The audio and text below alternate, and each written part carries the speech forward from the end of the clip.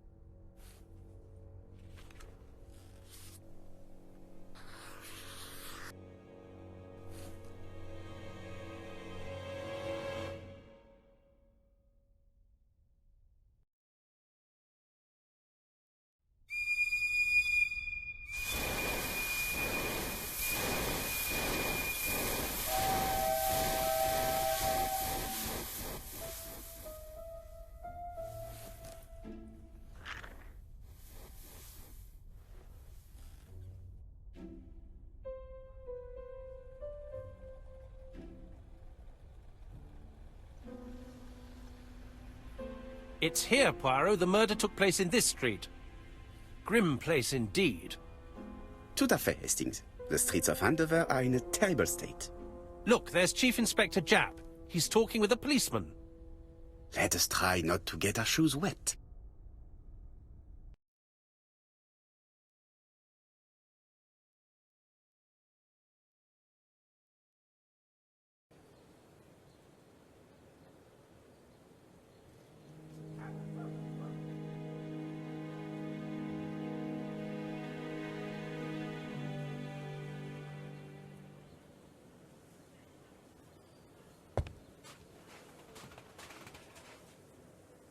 Don't dilly-dally, Poirot. Japp will be waiting for us.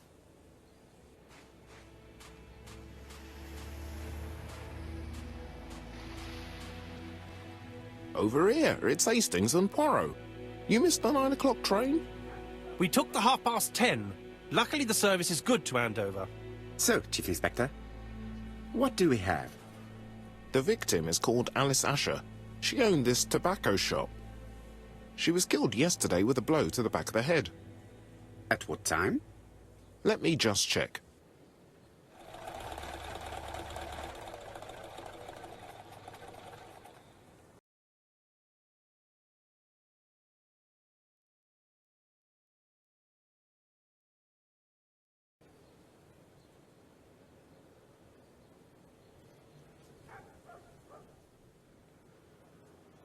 Is Japp being too relaxed?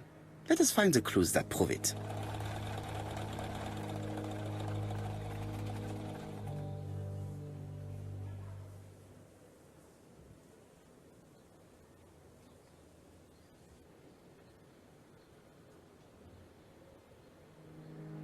Japp is in a good mood. I bet he thinks he's already caught the culprit. The last customer to see Mrs. Asher alive left her shop at 5:30. The body was found at around 11 in the evening by an officer doing his rounds. The shop door was open. That's what alerted him. Had anything been taken? A little tobacco maybe, but you'd hardly murder for a few smokes. There's nothing of any real value in the shop. What type of woman was Mrs. Asher? In her 50s, married but separated, no children. A husband? Aha, Franz Asher, the husband. Alcoholic and violent. It's said that he regularly insulted his wife and threatened to kill her.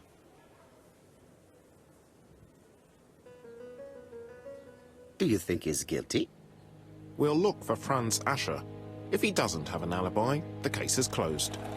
A very unoriginal murder. Peut-être. May I examine the crime scene? Of course, old chap. I'll be with you in a minute, Poirot.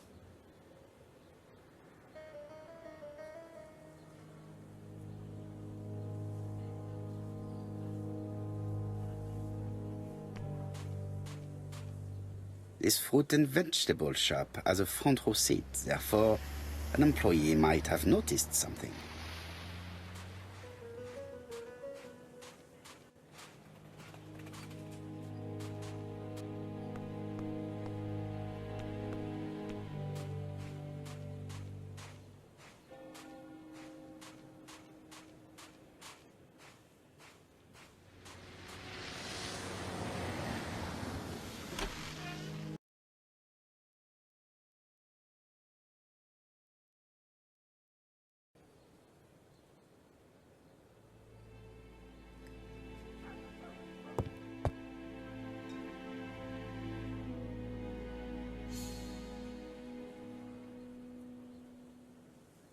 Red liquid is oozing out.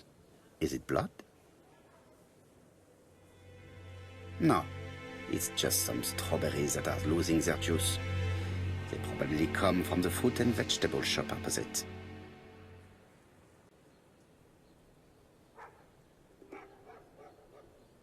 It's not just any railway guide. It's an ABC.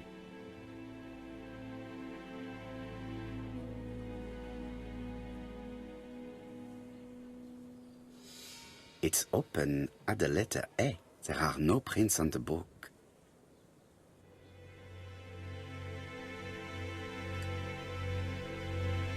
The counter is covered with fingerprints all on top of one another. Unfortunately, it will not be possible to use them.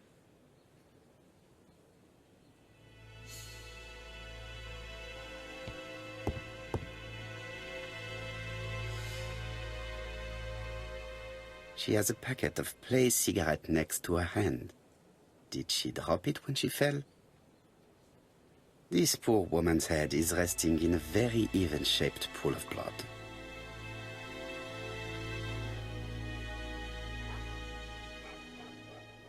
The body is hidden by the counter and is not visible from the tobacco shop's door. Many customers must have thought that Mrs. Asher had popped out. She just has one wound on the back of the head. There are no other wounds or signs of a struggle.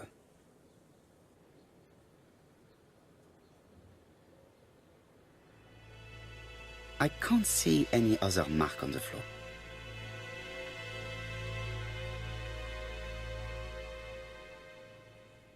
There are cigarette packets in a mess on the shelf.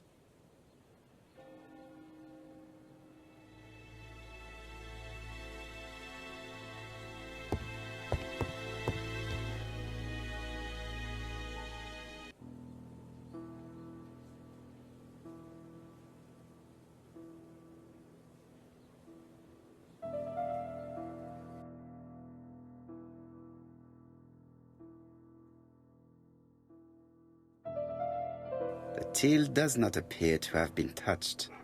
I have to check that nothing is missing from it.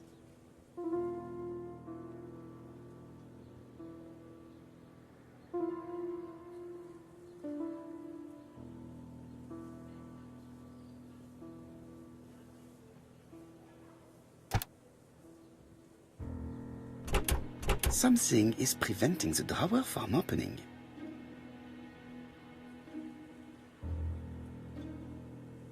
It would be best to examine the rest of the till.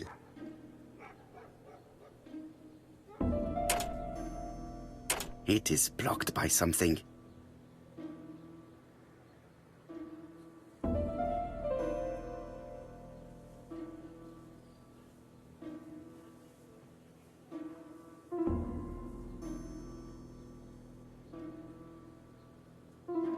Ah, a mechanism has just made a fan click.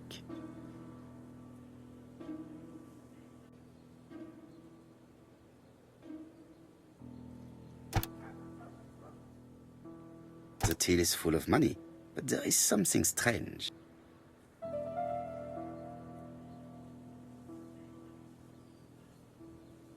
Something is hidden underneath. Something is hidden underneath. Something is hidden underneath.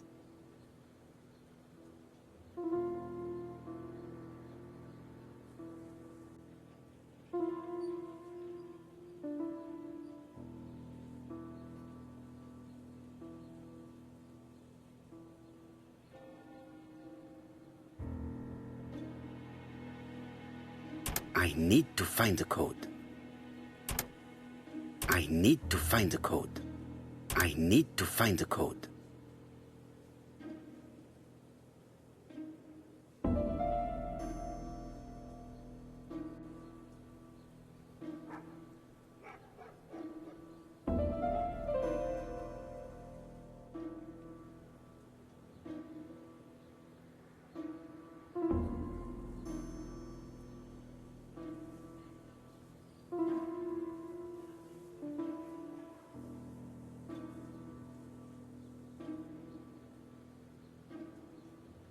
I need to find the code.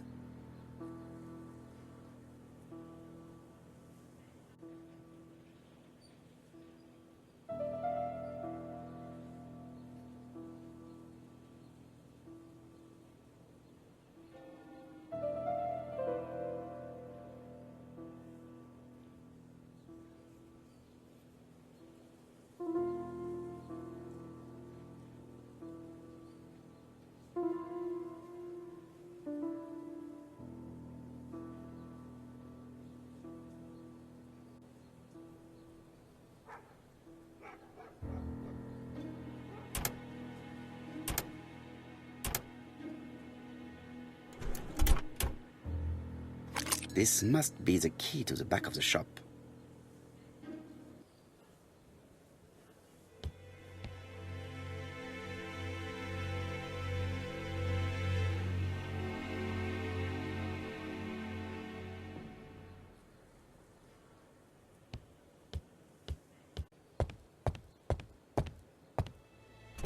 The door is locked.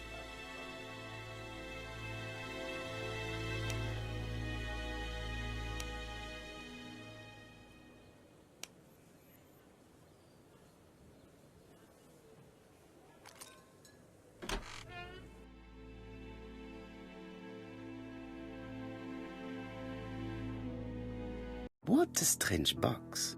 It looks like you have to slide the slats of wood to open it.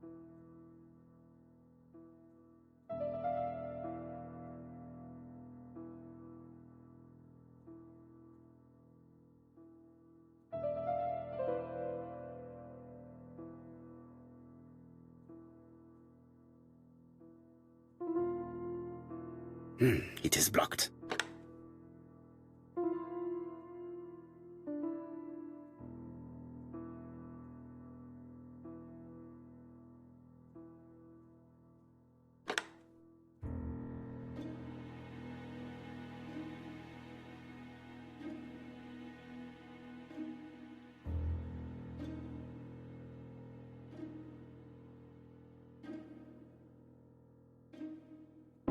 It is blocked.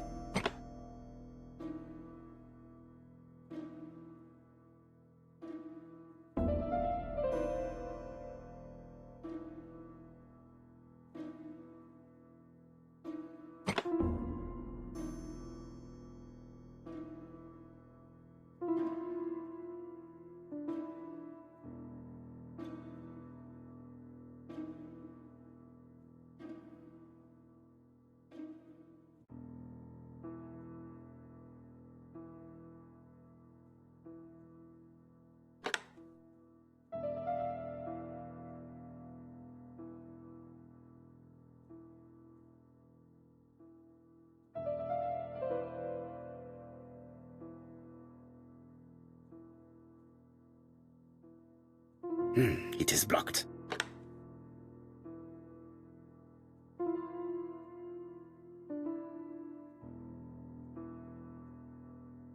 It is blocked.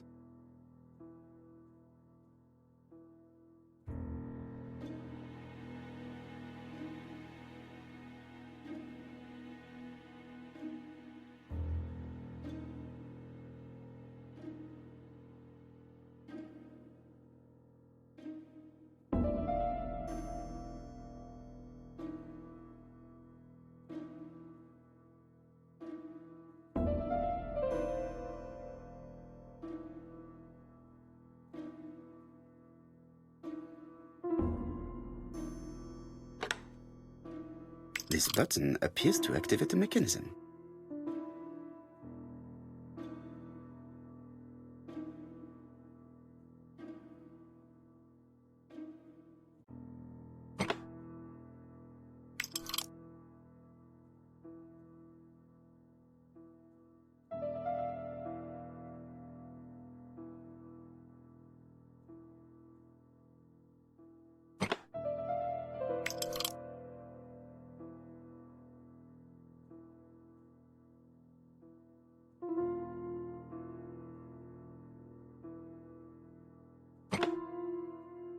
That should do it.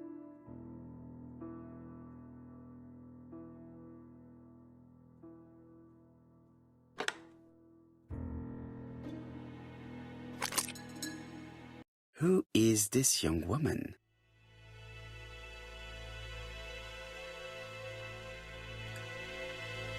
To my dear Aunt Alice, Marie Drower.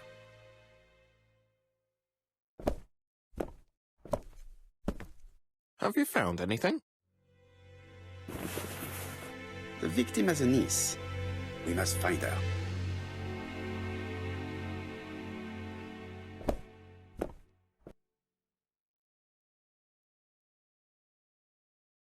I've finished with this subject.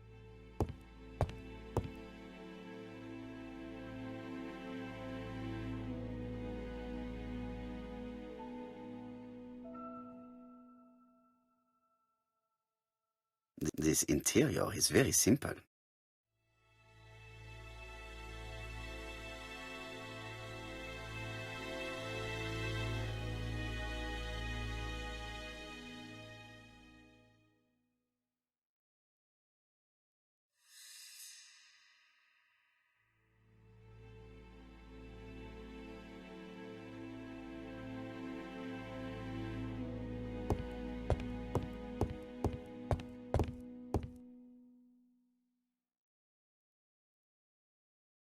Did Alice Asher suffer from nosebleeds?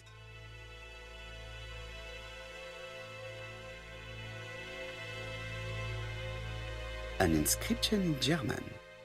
Souvenir of our honeymoon in the Black Forest. To my Alice forever, Franz Asher. The Ashers were a lovely couple when they were young. Blood.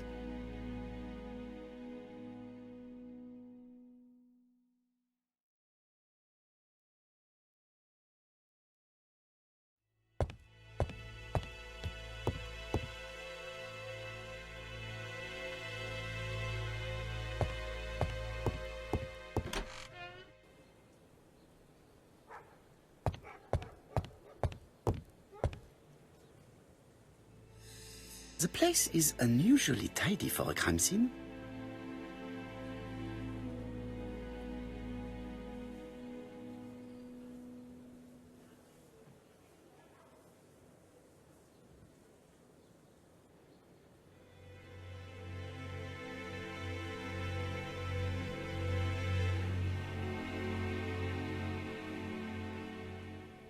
Nothing suggests any sign of a fight.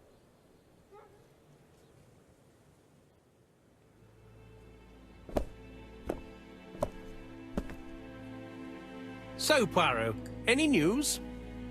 So, an ABC guide with no fingerprints but prints all over the counter. Normally, the tobacco shop does not sell ABC guides. Exact. Mon ami, could you have a word with the neighbors? Some may have seen something. Of course, my friend, I'll do it straight away.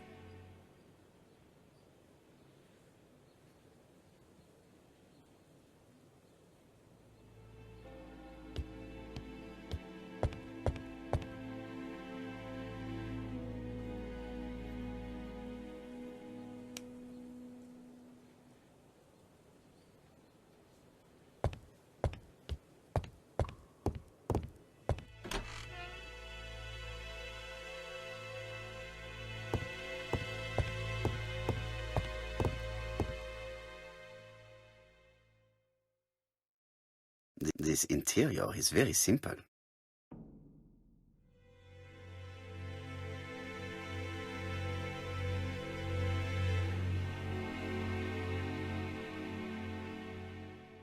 Mrs. Asher lived very simply.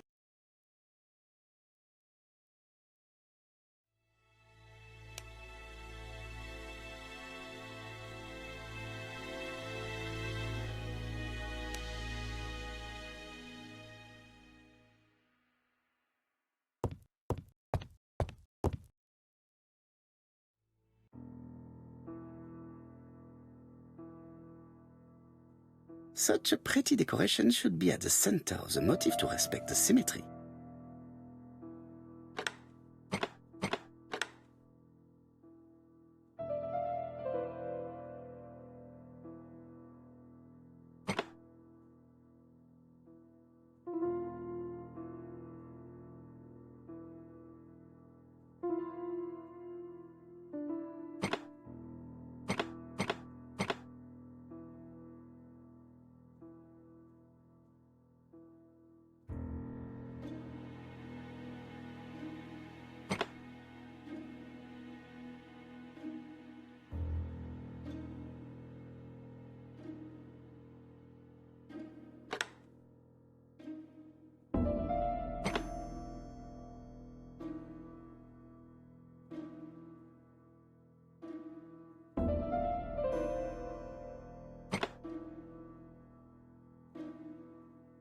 The wooden flower is preventing the circle from turning.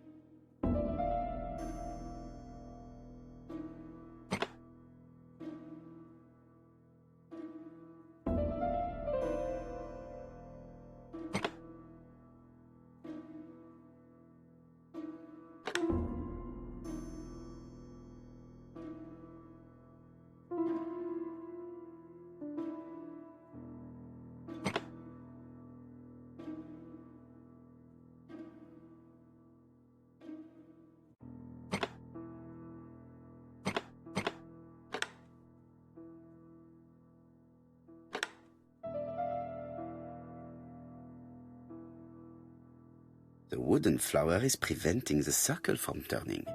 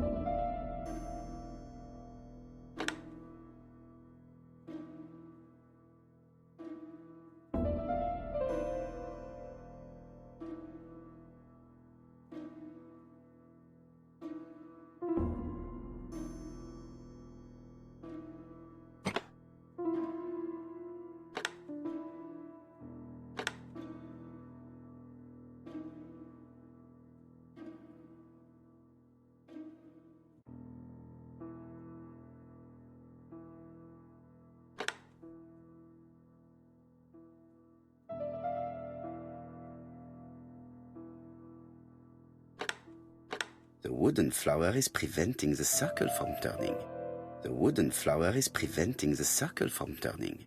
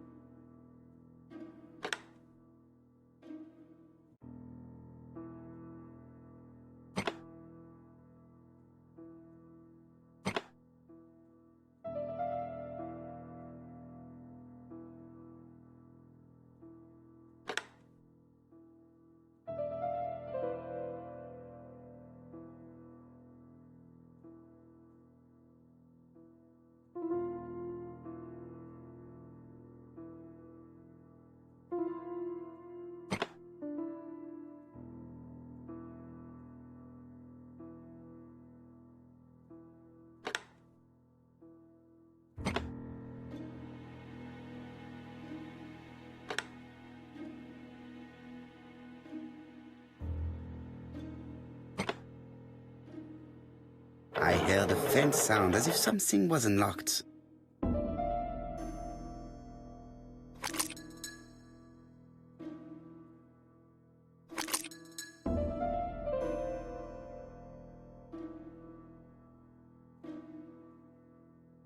It is blocked.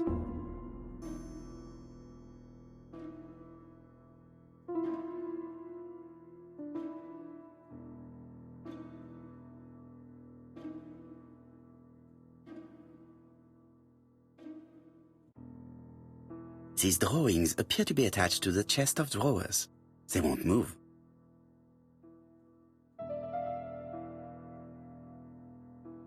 These drawings appear to be attached to the chest of drawers. They won't move.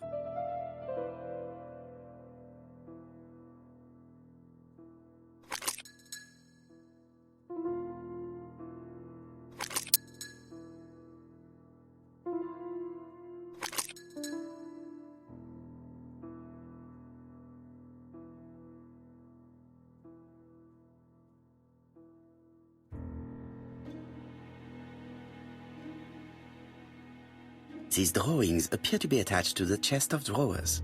They won't move.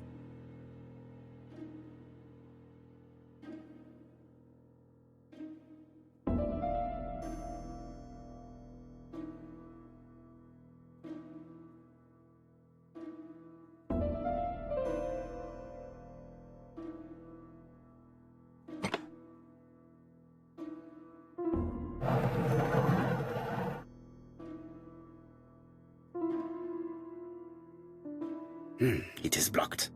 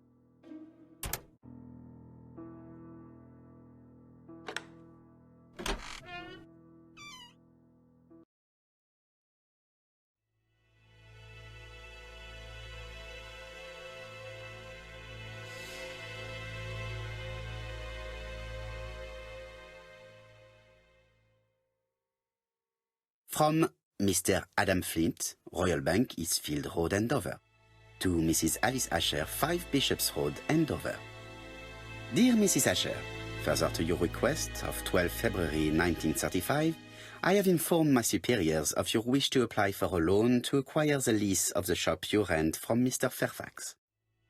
Despite the seriousness of your case, I regret to inform you that your request has been denied. The amount of your personal contribution, £11, is not high enough and represents too small a part of the final transaction. I remain at your disposal for any questions. Adam Flint. Mrs. Asher's meager savings were not enough for her to own the tobacco shop, but will largely cover her funeral costs.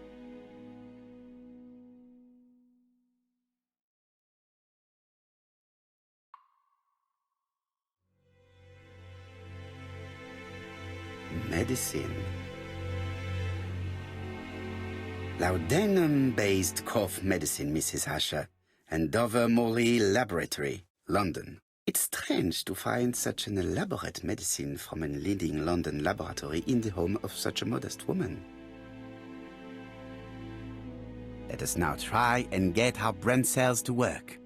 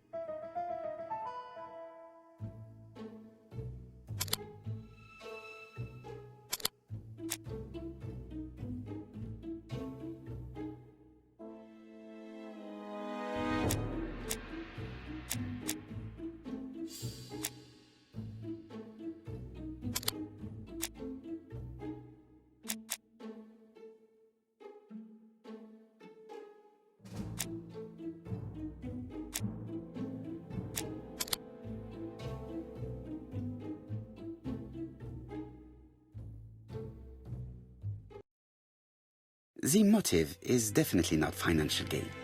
There is no sign of a struggle, and the till has not been forced or emptied. I think I've looked everywhere here. Let us see if I can find any more information in the shop's surroundings.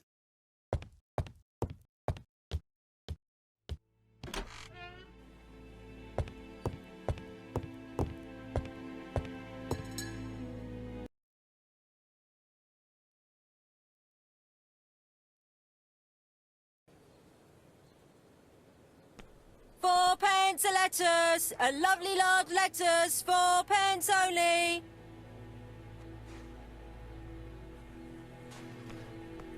I'll be with you in a few minutes, sir.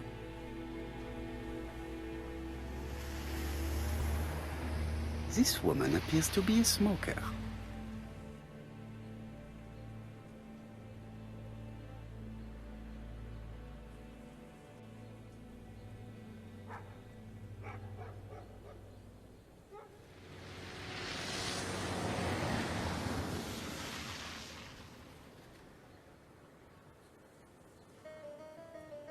She's a big smoker. She must have been a customer at the tobacco shop.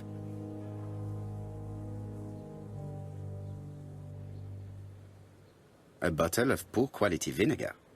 The smell could awaken the dead.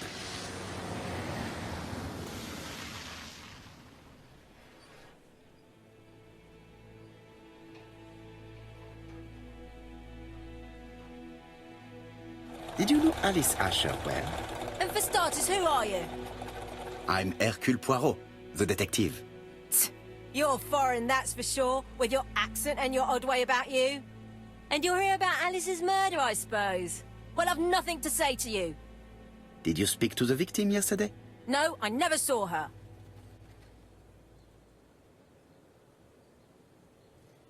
Please, try and help me, madame. Why should I help you? For your beautiful moustache? Heh. Come on, move along now. You're scaring away my customers. Please, do not be ridiculous.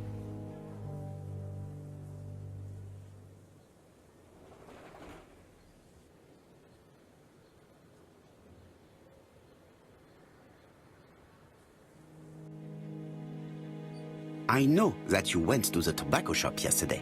Well? It is your duty to tell me if you saw something unusual. Who do you think you are telling me what to do?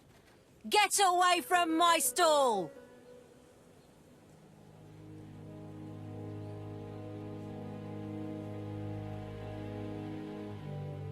Oh, you again? I've nothing to say.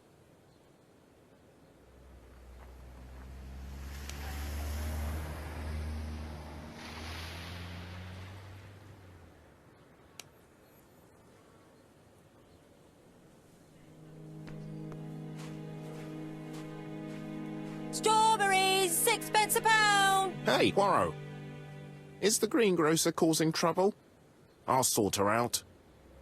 No, please, leave her, Chief Inspector. I'll get her to talk later. I found the victim's niece. She's waiting for you in the back of the shop. Thank you, mon ami. I'll question her. Let us now try and get our brain cells to work.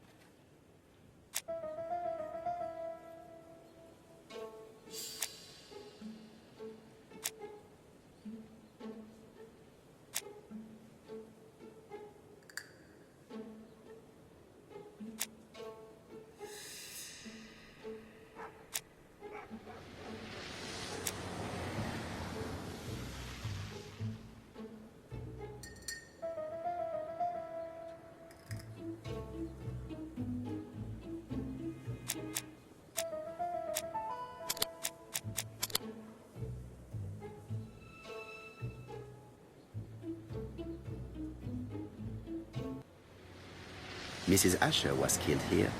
The absence of marks in the shop and the regular shape of the blood stains indicated beyond a doubt.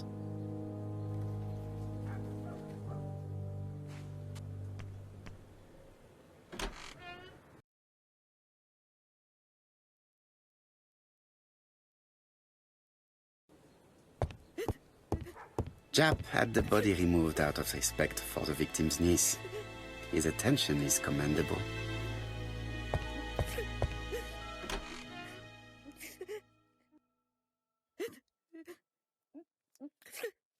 Is her grief sincere?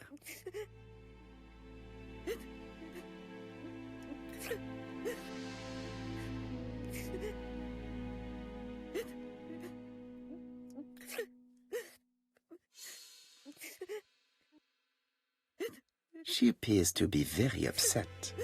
She's dressed in mourning. She looks fragile.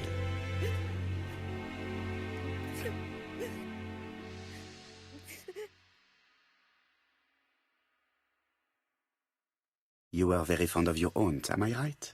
She was the only family I had since my mother died.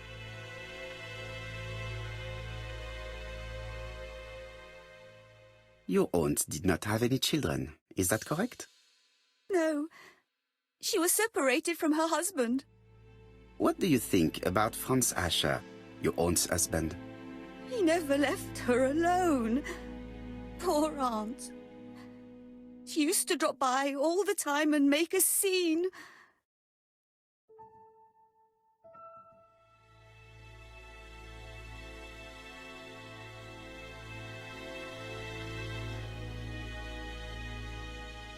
Was your aunt afraid of her husband? He shouted a lot, but she wasn't afraid of him. Why, he used to slink away when she turned on him. He was afraid of her, if you like.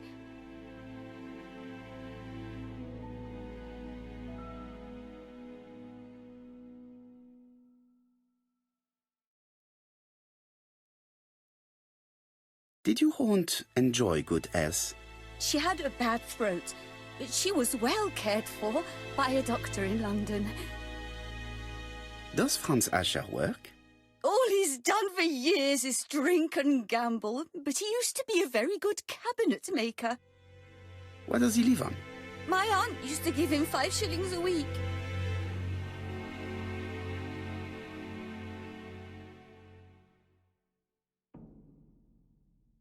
Why did she support such a goods for nothing? He was her husband. She couldn't leave him with nothing. I understand. You have been of great assistance, mademoiselle.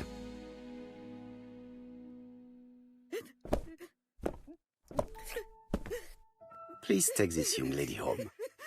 My pleasure. Well, this Franz Asher does not seem to be quite so dangerous as Jap says. And since Alice Asher gave him money regularly, it was not in his interest to kill her.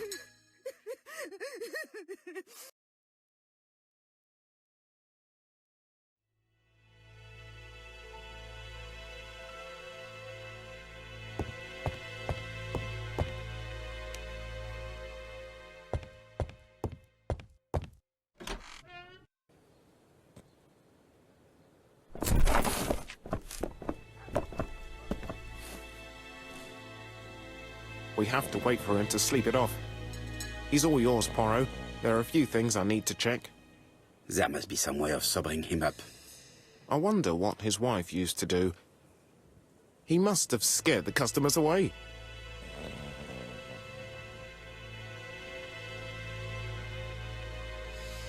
He's not in any condition to be questioned. have to find a way to sober him up.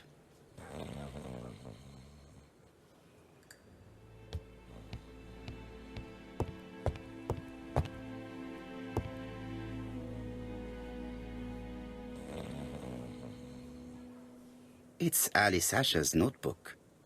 Ah, that's interesting.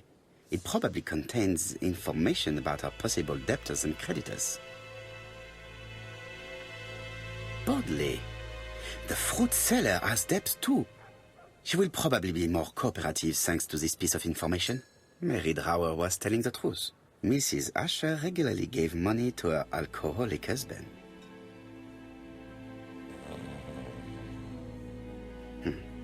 A box of new stockings.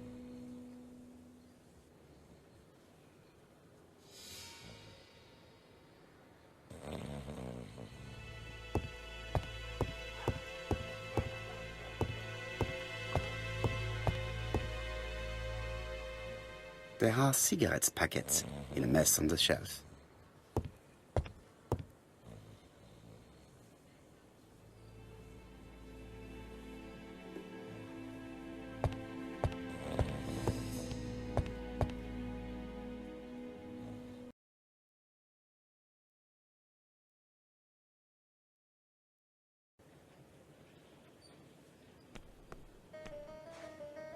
A bottle of poor quality vinegar. The smell could awaken the dead.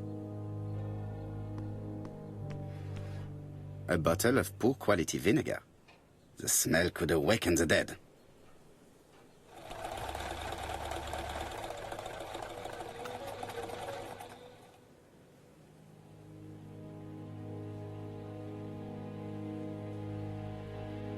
Your fruit is rotten.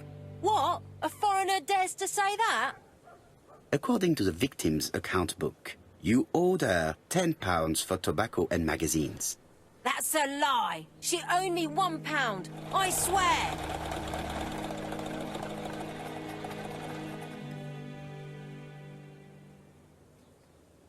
Enough lies! It's not lies. But you're not quite as clever as what you think.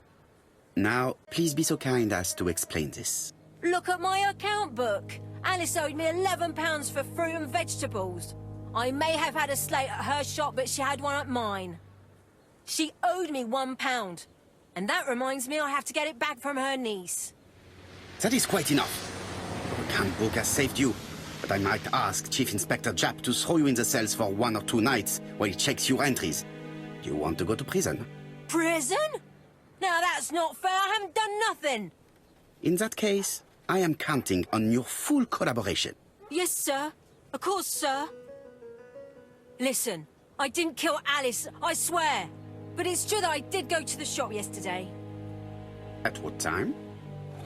6 o'clock. She left me a note saying she wanted some strawberries if I got some. I received them late, about 6. So I took them over to her. But you did not see her. She wasn't in the shop, so I just put the strawberries on the counter and left.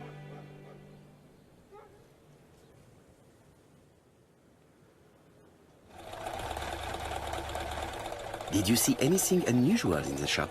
No. Well, maybe one thing. There was a railway guide on the counter. Alice didn't sell them. Maybe it's the customer who left it there. You were not alarmed? I thought Alice had just gone to get her medicine from her room and that she'd be straight back. You mentioned medicine. Something for her cough. She used to take it a lot.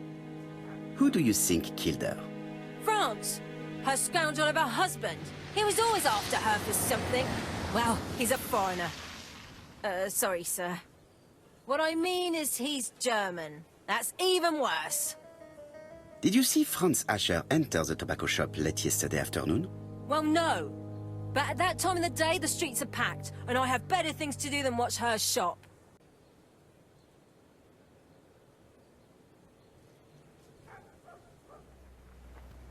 I'll just borrow your bottle a moment.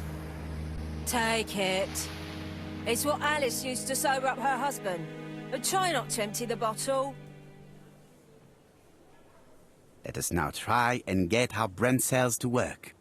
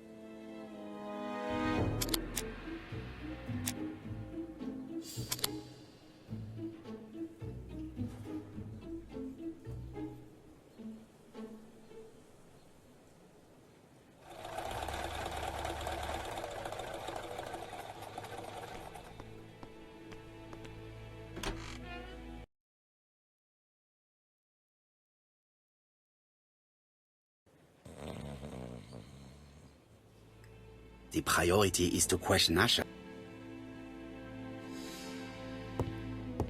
He's not in any condition to be questioned. I have to find a way to sober him up.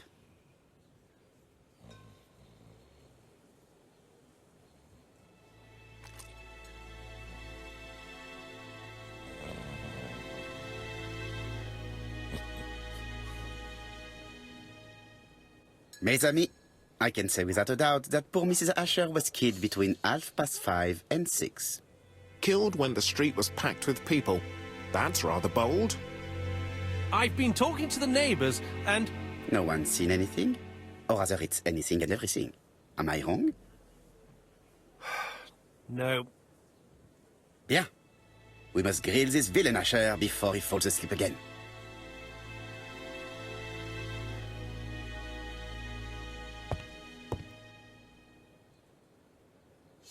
This man is in rather a bad state.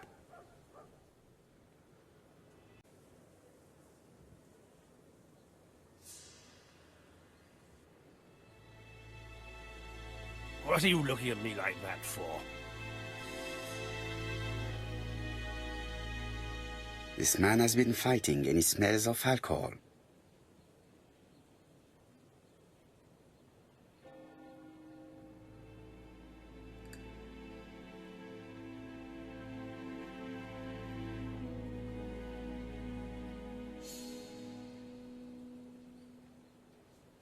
Care for a cigarette, monsieur? What's that? Scented cigarettes? No, thanks. Bien. I was trying to be friendly, but you are quite right. Let us get down to business. You threatened to kill your wife, and now she is dead. So what? You shouldn't take things so seriously, sir. Nothing but empty threats. We didn't get on all that badly. So, if things were going so well with your wife, why did you not live with her? She was the one that left. Nothing to do with me, sir.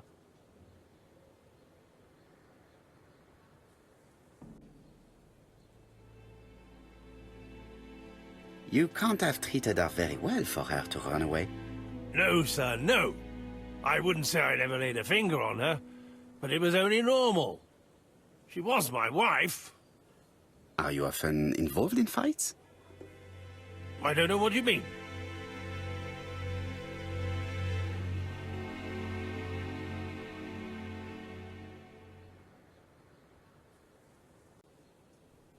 The truth is that someone gave you a good beating. A beating? No way. All right, he tore my coat and gave me a black eye. You see the state of him. Very interesting. Who is the other that you struck? Probably best if I tell you everything. Yesterday afternoon, I met Roderick Tanner. We'd bet on a dog fight together. An illegal bet, naturally. Yes, sir. Our dog won. Roderick got the money, but he refused to give me my share. And you fought about it. What time was this? In the evening, about 6, I think. We were on the other side of town. You see, I couldn't have killed my wife. Let us now try and get our brain cells to work.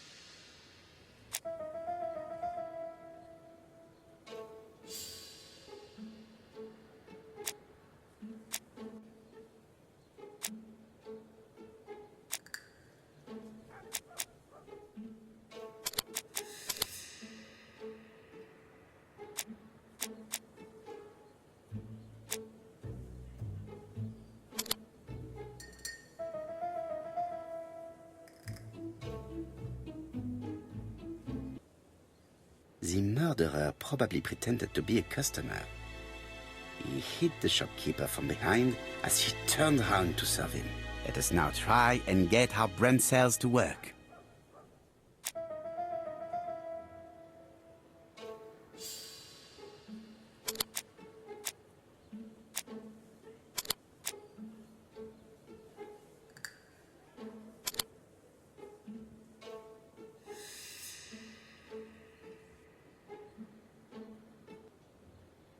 The murderer deliberately left behind this ABC as a signature. The absence of fingerprints and the fact that it is open at letter A for Andover leaves little doubt. Asher's alibi appears to be confirmed. All the same, I'm going to call and check that he did have a fight with this Tanner on the afternoon of the murder. You can never trust this sort of chap. One thing is certain, Asher was a ruffian who used to beat his wife. But he's not very educated. It certainly was not him who wrote the letter signed ABC.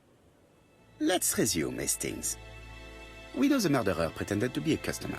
He did not kill her for money, that appears to be certain. I agree with you on that point. And the murderer left an ABC guide as a signature. Therefore, it's likely he wrote the letter. Indeed, but that doesn't explain why and how he did it. You are quite right. Why he did it is a mystery. But as for how he did it, we do know enough to try and reconstruct the events.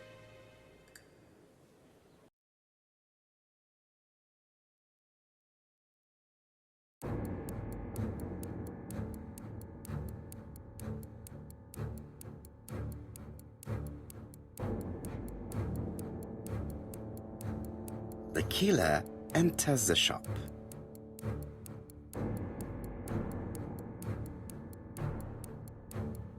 Mrs. Asher turns around to greet her customer.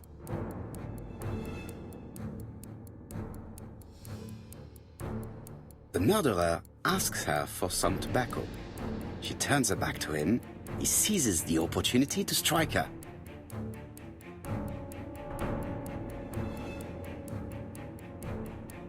He then places the ABC upside down before leaving. Everything appears to match the crime scene, mon cher Hastings. That is exactly what happened.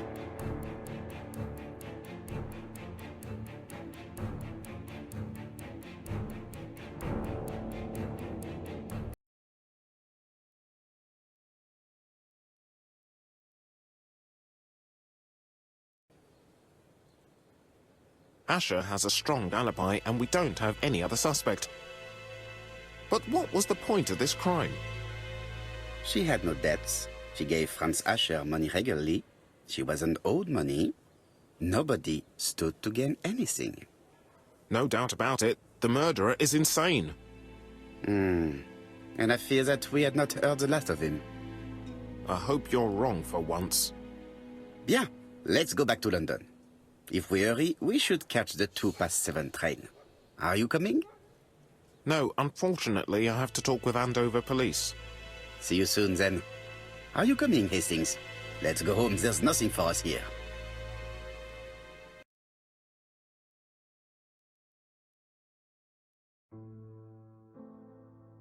Well, do you have any idea about the killer's identity? The crime was committed by a man of medium height, with red hair and suspicious eyes. He has a slight limp on the right foot and a wart just below his shoulder blade. Poirot! Mon ami, what do you want? You fix upon me a look of dog-like devotion and demand of me a pronouncement à la Sherlock Holmes. Now for the truth. I do not know what the murderer looks like, nor where he lives, nor how to set hands upon him. What shall we do, then? Nothing. Nothing? Do not be so impatient, Hastings. The killer will manifest himself soon enough. I thought I heard the postman. Maybe there's some news. I would go and see.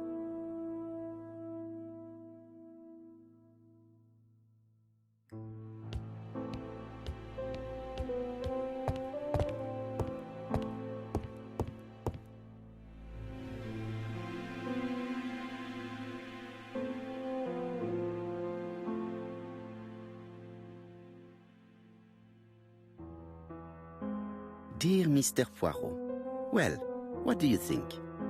I believe that I won this round. The Andover affair went like clockwork, don't you feel? But the fun has only just started. I would like to draw your attention to Bexhill-on-Sea on the 25th of this month. We're having a crazy time. Best wishes, ABC. The next crime will be in Bexhill. We must warn Jap to Scotland Yard. Did the letter indicate anything that might help the police?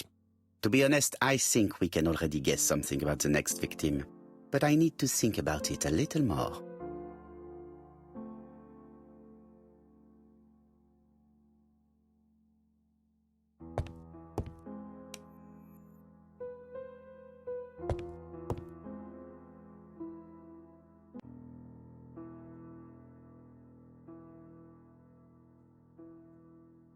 Let us examine this more closely.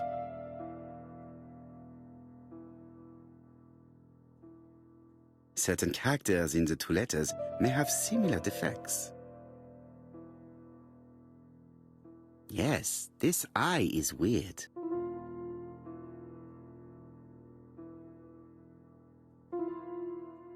Yes, the A appears to be quite unusual.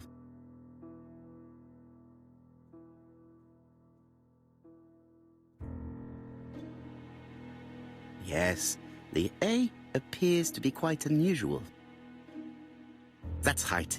The A characters in the two letters do indeed have the same defects. I have to find some other similar defects to confirm my theory.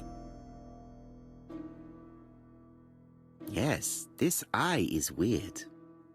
Yes, the I characters in the two letters do indeed have the same defects. I have to find some other similar defects to confirm my theory.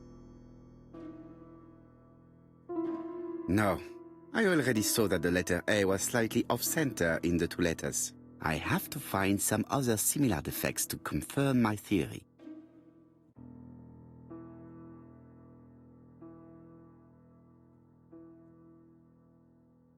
Let us examine the characters in this word.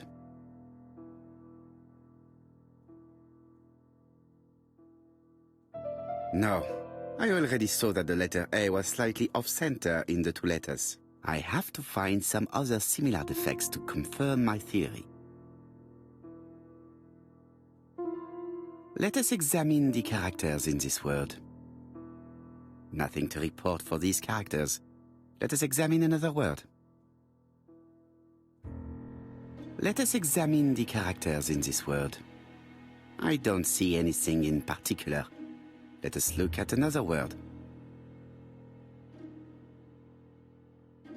Let us examine the characters in this word.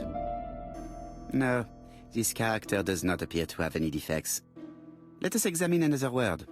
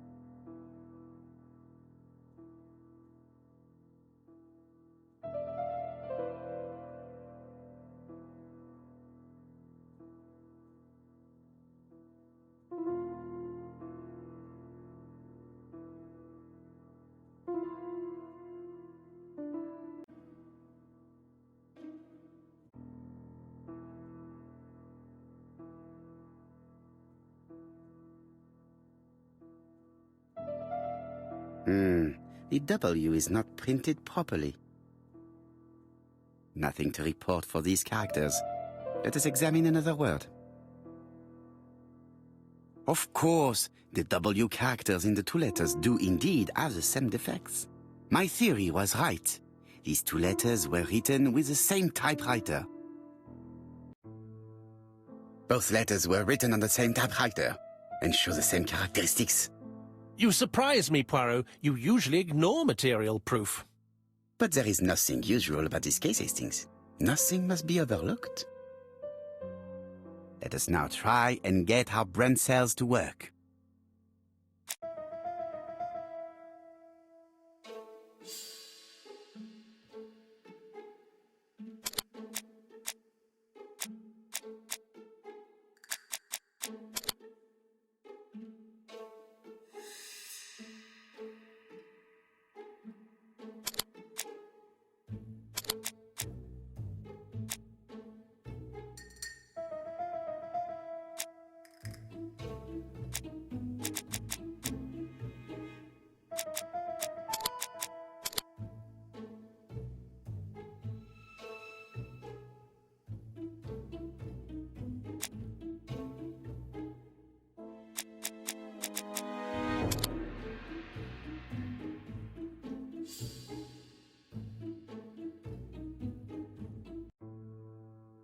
So, Poirot, have you found something? Oui, I believe so.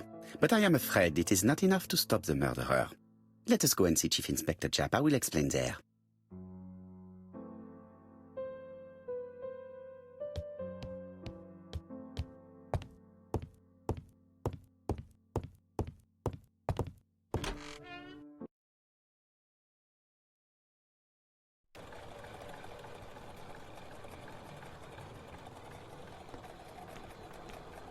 It may be time to go to Scotland Yard.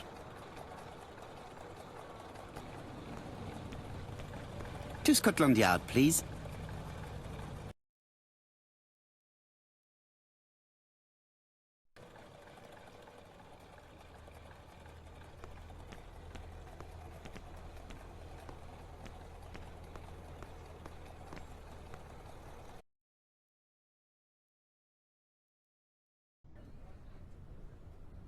Like all hunters, Hastings has always been fascinated by weapons.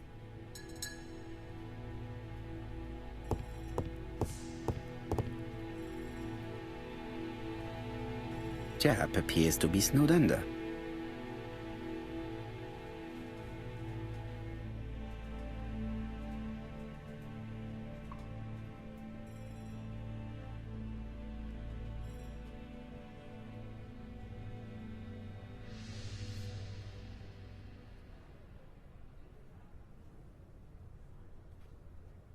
Japp appears to already be overloaded with work. My news is not going to improve matters. Bonjour, Chief Inspector. I am afraid we have some bad news. I have just received another letter signed ABC. The next crime will be on the 25th in Bexhill-on-Sea. Are you completely sure it's from the same person? I have compared the two letters. There is no doubt about it. I suppose you think he's going to carry out his threats. I fear so. Good God, Poirot. Bexhill is very busy at this time of year, and we have no idea who the next victim will be.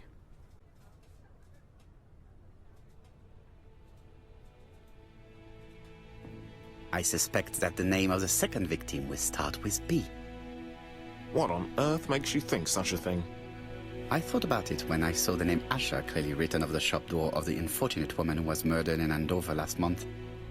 When I received the letter mentioning Bexhill, I deduced that the victim, like the town, might have been chosen by alphabetical order. So, it's an alphabet fiend. I'm going to have a list drawn up of all the people whose name starts with B. I hope there aren't too many of them. Bien. We should leave you to work, Chief Inspector. You have a few days to prepare yourself. Thank you for coming, my friends.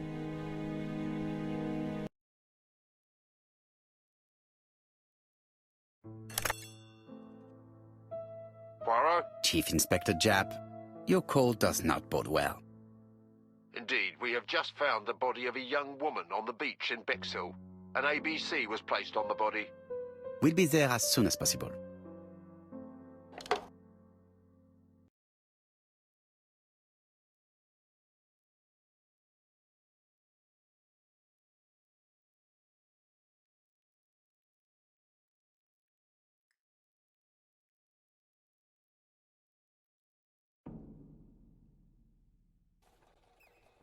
Bexhill is a delightful town.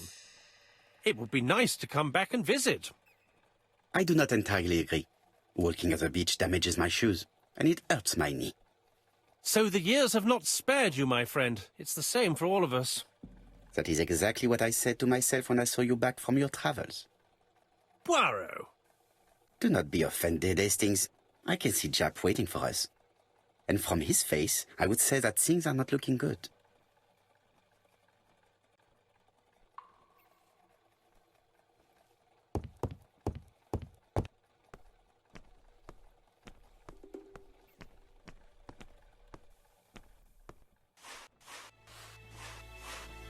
Hastings appears to be ill at ease. He appeared to be relatively indifferent to Mrs. Asher's murder, but a young woman's murder seems to be troubling him greatly. I fear that this case is far from being solved. Come on, Poirot. You'll find the killer. Certes. But how many times will he kill before I do?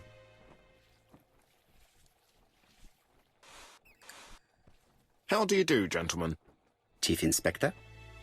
I fear your admirer has struck again, Poirot.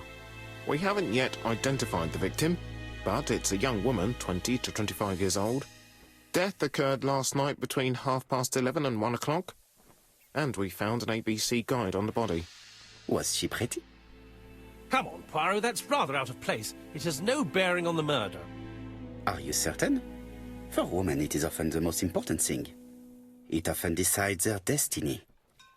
The body hasn't been moved. You can see for yourself. Has the press been informed? Not yet, but I'm planning to. I haven't yet informed them about the presence of the ABC guide in Andover. Nobody has reported a young woman missing? Not for the moment. No witnesses, I imagine. Indeed. We've asked everybody who may have met a young woman fitting her description last night to come and see us, but I have little hope of gaining anything from it. It's early days, Chief Inspector, and the news may not have spread around the town yet. I hope you're right, Hastings.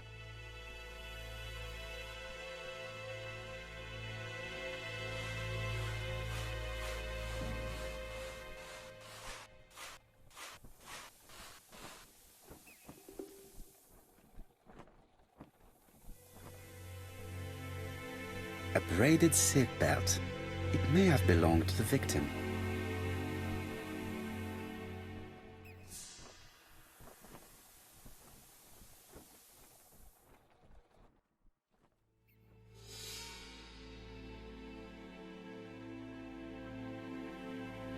The guide is open at the page for the Bexhill train times.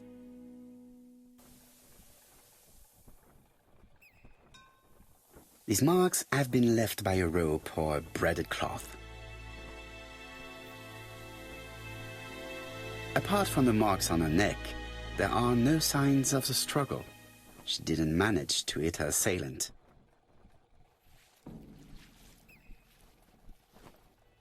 This key is too small to be one for a house. Without a doubt, it is for a padlock.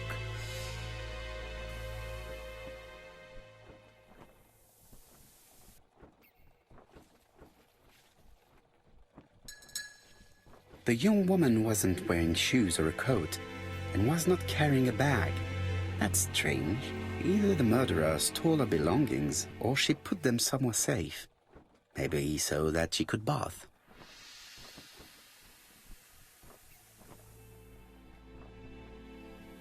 She was a great beauty. Strange that chap didn't notice it. Let us now try and get our brain cells to work.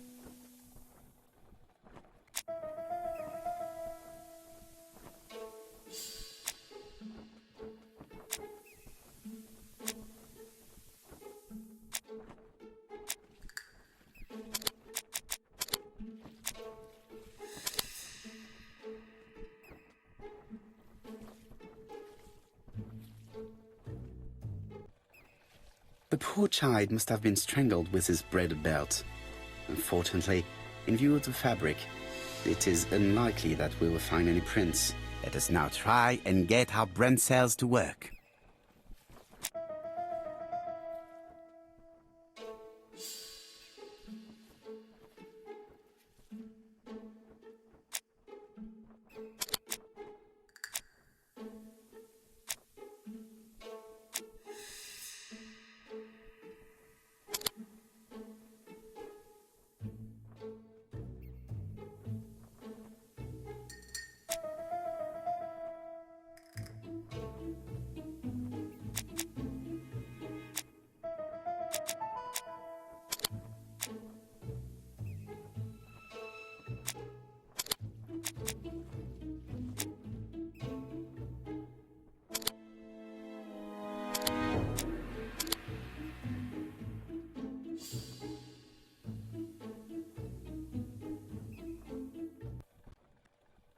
The medical officer should confirm that the victim was strangled with her own belt. That's what I thought. She shows the usual signs of strangulation. With a little luck, we'll find prints this time. You are too optimistic, Hastings. Our killer is far too meticulous for that.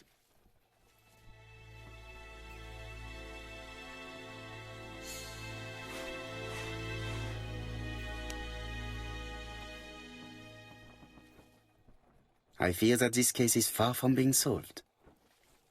Come on, Poirot. You'll find the killer. Certes. But how many times will he kill before I do?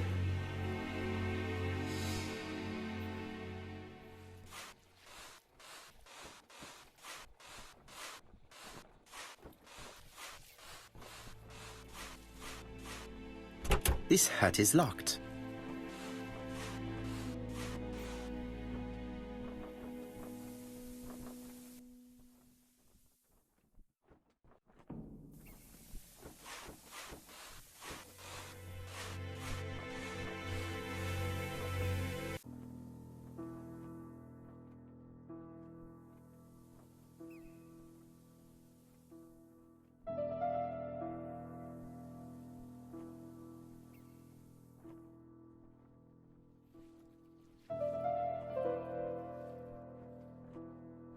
A dual locking padlock. Firstly, I have to enter the padlock's code.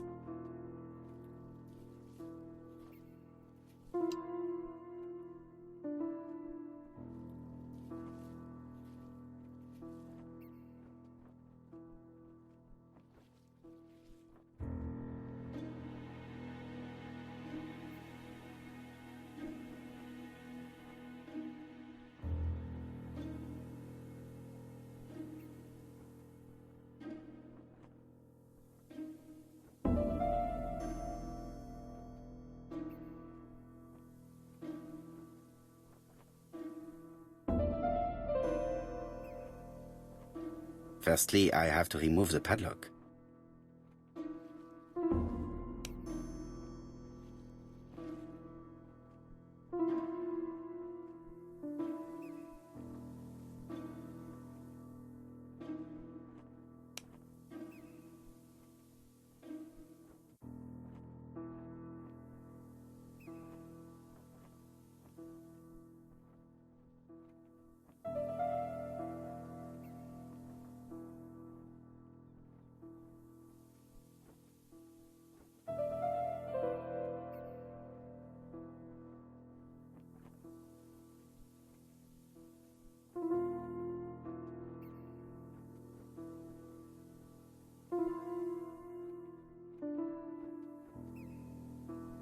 Firstly, I have to enter the padlock's code.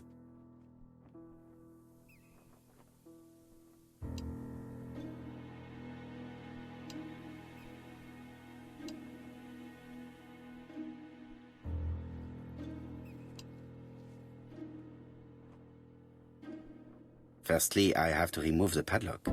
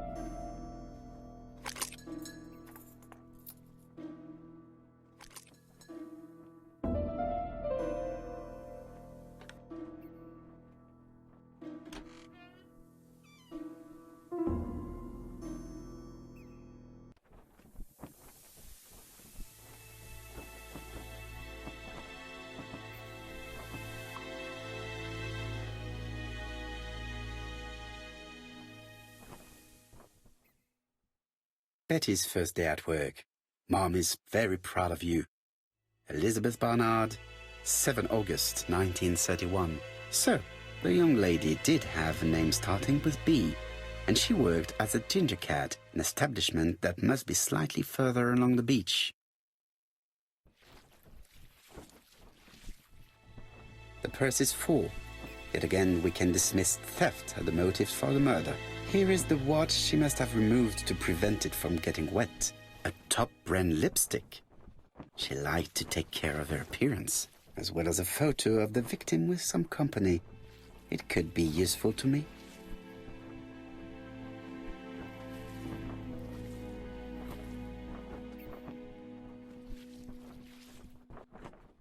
It definitely was here that the victim left her belongings. Jap has gone to the police. The victim has been identified and her family had reported her disappearance. She was called? Elizabeth Barnard, mainly Betty. She worked as a ginger cat at the cafe slightly further along the beach. But Poirot, how on earth? Never mind. Do you have her address? Yes, she lived with her parents on the street leading to the beach, number 22. Shall we go? You are far too impatient, Hastings. Let the poor people take in the news first. Let us go and visit the cafe where Betty worked.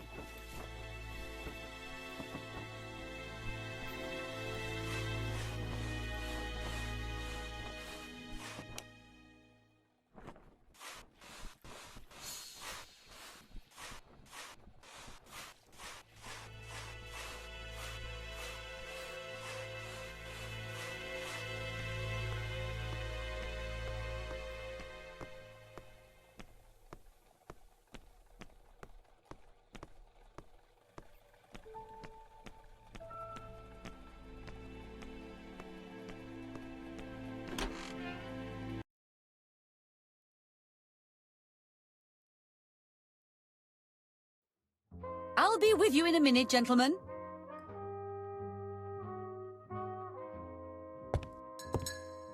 This is a well-laid table. Nothing is out of place and, above all, no creases.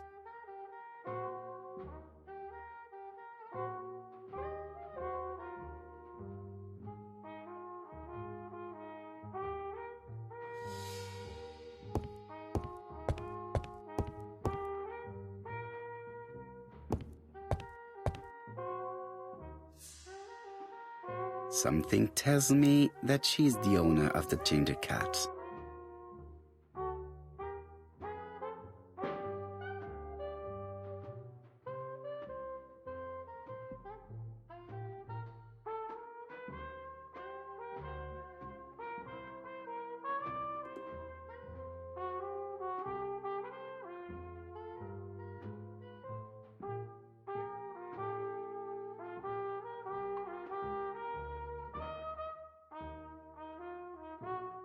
This woman must be the owner of the ginger cat.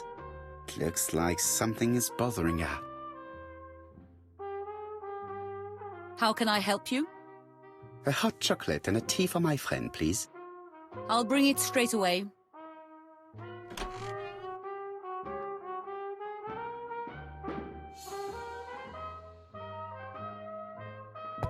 What a pity. I don't have any change to make it work.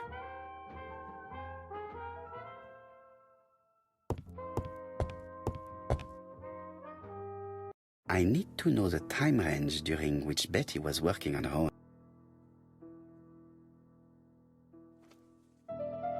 These are the different waiting staff's bills. Which ones were written by Betty?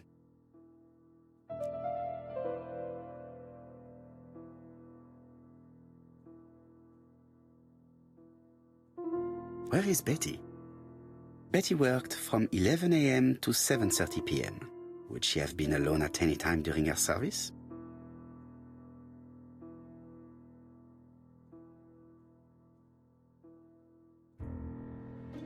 Interesting. Betty was alone between 5 p.m. and 7:30 p.m. Who did she serve?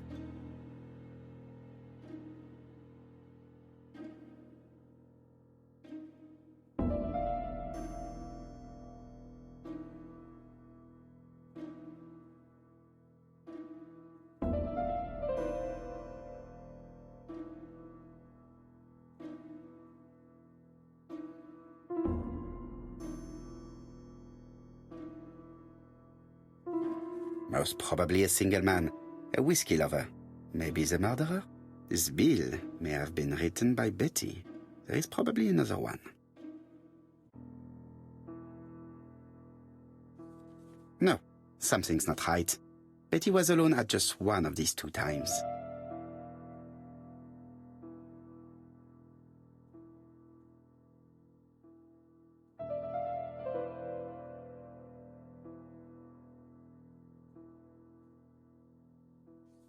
Most probably a family.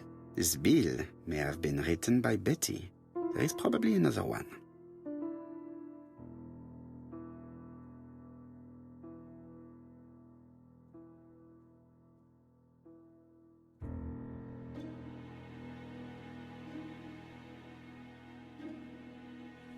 Most probably a single man, a whiskey lover.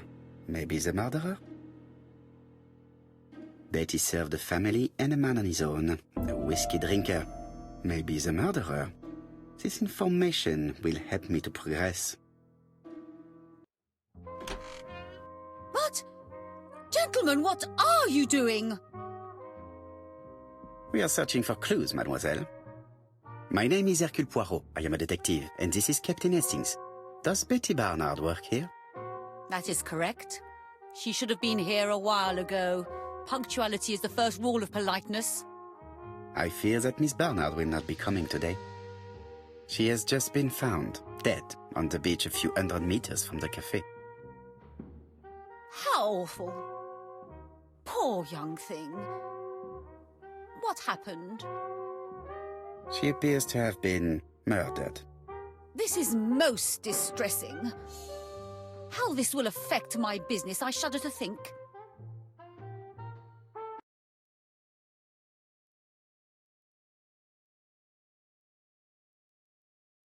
What can you tell us about Miss Barnard? Nothing, absolutely nothing. Miss Barnard was my employee. Her private life was none of my business. You did know at least that she had a young man. Indeed.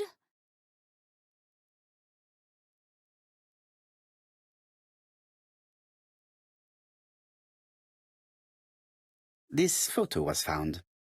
Is this him? Yes, that's him all right. But I haven't seen him for some time.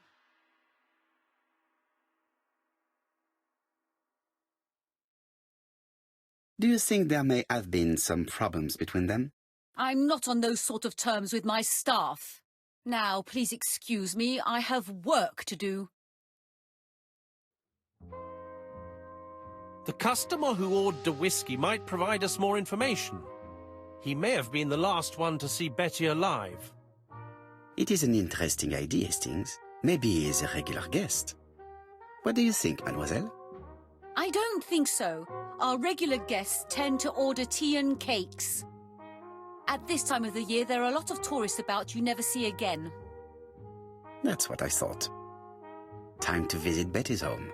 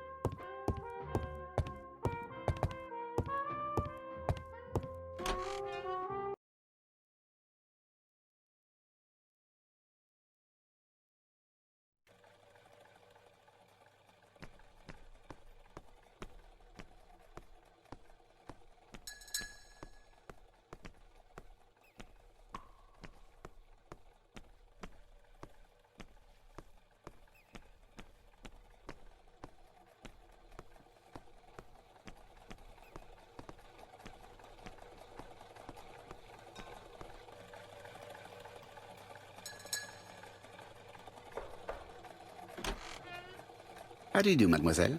My name is Hercule Poirot. I know you. You're that detective we hear all about. I do not know if that is a compliment, but I will take it as one for now. You are Betty's sister, I believe? Yes. My name is Megan. Can we come in? Please do.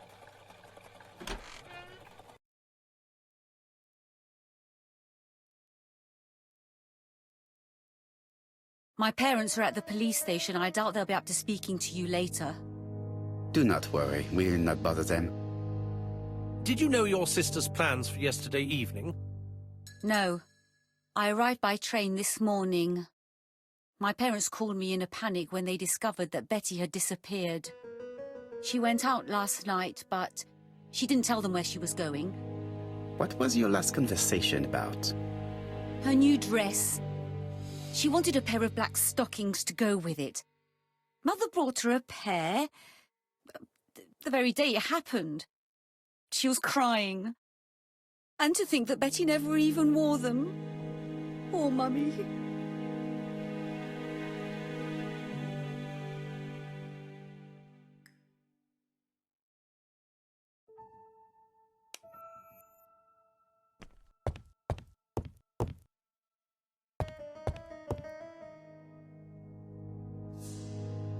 The Barnard appeared to make music a priority in their budget.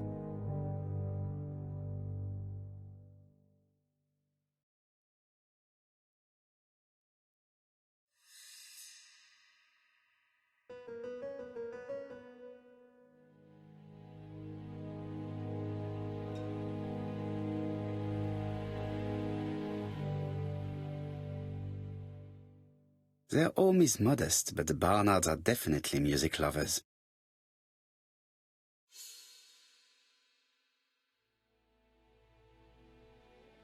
What is she feeling at the moment?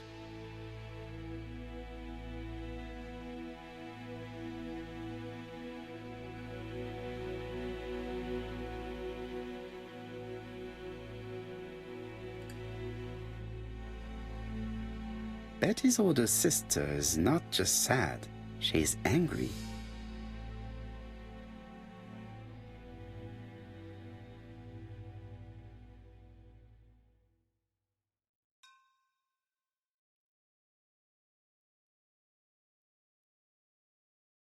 Did Betty go out often?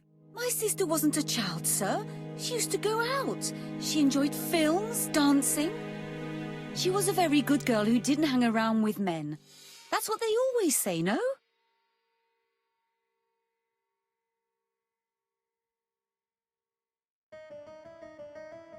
I am not interested in what people say. I am interested in the truth, Mademoiselle Barnard. If you only knew how much I would like to talk with someone who does not know that your sister is dead and who could provide me with a true portrait of her beyond the formalities. The truth is that my sister was a silly little fool. I tried to reason with her, but she behaved like an idiot. In what way? She used to say that if she was going to marry Don, she might as well have some fun now. I understand. Please continue.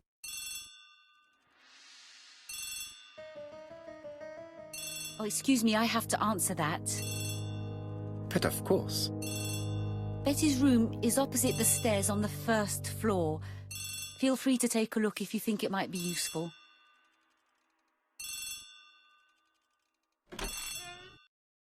This young woman is far too clever not to have anything else for us. Do you think she's hiding something? That is what I'm trying to find out. Surely you don't think she did it? I did not say anything of the sort. But young women always ruin your judgment, Hastings. Who knows, maybe Megan was jealous of her attractive young sister. I see. She may have had her sights on the inheritance. Or maybe she was in love with Donald Fraser. We have to study all scenarios, even the most unlikely. But I doubt that Mr. and Mrs. Barnard are rich enough to justify murder. While I try and get Miss Barnard to talk, I would like you to try and find Donald Fraser. It should be easy to find the estate agents where he works. Bring him to the Ginger Cat. I would like to talk with him before the Chief Inspector finds him.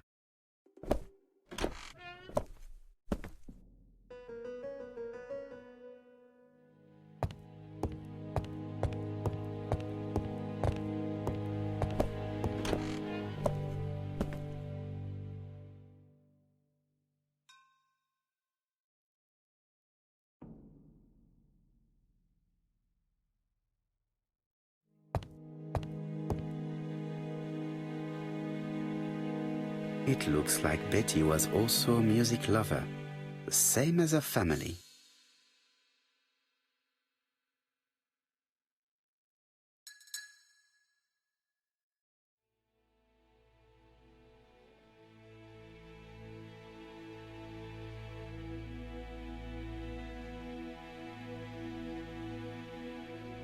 Without a doubt, Betty used to sing.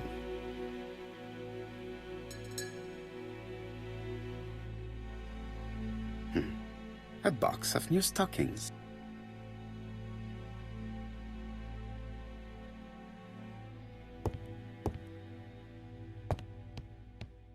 Looking at all the clothes she took out, Betty must have had a problem deciding what to wear.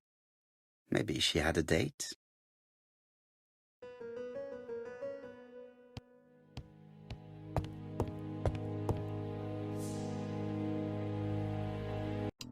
Something on this clock bothers me.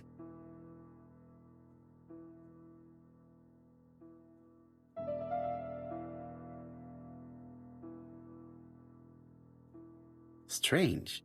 A sheet of paper is blocked in the clock.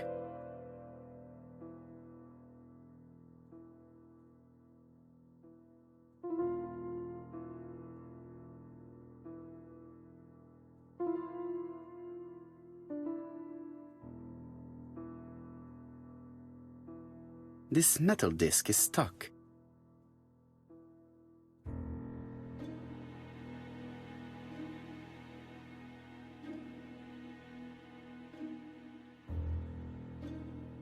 What a strange mechanism. I don't think it serves to turn the hands.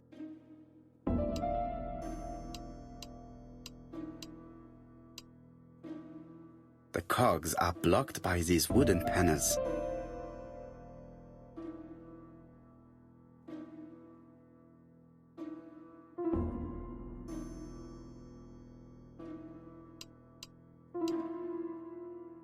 The cogs are blocked by these wooden panels.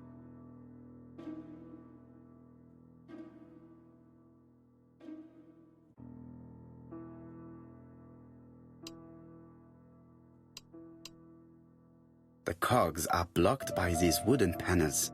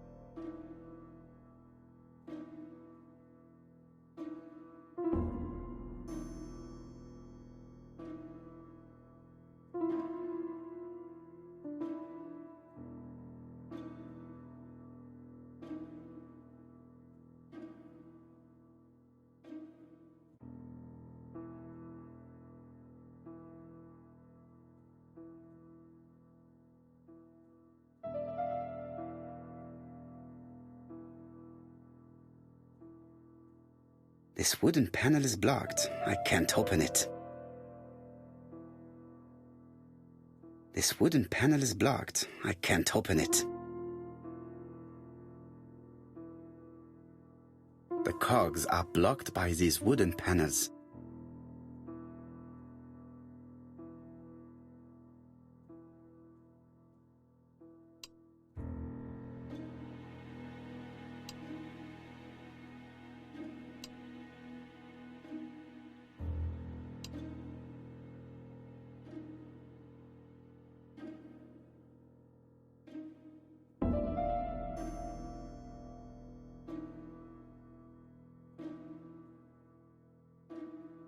This metal disc is stuck. This metal disc is stuck. Strange. A sheet of paper is blocked in the clock.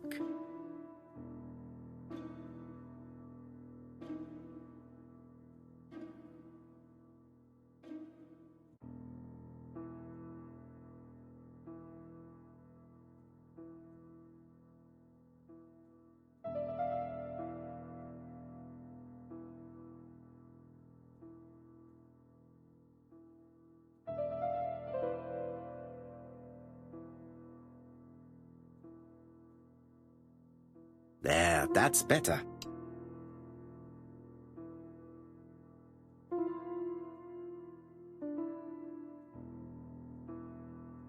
The cogs are blocked by these wooden panels.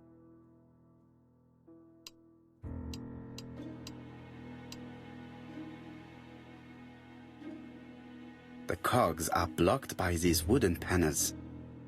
The cogs are blocked by these wooden panels. The cogs are blocked by these wooden panels. The cogs are blocked by these wooden panels.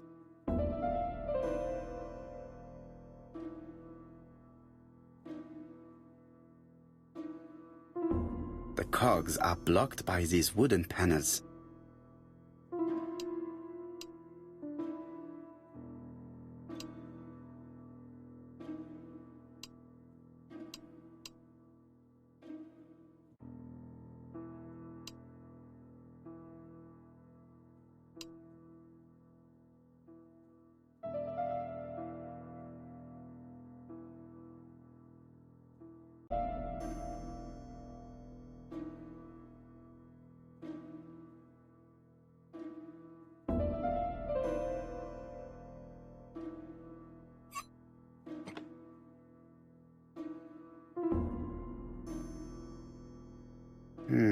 Could the screw be slightly loose?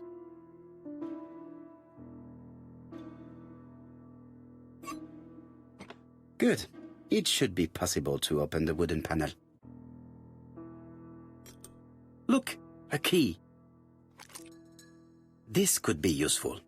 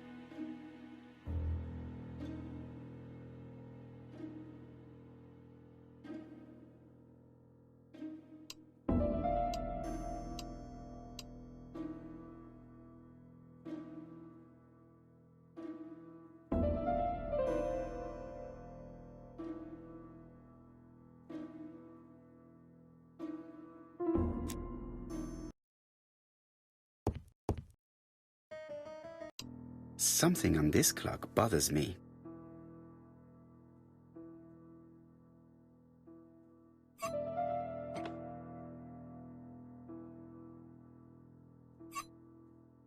Good. It should be possible to open the wooden panel. Look, a key. This could be useful.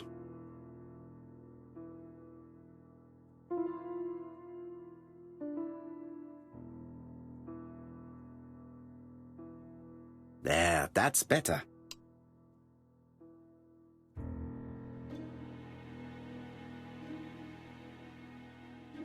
What a strange mechanism. I don't think it serves to turn the hands.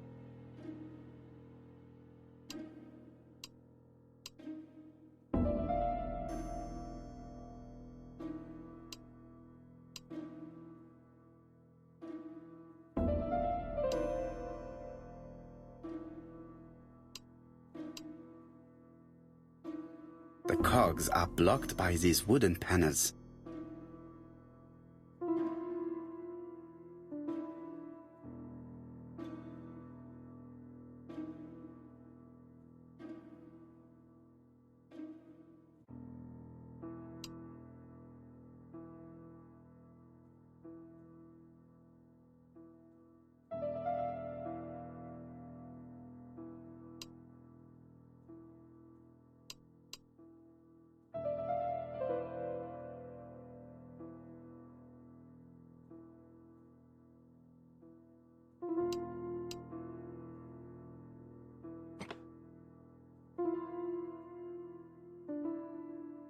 I definitely need an object to make these cogs turn.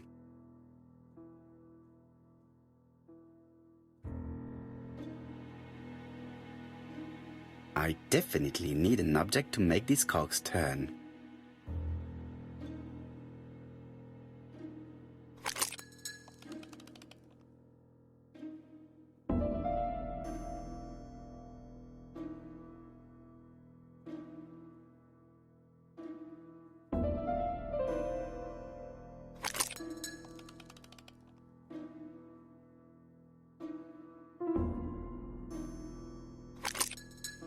Ah, something clicked on the front of the clock. A new lock has appeared. What does it open?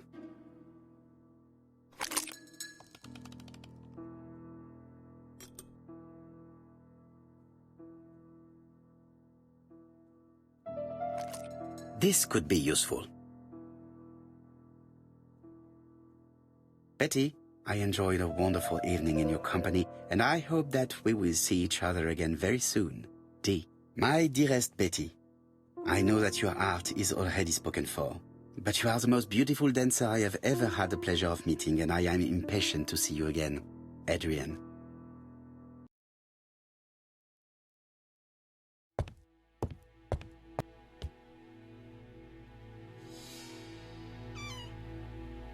This small key should be useful to me.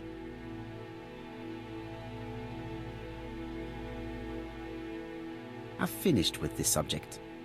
Medicine to prevent voice loss. Did Betty have problems with her voice?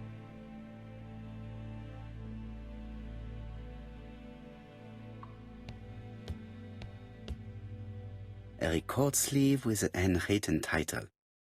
Betty must have recorded a demo. I'd be interested to hear it.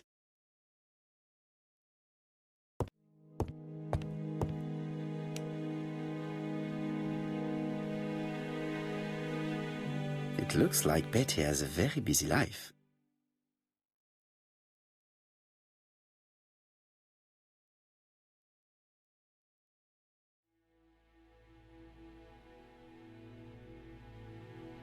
Betty liked luxury and going out, and being as pretty as she was, she probably did not have any problem getting herself invited.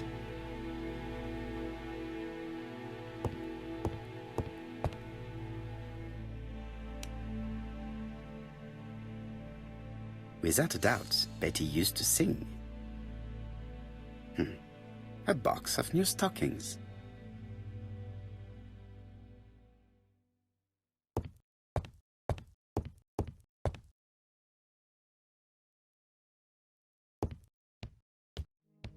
Looking at all the clothes she took out, Betty must have had a problem deciding what to wear.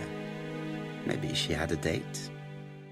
Betty liked luxury and going out, and being as pretty as she was, she probably did not have any problem getting herself invited. Without a doubt, Betty used to sing.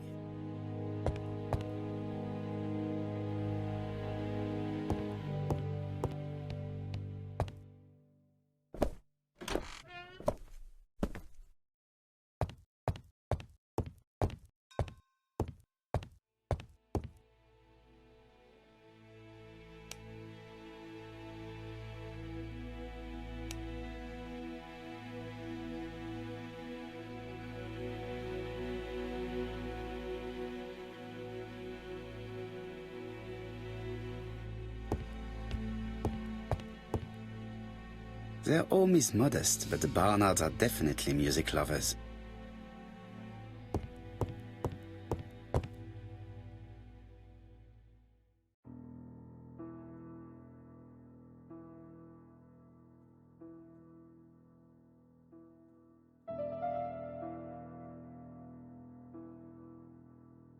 Let us see. What is this cupboard hiding?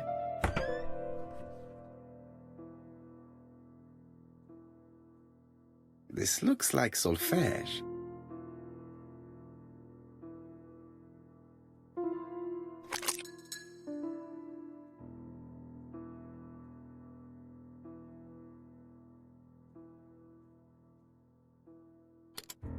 That doesn't work. I must have forgotten a step.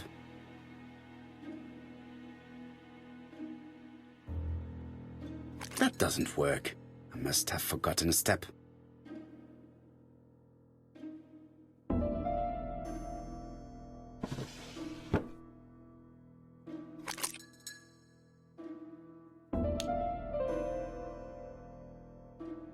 There is bound to be a clue somewhere.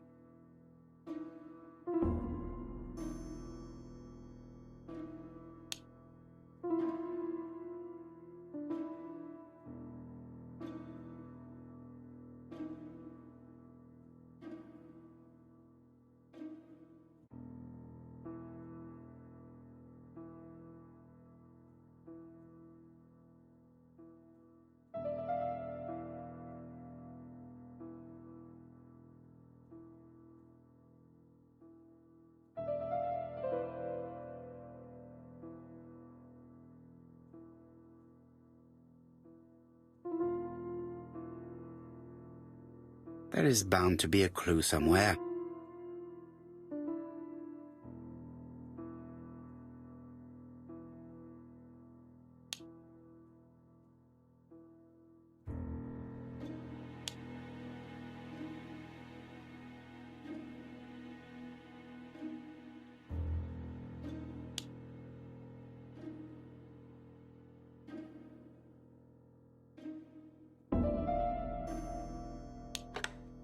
I heard the sound of a mechanism being triggered.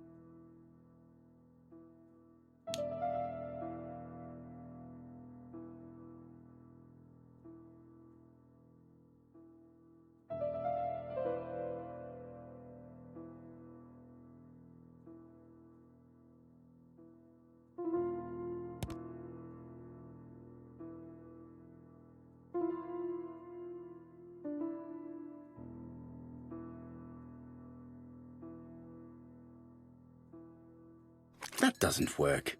I must have forgotten a step.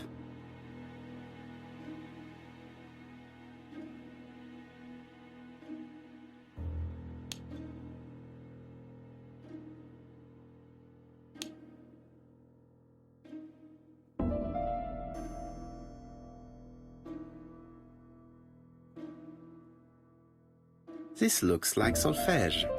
There is probably a link with what I saw in the drawer.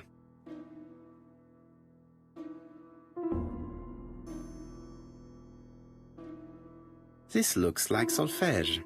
There is probably a link with what I saw in the drawer.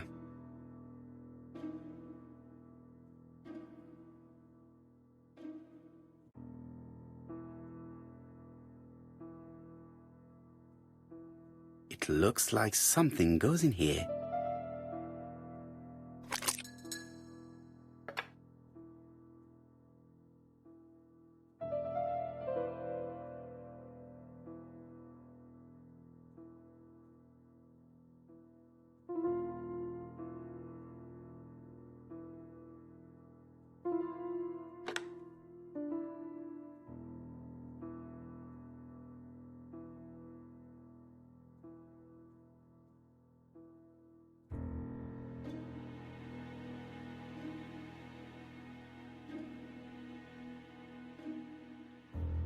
That doesn't work. I must have forgotten a step.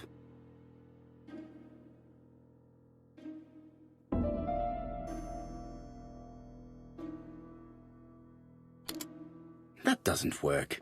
I must have forgotten a step.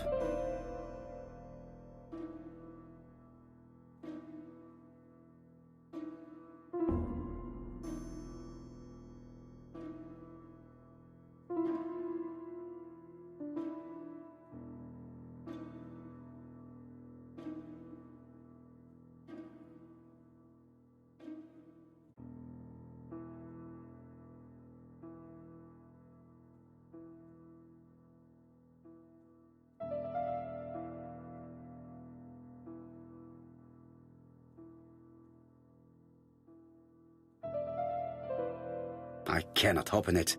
It looks like the mechanism is blocking it. I cannot open it. It looks like the mechanism is blocking it.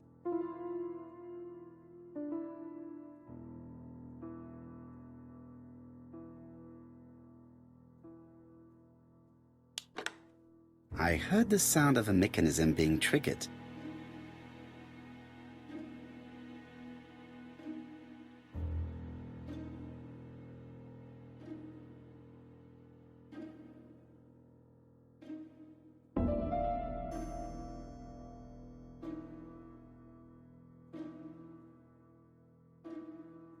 That doesn't work.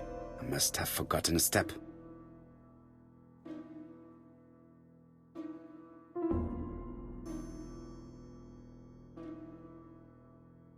This looks like solfège. There is...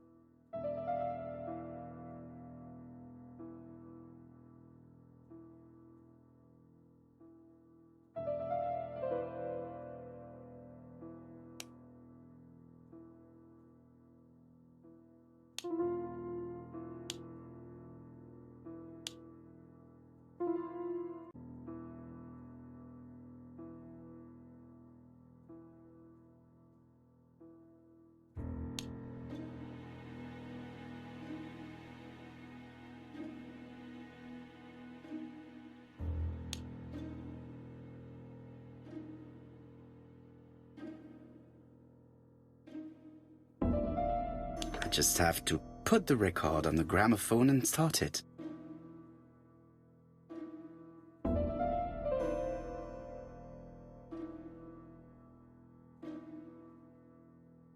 That doesn't work. I must have forgotten a step.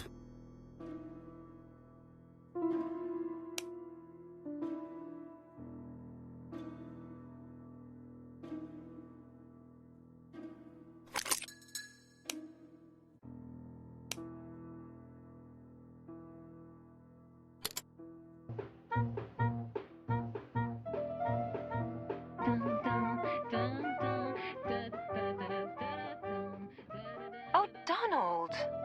We're in the middle of recording. Sorry, Betty, but it's not wise. The doctor said you should rest your voice. You're such a killjoy sometimes. Betty was such a good singer. It's true. Did she have any problem with her throat? Yes, she had to be careful with her voice. Of course, she didn't follow the doctor's advice. If Don didn't insist, she... Well, it's too late for all that now.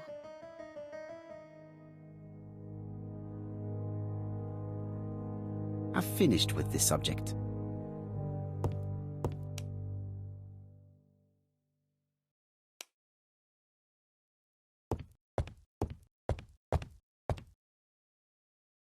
It looks like this woman is single, but she has feelings for someone.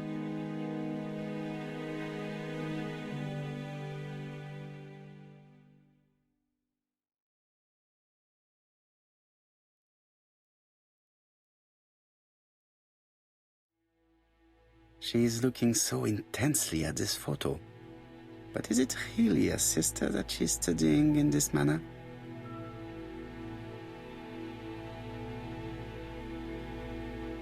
They made the perfect couple, am I correct?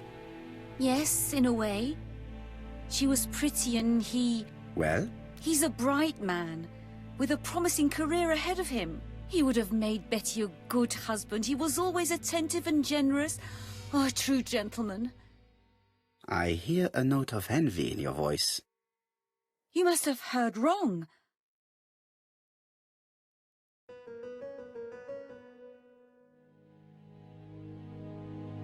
Donald appeared to be very much in love with your sister. Yes, he was mad about her. Mad, you say? Being madly in love can often be destructive, and Mr. Fraser was known for being jealous, I believe. No more than average. Men are always slightly possessive, especially when they are with a pretty woman.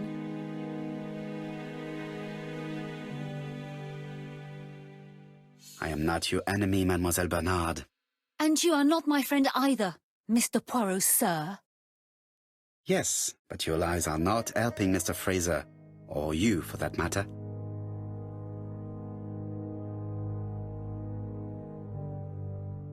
I know that Fraser was jealous, but I wonder why you feel the need to protect him. Protect him? I hope you're not suggesting... That you are Fraser's accomplice? There is nothing to suggest that, at least not yet. It would appear that your sister's murder is the second in a series that we have to stop as quickly as possible.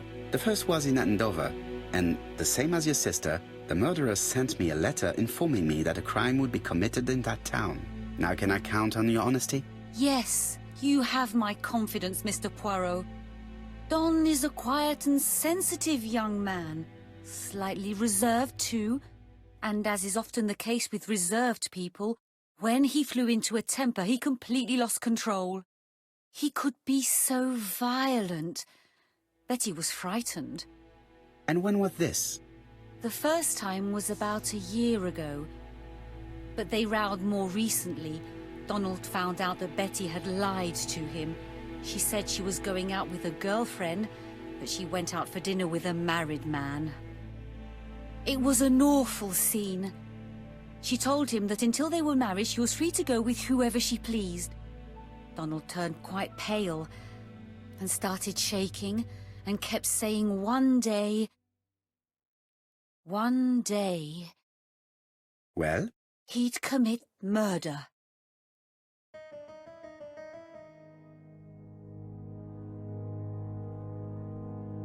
Do you think that is what happened? No, Mr. Poirot, I don't believe that. You yourself said he may be a recidivist madman. Don loved Betty with all his heart. I can't imagine for one instant that he would hurt her. Very good, Mademoiselle Barnard. Thank you for your help. Fraser is at the Ginger Cat. The police haven't spoken to him, but they want to. Très bien, Hastings. Let's see him now. Au revoir, mademoiselle. My deepest condolences to your parents. Of course, Mr. Poirot. And don't be too hard on Don. He's more fragile than he looks. If you say so. Let us now try and get our brain cells to work.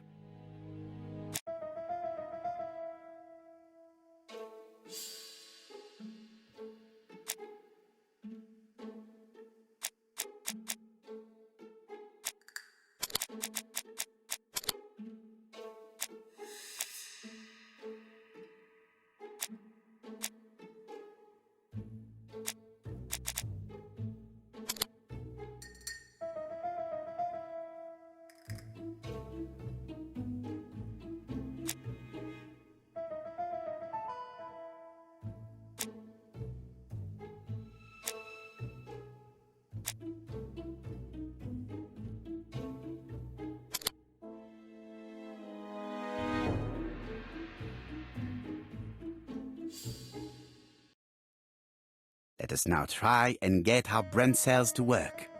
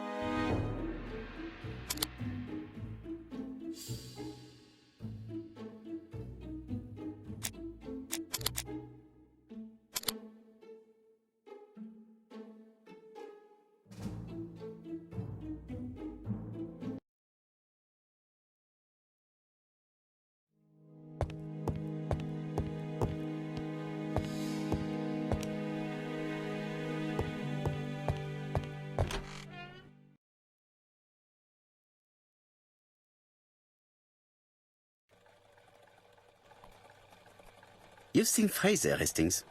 What is your feeling? He's a big chap. Fragile isn't exactly the word that springs to mind. I talked to his landlady before seeing him. She went to bed at 11. Fraser wasn't home yet. Bien. Megan Barnard said he is a reserved character but with a nasty temper.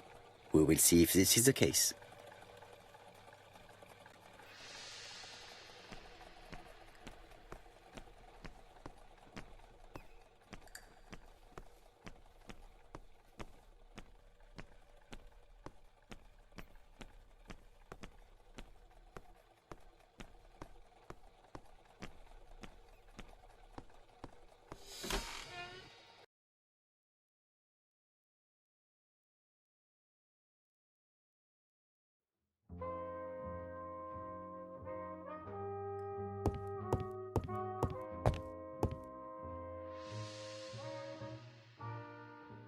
How do you do, Mr. Fraser? You Hercule Poirot. Mr. Hastings said you wanted to speak to me. Yes. I know that it may not be the right time, but I would like to ask you a few questions.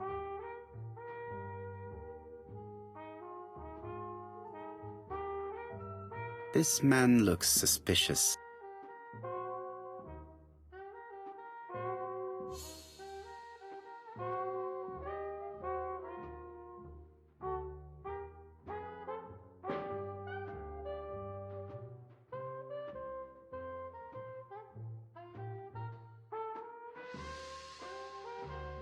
Leave me alone.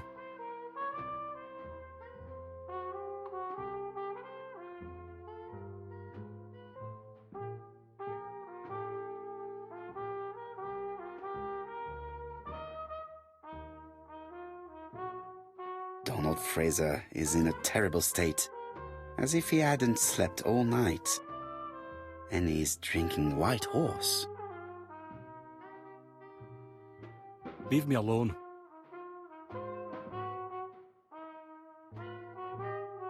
Tell me that it's a mistake. That Betty isn't dead. Sadly, your lady friend has been murdered, Mr. Fraser. Oh, Betty, if only you'd listened.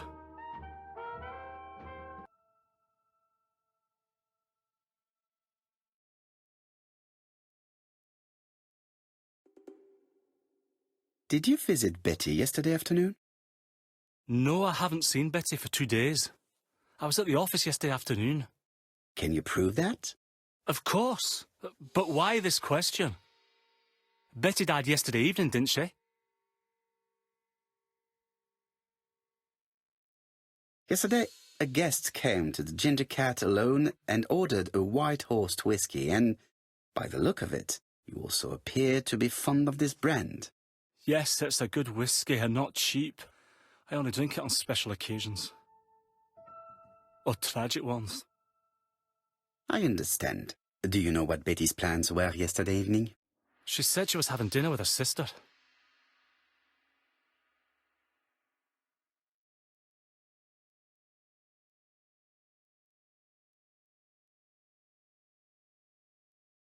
Yet, Megan only returned to Bexhill this morning, Mr. Fraser. I didn't know. Right. May I ask you what you were doing yesterday evening? I spent the evening working. Your colleagues can confirm this? No, I often take work home with me.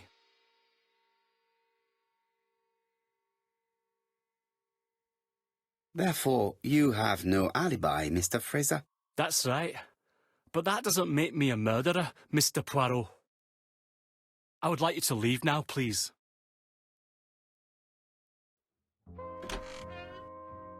Ah, I knew I'd find you here, Poirot. I thought the victim's young man was here. Yes, is all yours, Chief Inspector. Let us now try and get our brain cells to work.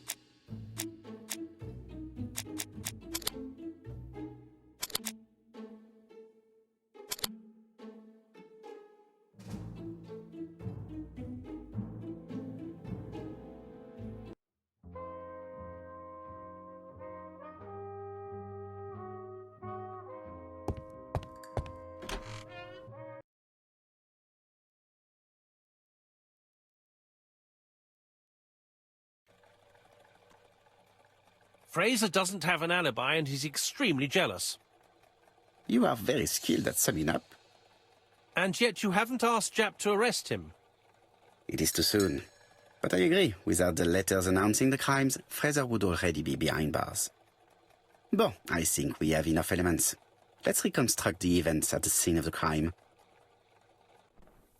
I can't imagine how the murderer wasn't seen, though. Surely she must have struggled. Let us try and imagine the scene.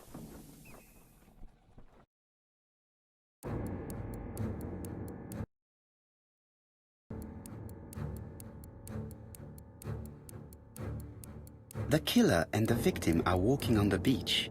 Miss Betty has a bag, a belt around her waist, and carries her shoes in her hand. Both of them walk slowly to hut number 5.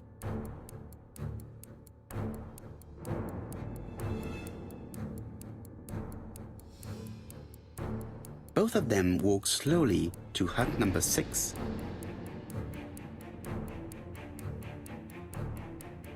Miss Betty enters the hut. She leaves without her belongings. Then she hides a coat.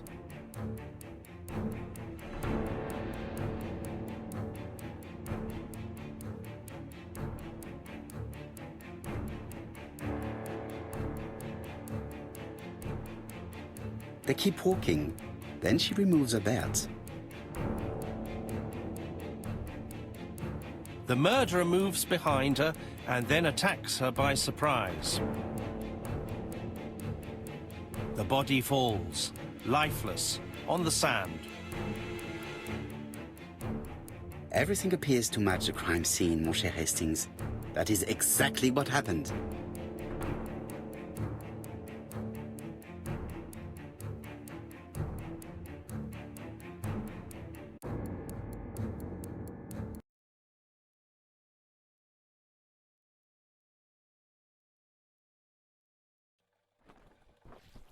Without the ABC, we might have suspected Mr. Asher and Mr. Fraser. But by timing his crimes, the murderer is making sure he's accused. In a way, it is very generous of him. Generous? The murderer seduced Betty in order to lure her to the beach and kill her. Indeed, the young woman was certainly careless, but not stupid enough to follow a stranger. What are you planning to do, Poirot? Return to London, mon cher Hastings.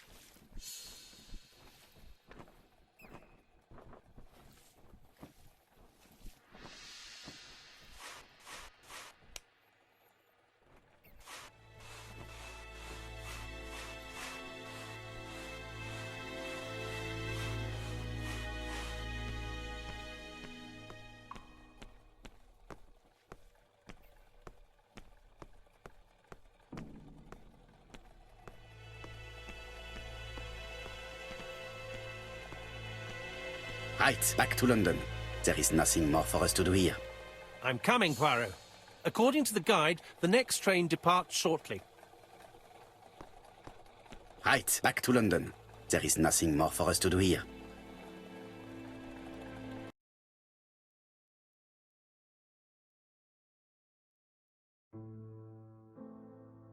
Jap has decided to reveal details to the press. The alphabet murder is now famous. It is not a bad idea. The more people who know, the greater our chances of finding out something of interest. Poirot, I have a bad feeling.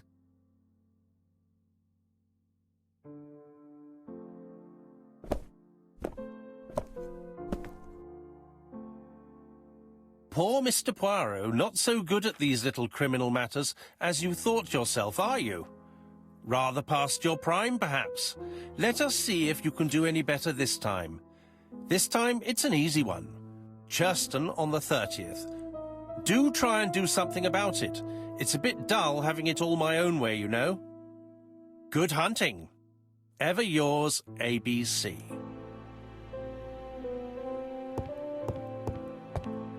Good hunting. Did you hear that, Poirot? The murderer seems to be taking it all as a game, a challenge.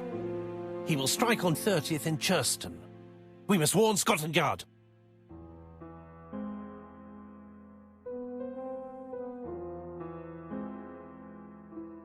No time to lose. We must prepare our suitcases for Churston.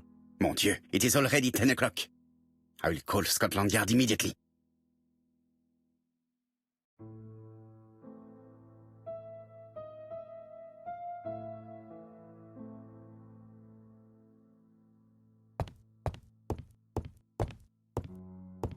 In his haste, Hastings tore the envelope.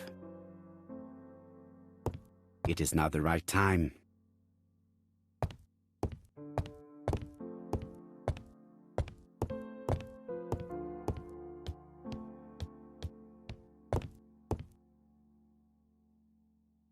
Ah, some cool air. It is not a good time.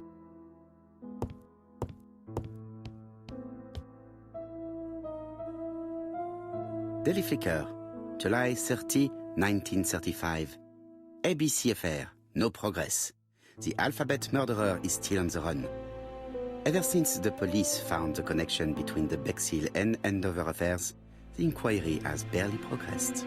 In this issue, we are publishing provocative letters sent by the killer to Hercule Poirot. Unfortunately, they have not yet helped to find him. Daily Flicker, July the 26th, 1935. The Bexhill Horror.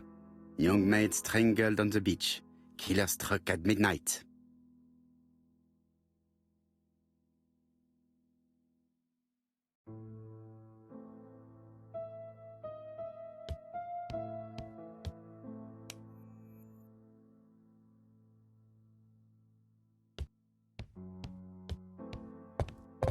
It is not a good time.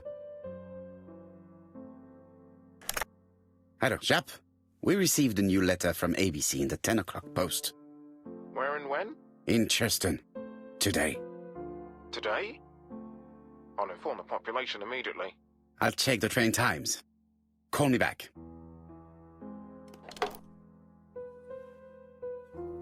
It is not a good time.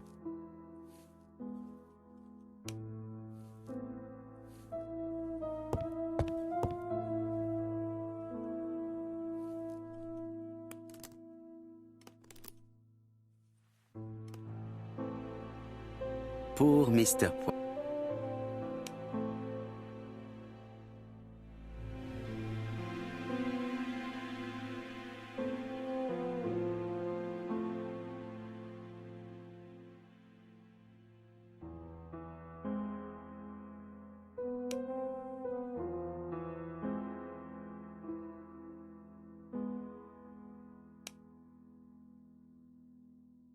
Pour Mr. Poirot. Not so good at these little criminal matters as you thought yourself, are you? Rather past your prime, perhaps? Let us see if you can do any better this time. This time it is an easy one. Cheston on the 30th. Do try and do something about it. It is a bit dull having it all my own way, you know. Good hunting. Ever yours, ABC.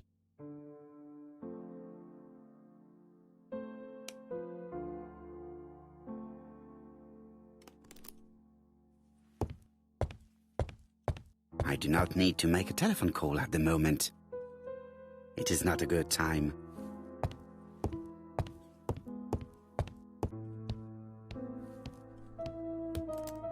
Hastings, what you are doing is an absolute disaster. That is no way to pack suitcases. Heavens, we must hurry. We have to get to Cheston before the murder.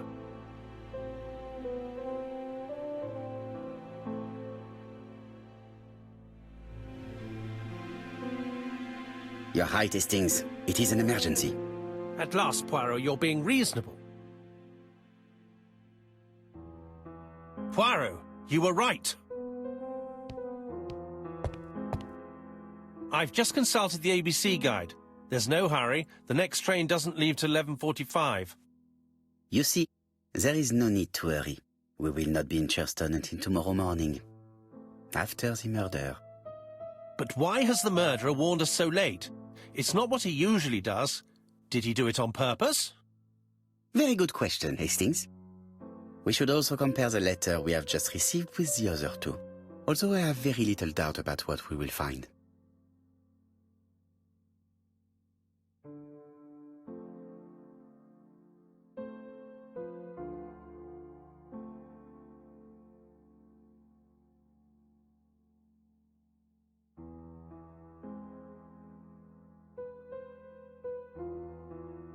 We've missed the 6:45 train, but we have plenty of time to catch the night train.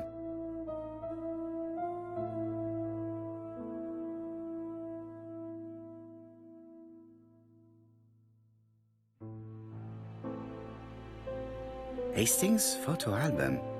He is very proud of his bag.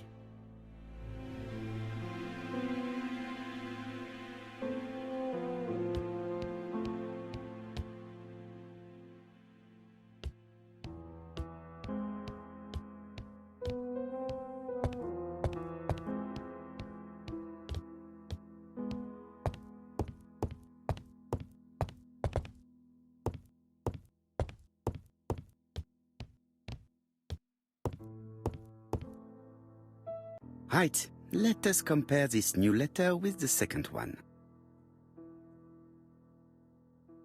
Let us examine this more closely. Certain characters in the two letters may have similar defects. The W is not printed properly. Of course, the W characters in the two letters do indeed have the same defects. I have to find some other similar defects to confirm my theory. Yes, the A appears to be quite unusual. That's right. The A characters in the two letters do indeed have the same defects. I have to find some other similar defects to confirm my theory. Yes, this I is weird. Yes, the I characters in the two letters do indeed have the same defects. My theory was right. These two letters were written with the same typewriter. Let us now try and get our brain cells to work.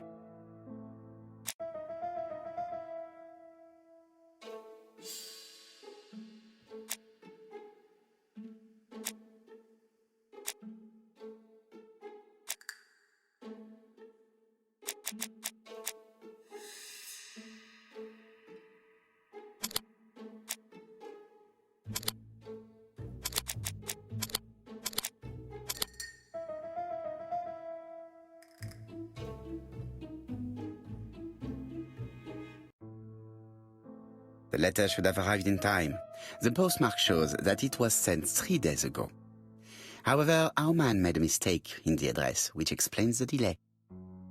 All the same, the post office took their time correcting the error.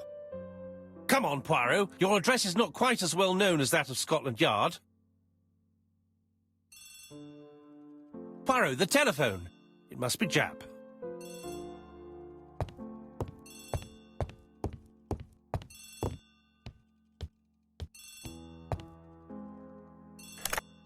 I have some news from Churchton. Bad news, I'm afraid. Sir Carmichael Clark was murdered while out on his evening walk. Sir Carmichael Clark. The name is familiar to me. He was a famous throat specialist, one of the best in London. A wealthy man, he retired to Combside, a beautiful house by the sea. He collected antiques. Are you going there? Yes, let's meet on the train.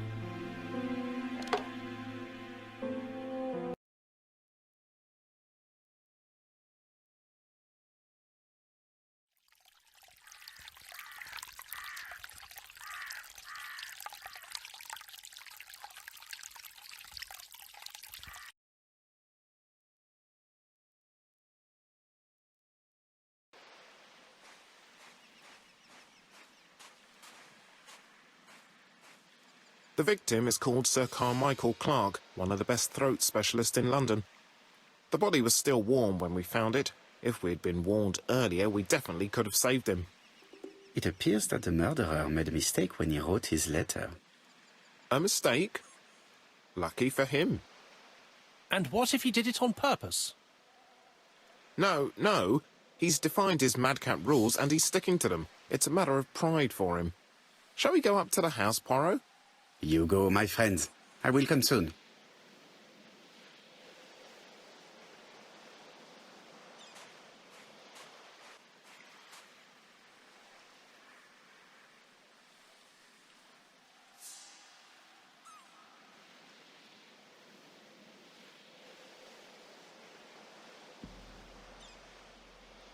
An ABC guide. The murderer's customary signature, covered in blood this time.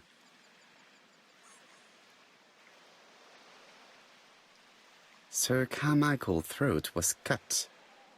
It's a clean incision, a professional murder.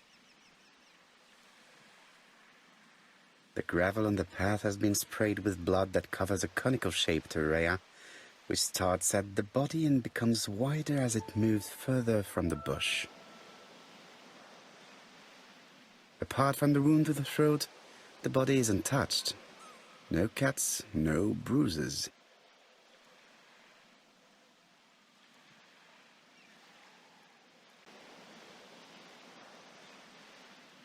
Jap has emptied the victim's pockets and has laid out their contents on this piece of wax cloth.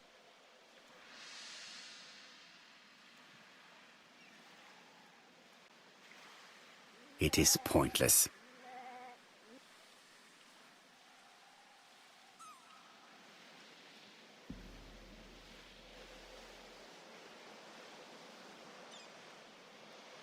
An oriental dragon. It's an old piece, much older than the pocket watch on which it was fastened.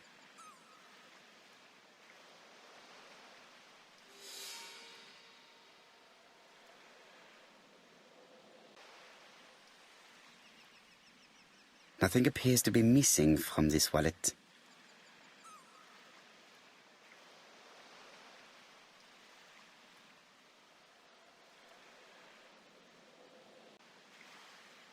A signet ring, very probably with the Clark family's coat of arms.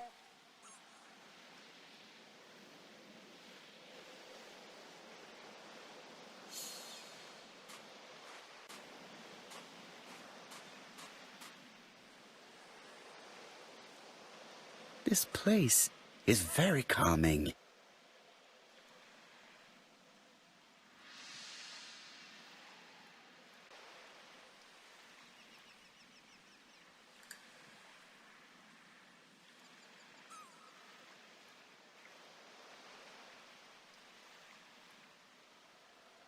The site is exceptional. It is easy to imagine that Sir Carmichael used to enjoy stopping here every evening.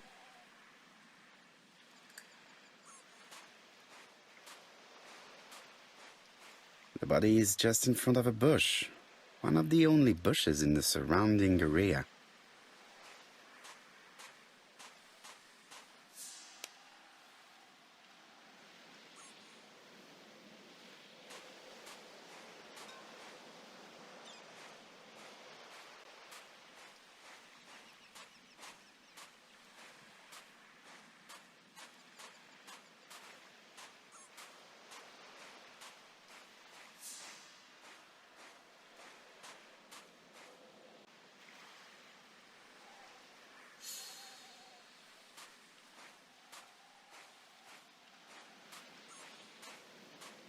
The vegetation behind the bush has been trampled. Let us now try and get our brain cells to work.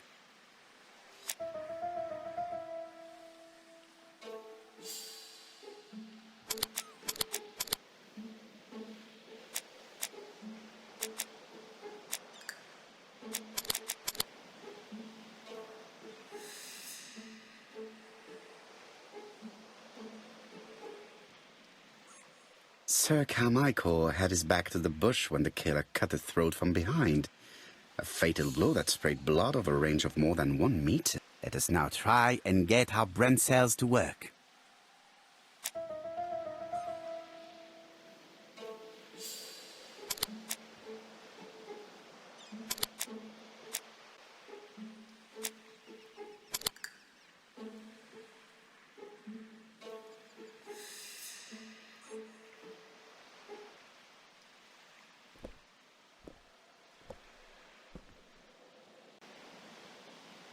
Have you finished, Poirot? Chief Inspector, many questions remain unanswered, but I am certain of one thing.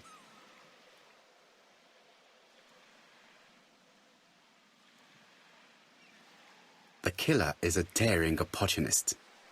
He met Sir Carmichael at nightfall on this deserted path and took advantage of the situation. Impossible. You forget the trampled grass behind the bush. Ah, c'est vrai. It proved that he was waiting for his victim. Quite right. He must have known Sir Carmichael's movements well to plan such an attack.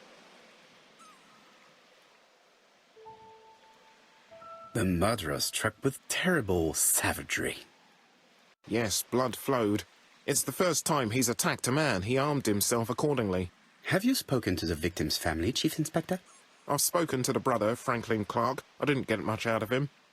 He's yours. I must get the body removed.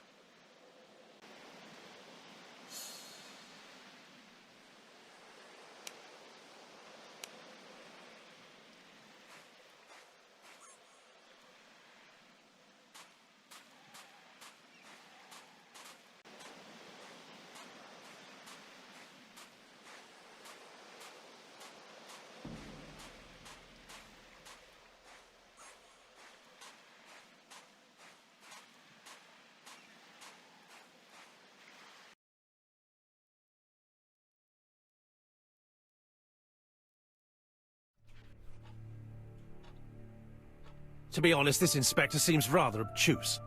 I'm counting on your friend Poirot to catch my brother's murderer. Ah, here he is now. Please, Mr. Poirot. Mr. Poirot, this is my brother's secretary, Miss Thora Gray. Pleased to meet you, Mr. Poirot. Would you like some tea? No, thank you, mademoiselle. I find it hard to digest.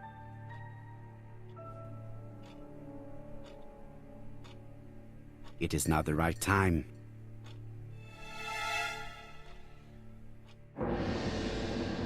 There is something elegant about her.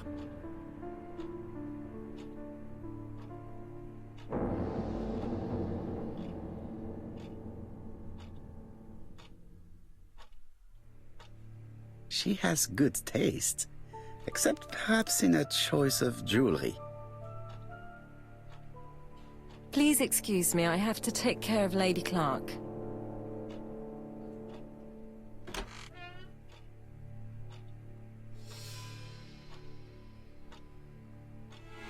Hastings does not like very hot tea. He's going to blow on his cup for a good while before drinking. It is a once-in-a-lifetime opportunity to question him. My brother's wife is gravely ill. You will probably want to question her, but I fear that it won't be possible today.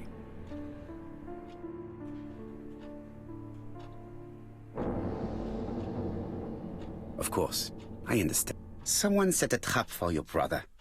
Who was familiar with his habits? Everybody knew he took his evening walk at 8:30, and that he always followed the same path.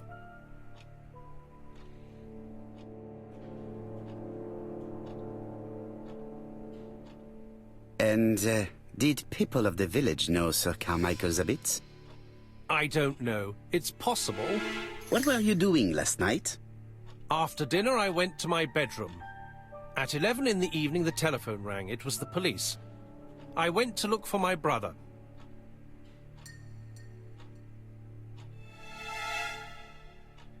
Was it your favorite novel? The Railway Children by Edith Nesbit. I know it's a children's book, but it's enthralling. So it was you who found the body? Yes, along with the gardener. Have you seen any strangers around the house recently? No. As far as I know, nobody has been near the house. Miss Clark. Oh, Lady Clark must have fallen from her chair. I have to help Miss Gray get her up.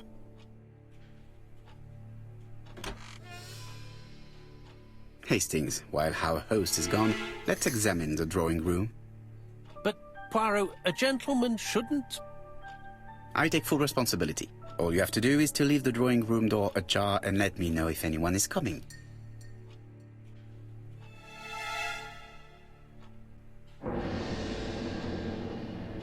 There are some very valuable objects.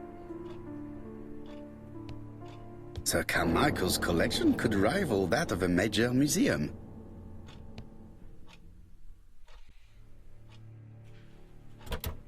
It's locked.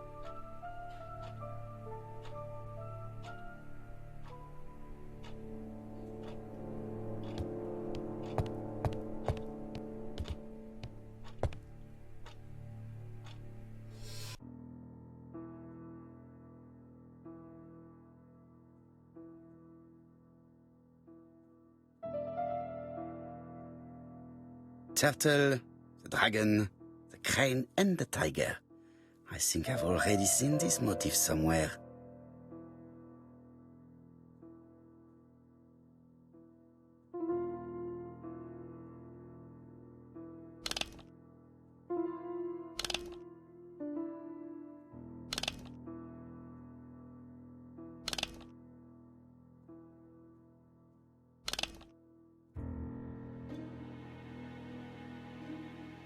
The cardinal points. This book could maybe help me. Each cardinal point is associated with one animal and one color. In the middle sits the imperial dragon, and out of respect, all the others are turned towards him.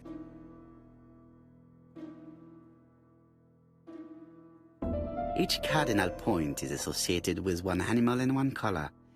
In the middle sits the imperial dragon, and out of respect, all the others are turned towards him.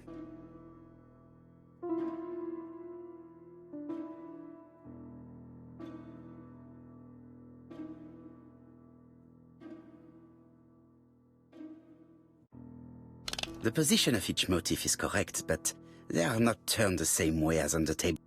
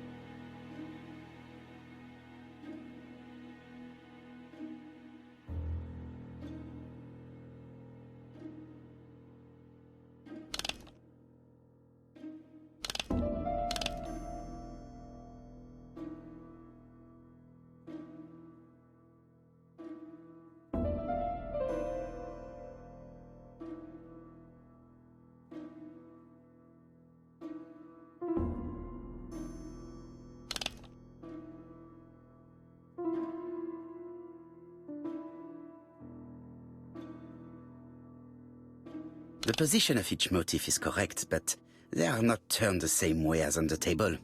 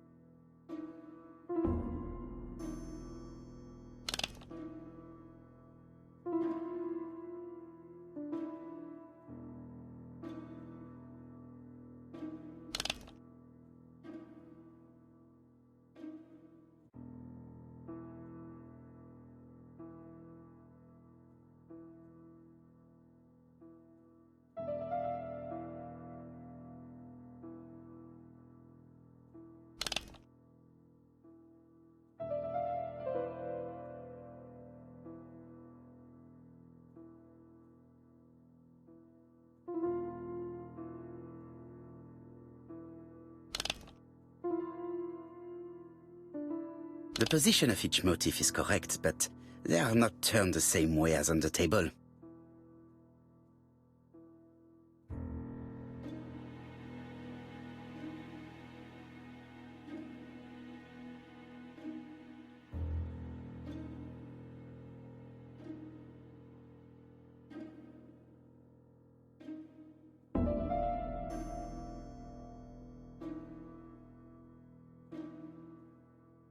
I think I heard a bang. Could it be this cupboard? This is interesting. These daggers are only ceremonial weapons. I do not think that the crime weapon is here.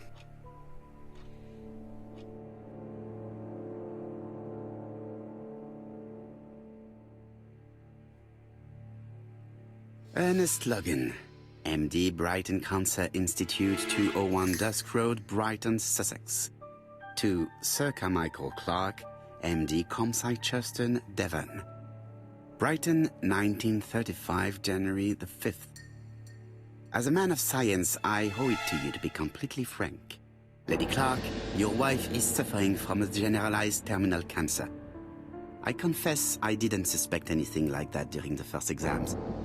But with the test results I have received today, there is unfortunately no place for doubt. I estimate that Lady Clark's life expectancy is no more than 1 year.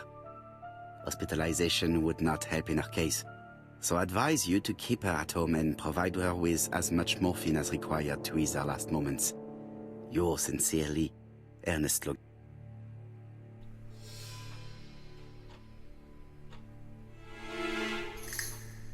Here's Miss Gray. Sorry to keep you waiting. Lady Clark's condition requires regular care. I believe you want to ask me a few questions. Indeed, mademoiselle. This porcelain is remarkable. Is it old? It's about 3 centuries old, I believe. Wait, let me find the reference.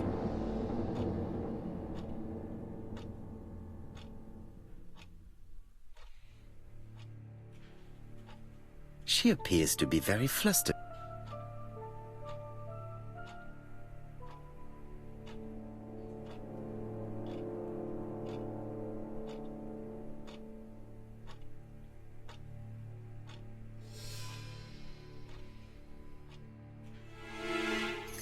She's unable to hide her emotion, and her makeup has been disturbed. I think that this young woman has just been kissed.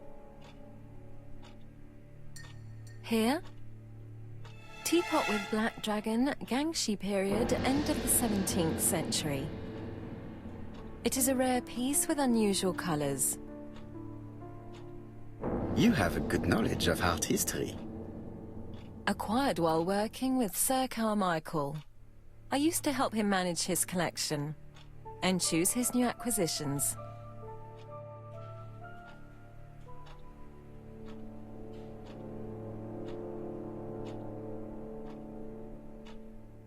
Did you have a good relationship with your employer? He treated me well, and I am sorry for his death. Have you seen any strangers hanging around in the past few days? No. Nobody has been near Comside.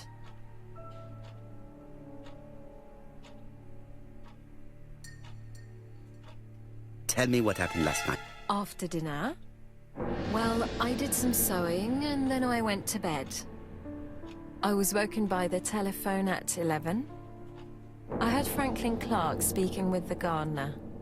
They left with some lanterns, and they found the body.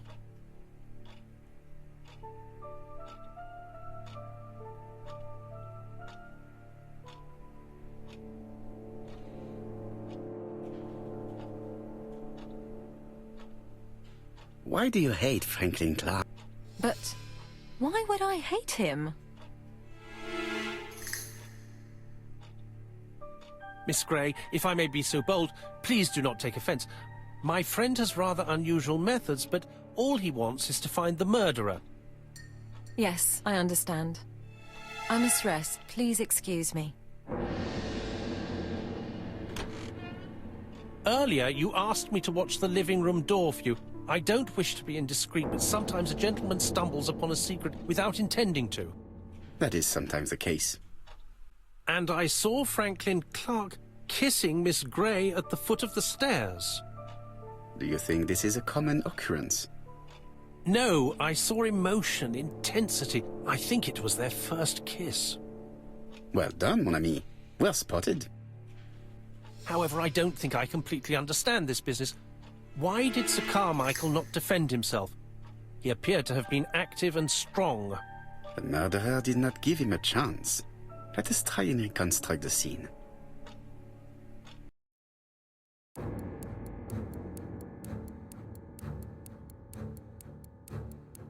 Sir Clark is taking his customary walk. Our killer is hiding behind a bush.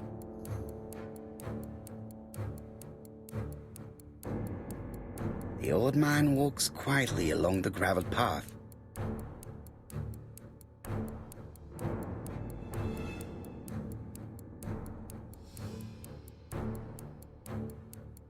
Then he turns towards the sea to gaze at it.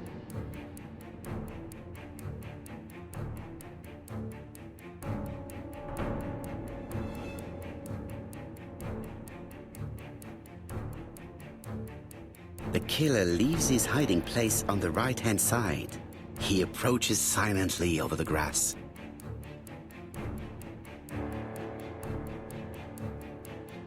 Then he throws himself on his prey and cuts the poor man's throat. He then lays down the ABC before leaving. Everything appears to match the crime scene, mon cher Hastings. That is exactly what happened.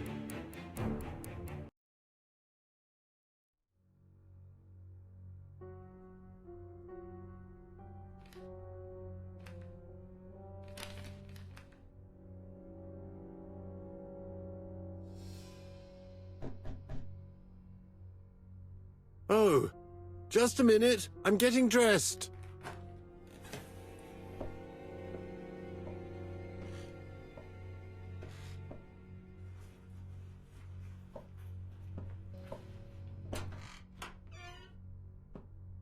Mr. Kirst, have you recently returned from Churston? Yes, indeed I have. Have you seen the papers? And to think that you might have rubbed shoulders with the killer. Imagine that. Mr. Kirst, are you all right? You don't seem well. My apologies. My throat is burning and my head feels heavy. It's ever since the war, you know. Since my injury, my head has never been the same.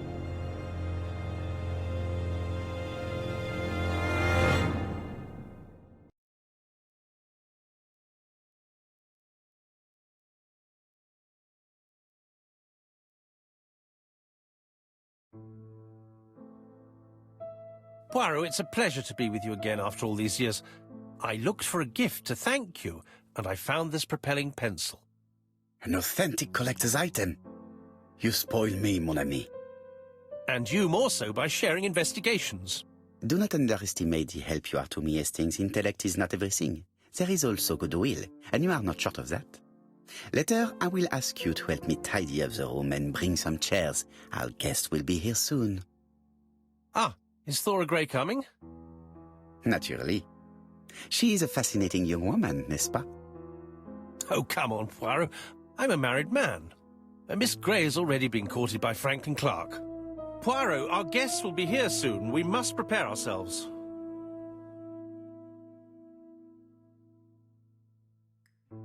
I should take advantage of the silence to examine them.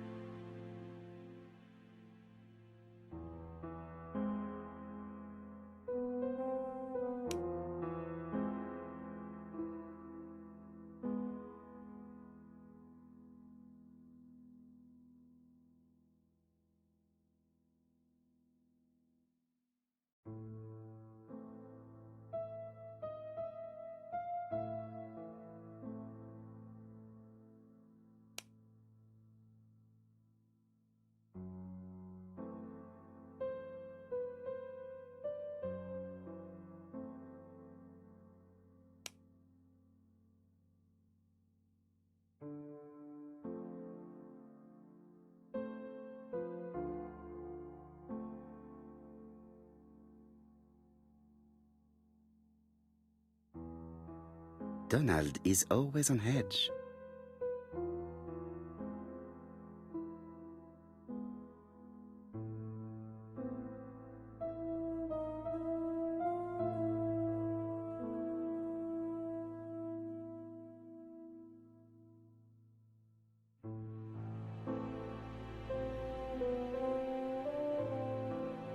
Leave me alone.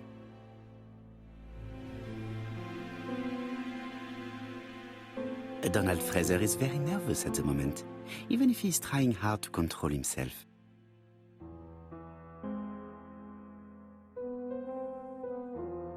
She appears to have taken more care with her appearance than the last time.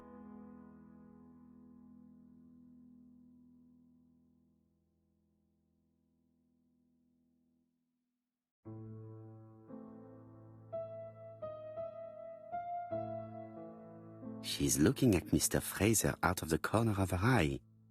Did she make herself beautiful for...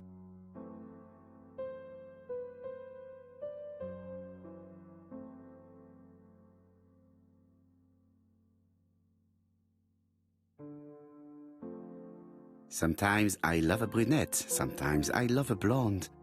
That's what the song says. Sometimes I love a brunette, sometimes I love a blonde. That's what the song says. The song says, sometimes I love a blonde who comes from Eden by way of Sweden. But I am not sure that this blonde is an angel.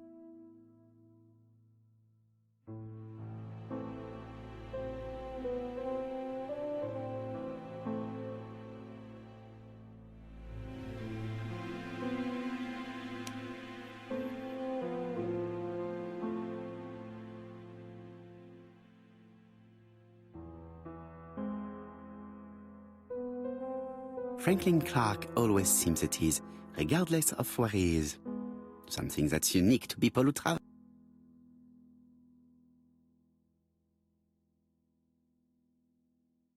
Franklin Clark always seems at ease, regardless of where he is. Something that's unique to people who travel.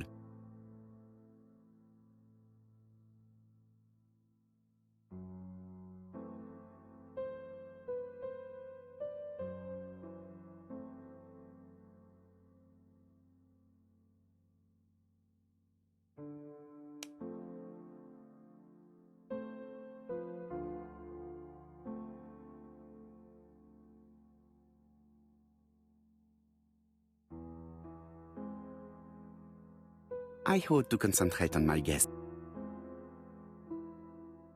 I wish to thank you all for coming. I wanted to bring everyone close to the victim's ear in order to unmask the murderer. Get to the point, Mr. Poirot. What do you want from us?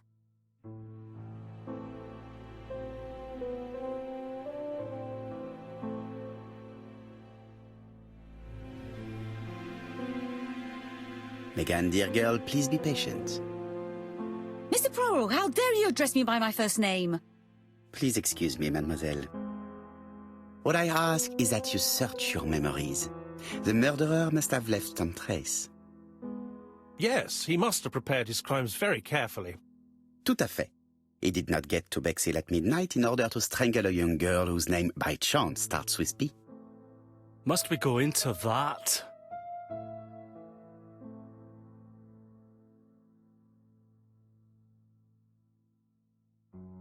Mr. Fraser, please get a grip on yourself. Well, I want to help you, but I don't remember anything else. Nothing I haven't already said. And you, Mademoiselle Barnard, did your sister say she was seeing another man? She never would have told me.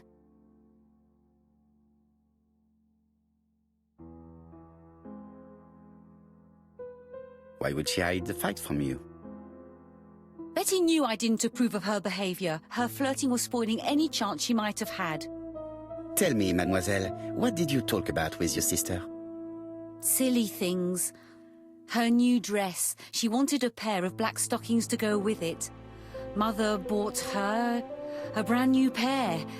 The day it happened, she was crying. And to think that Betty never even wore them. Poor Mummy.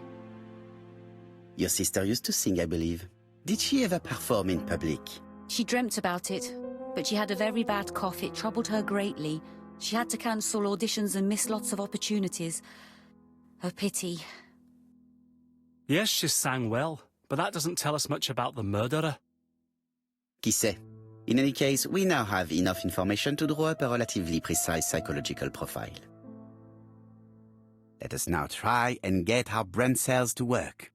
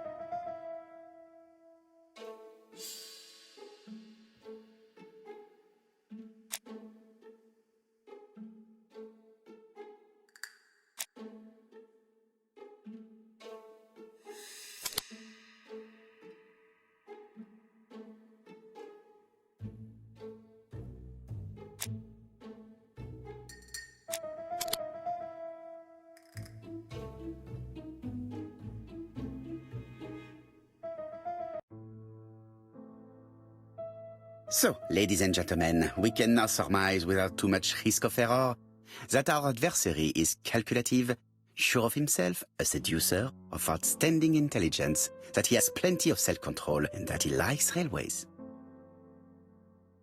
It's a good start. Other meetings may be necessary. I hope that you will be able to come back again. Well, it's just that...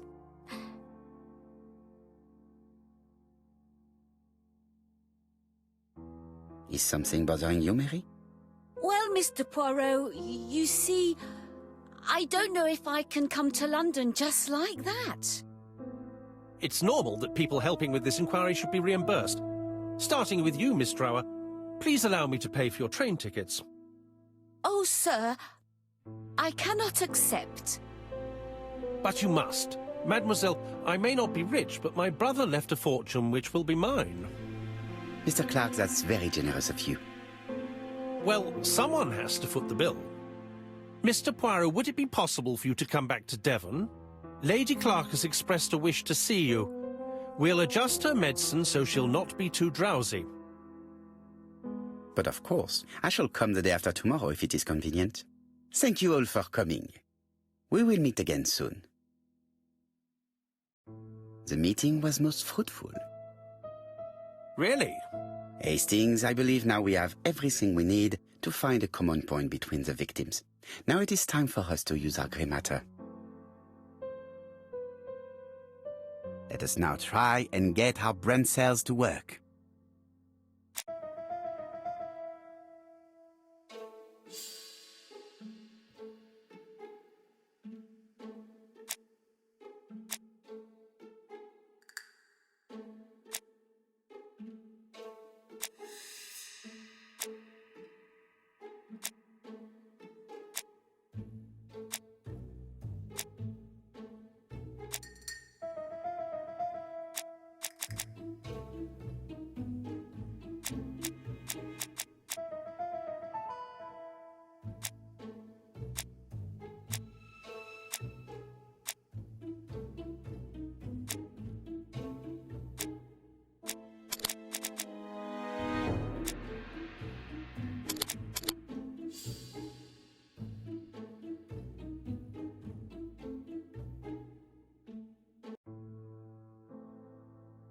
The first two victims suffered from bad throats, and that was precisely the specialty of the third victim, Dr. Clark. We have a lead. It would pay to take a closer look at the medical records of Dr. Clark's patients. We'll do so during our next visit to Churston. I will do it myself, mon ami. You must remain in London just in case ABC sends us another letter. Very well, as you wish.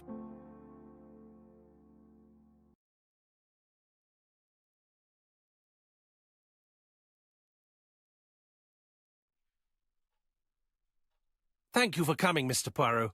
Lady Clark is waiting for you in her bedroom on the first floor. Please excuse me, I cannot stay for the interview. I've to take Miss Gray to the station to see our lawyer in Torquay.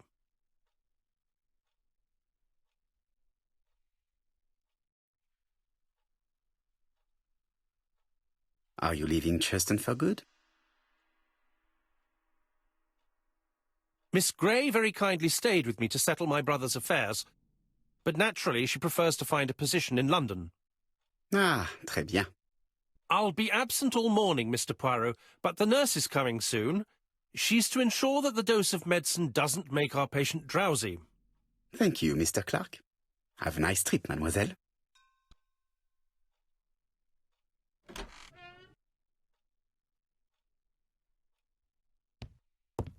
It would be rude to make Lady Clark wait any longer.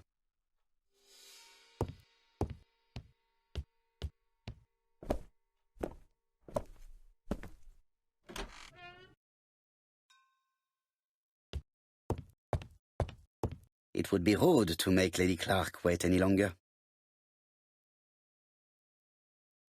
This poor woman is very ill.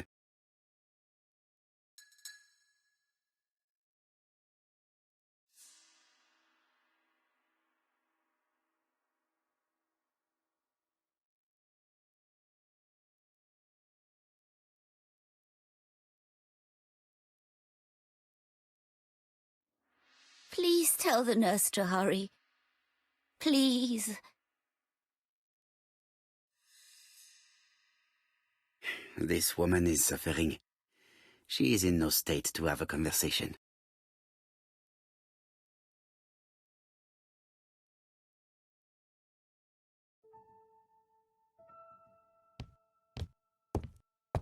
It would be rude to make Lady Clark wait any longer.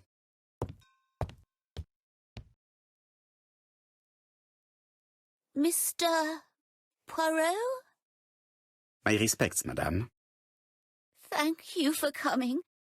Thank you. Have you seen the nurse? She should have been here by now. Oh, I'm sorry. The telephone in the hall is ringing.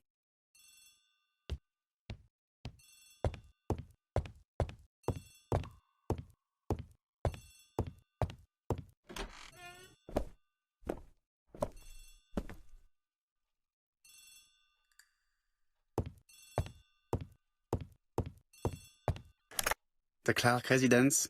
Detective Hercule Poirot speaking. How do you do, Mr. Poirot? I'm Lady Clark's nurse. I wanted to let you know that I won't be able to come for her injection today. Might Miss Gray be able to do it? She has just left, but I will take care of it. Thank you. That's very kind of you. You'll find the skeleton key to open the medicine cabinet hidden in the lion trophy. You can count on me. Au revoir, mademoiselle. Oh, thank you kindly. Goodbye, Mr. Poirot.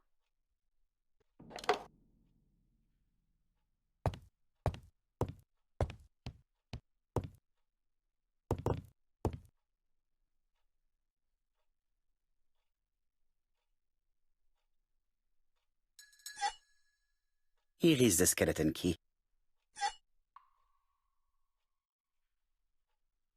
April 1925, Aceh Province, Sumatra.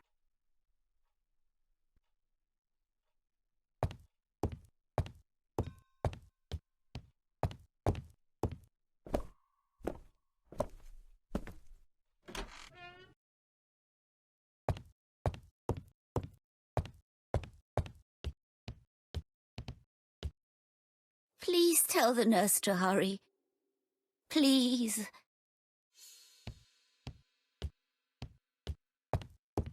Lady Clark is in pain. I have to give her an injection of morphine to ease her suffering.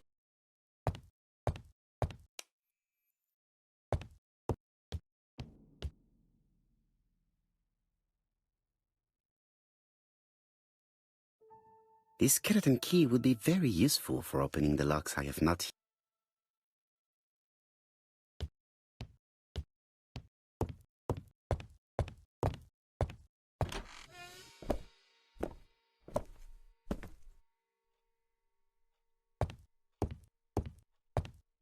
Lady Clark is in pain. I have to give her an injection of morphine to ease her suffering.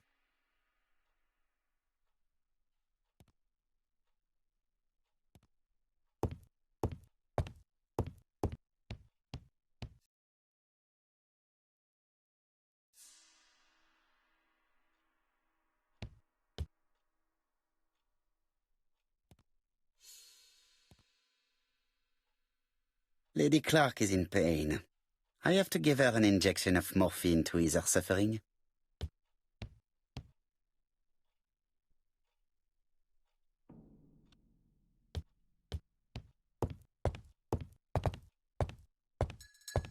Lady Clark is in pain.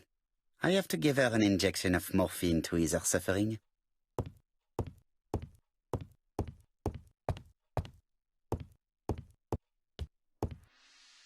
It is not the right time.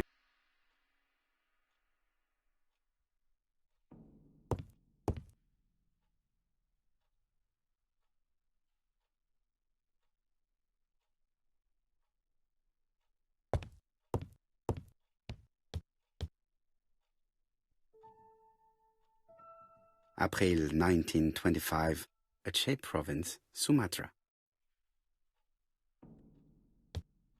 Lady Clark is in pain.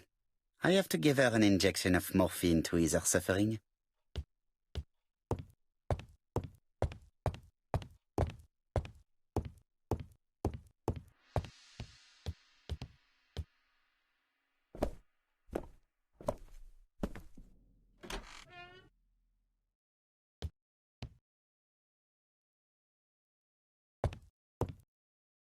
Lady Clark.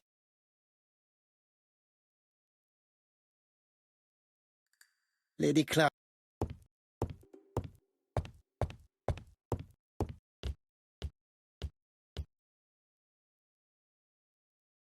This woman is suffering. She is in no state to have a conversation.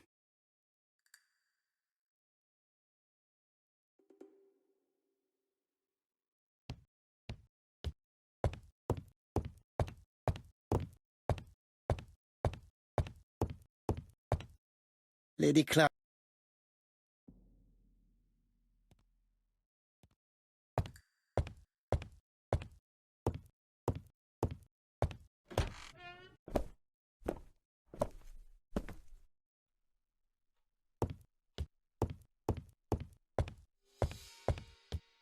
I am not going to.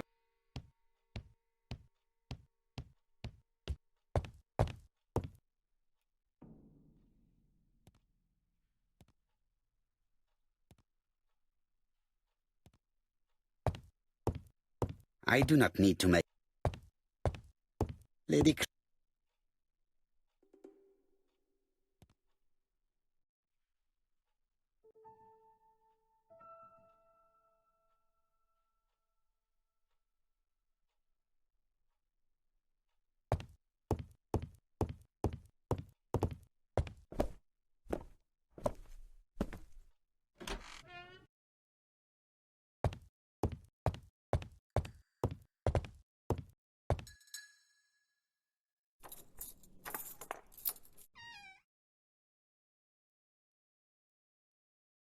Ah, Mr. Poirot.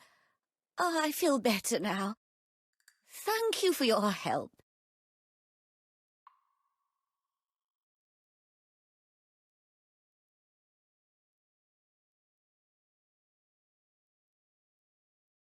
You asked for me, chère madame. Yes, yes, of course, I wish to speak with you. But what was it about? No doubt. You wish to talk to me about what happened to your husband? Ah, yes. Oh, poor Carmichael. Has the madman who killed him been caught? Not yet, chère madame. There was a great many people in Cheston on the day of the murder. Indeed. People go straight to the beach. They don't come near Coomside. So, there were no strangers around the house that day? Who said that? The people who live here. Your brother-in-law, Miss Gray. Miss Gray? I don't like her. Franklin wanted her to stay, but I insisted she should go, immediately. You are entitled to do so, naturally. I'm pleased that you approve. The others have been taken in by her. But at least you can see through that self-pity act. See what she's up to. Oh.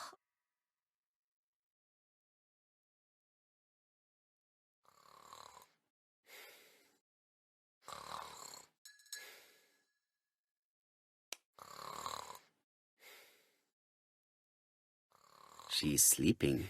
I must find a way to wake her up gently.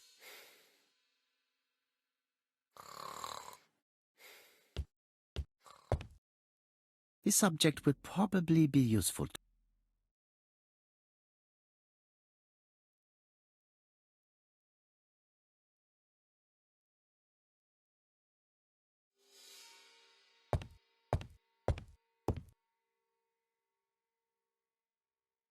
This subject would probably be useful to me.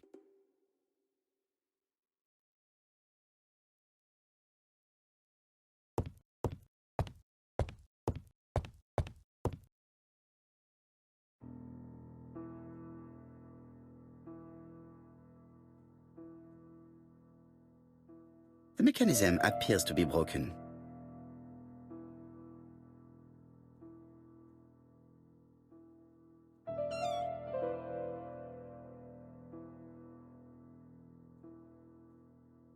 This is where the combs go. I have to put a new spring here.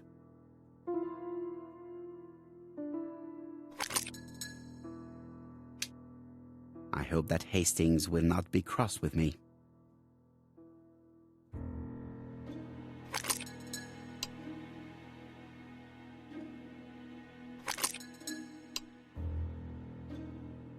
This part appears to be working.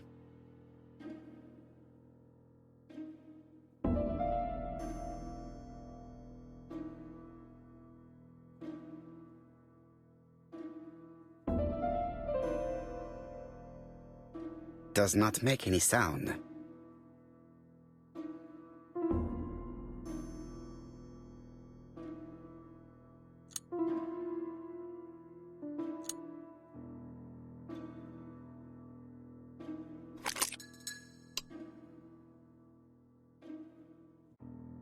The bronze comb is preventing me from positioning this one.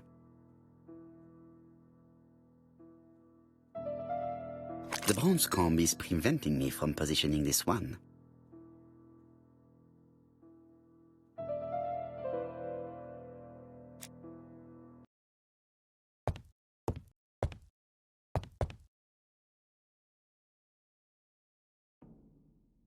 This subject would probably be useful to me.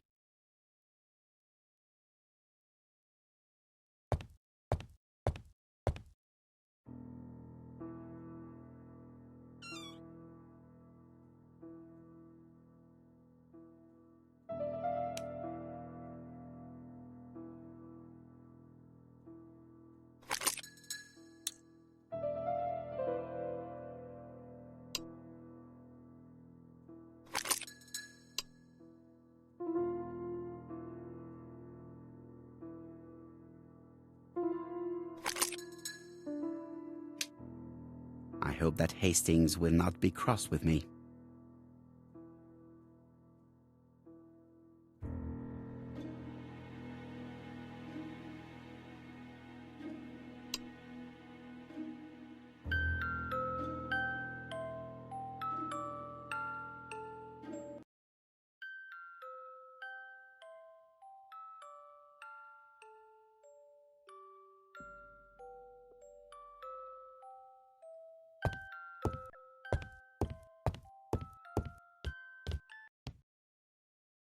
Oh, what are we talking about? Ah, yes, Thora Grey. Oh, Carmichael had great esteem for her, but for me she was nothing but a hypocrite.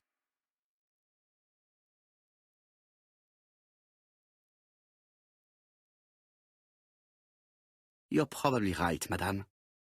You have seen through her. I'm so pleased that I've convinced you.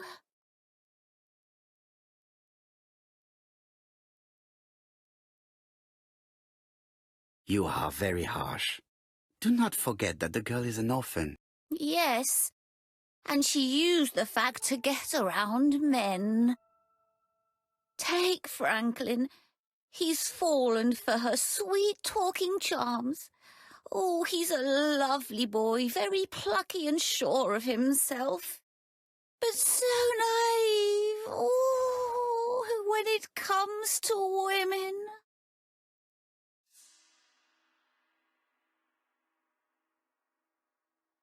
Miss Grey did look after you very well, though. Outwardly. But she's hiding something. I think she tried to poison me. Miss Grey? A poisoner? But everybody appears to like her. It proves she knows what she's doing. She's manipulative and she's a liar. A liar? Let's see, didn't she say that on the day of the crime nobody was around Coomside? That is correct. Well, at 11 o'clock I saw her talking to someone.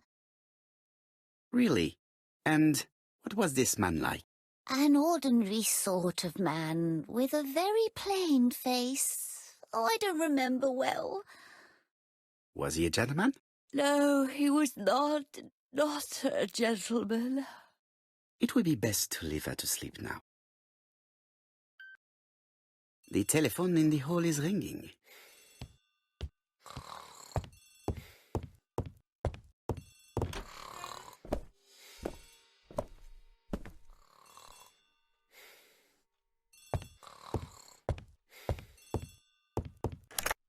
Hello? Poirot, is that you? Hastings here. Thank you for calling. Have you received a new letter from the murderer? No, thank goodness. How are things in Churston? I questioned Lady Clark, but I will not leave until I have examined everything of interest to me here. Fortunately, Franklin is absent, and I have a skeleton key. Have you seen Thora Grey again? Briefly. But rest assured, I intend to summon her to London soon. She's a fascinating girl. But secretive. I would like to ask her a few questions. Poirot, she wouldn't hurt a fly. Each to his own, my friend. Yours are pretty often mine old ladies that have the maladies. Poirot, are you mocking me? No ill intended, rest assured. À bientôt, mon ami.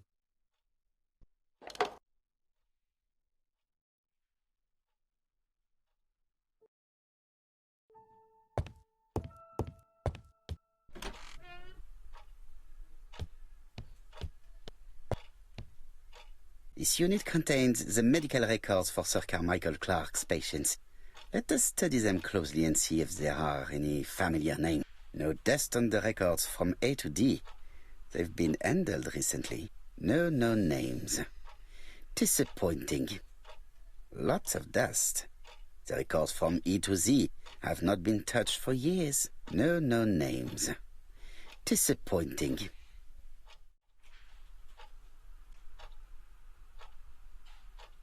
Sir Carmichael's collection could rival that of a major museum.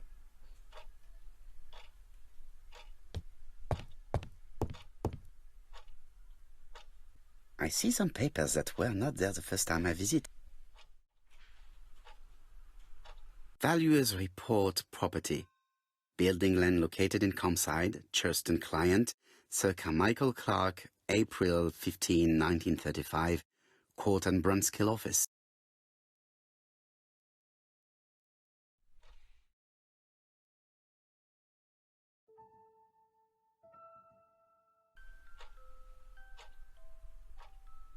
These daggers are only ceremonial weapons.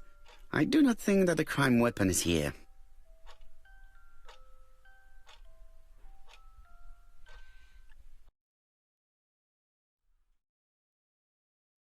Ernest Logan, MD, Brighton Cancer Institute, 201 Dusk Road, Brighton, Sussex.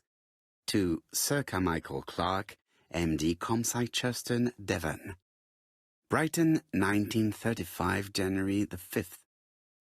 As a man of science, I owe it to you to be completely frank. Lady Clark, your wife is suffering from a generalized terminal cancer. I confess I didn't suspect anything like that during the first exams.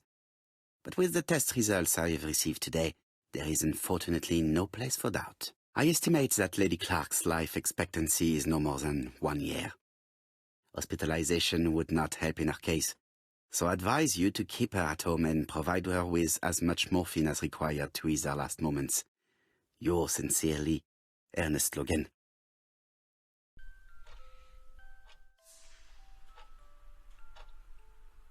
Valuers report property.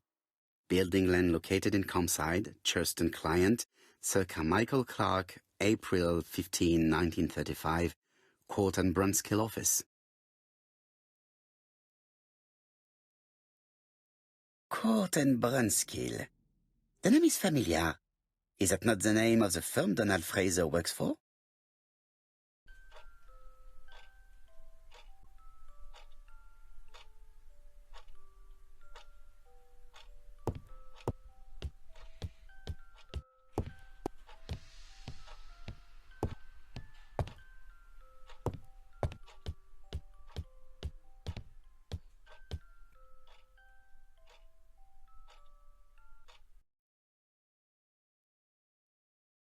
I've already seen similar daggers.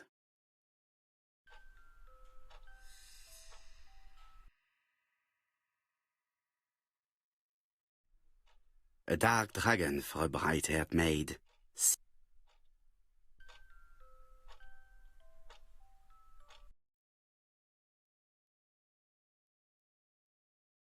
Attention, Franklin. Task list. A. Ordering Lady Clark remedies. Done. B. Tidying up real estate property files. Done. C. Calling the lawyer about inventory. Done. D. Update the tenant farmer list. Done. E. Update land rent accounting. Done. F. Ordering a restock of arsenic. Done. P.S. I have left on the living room table some of my things I don't want to keep. The locket and the dagger. I am sure you know why. Thora.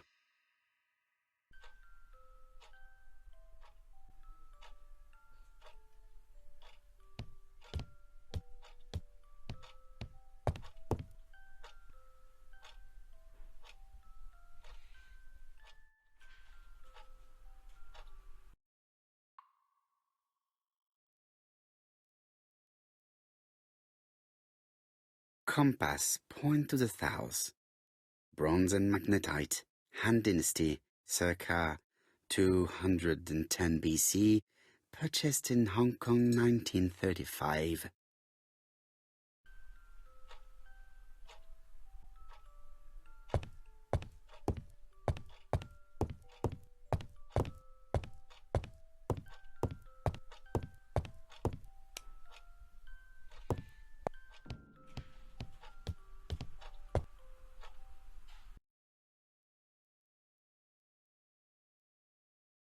Comside's private collection, purchases since 1920. The catalogue for Sir Carmichael Clark's collection.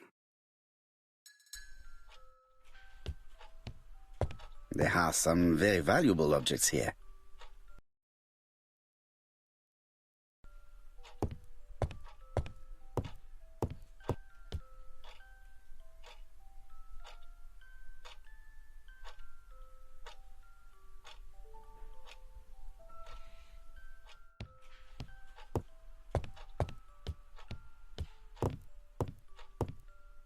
Order and method above all. Let us finish examining the mansion while no one is around.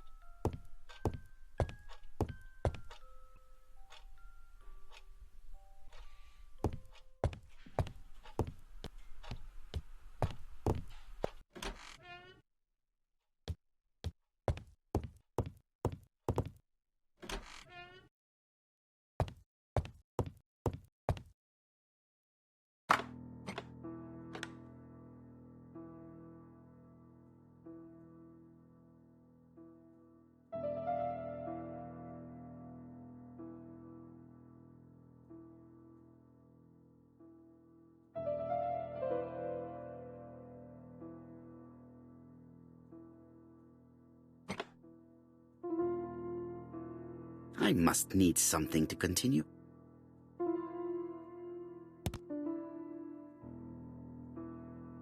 This plate appears to be able to move, but something is blocking it.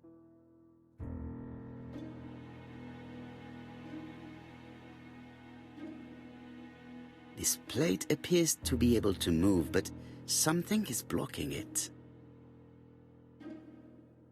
This plate appears to be able to move, but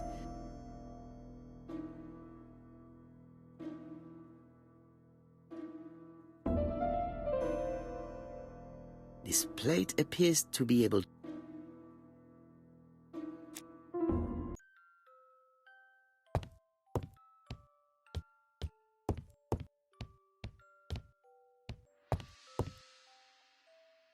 Franklin appears to be very active.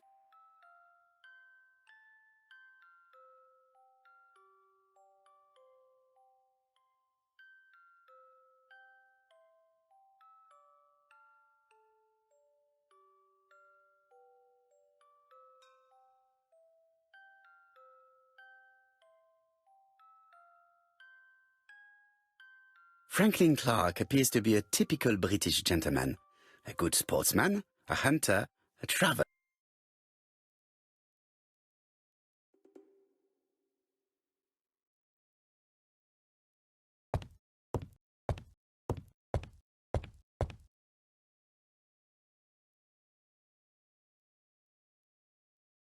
February 1922, South Africa.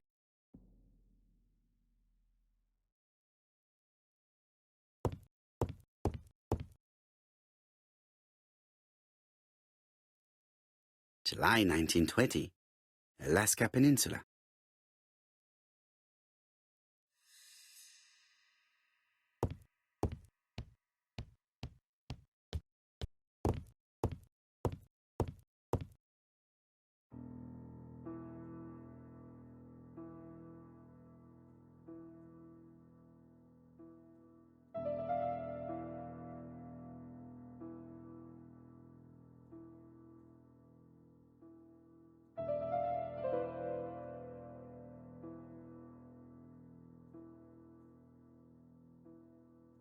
Four Chinese symbols are engraved on this padlock.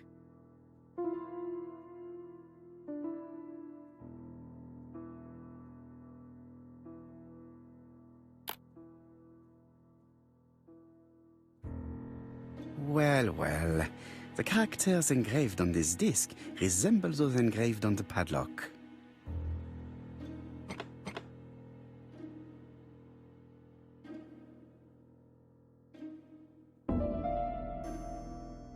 The position of this character looks right to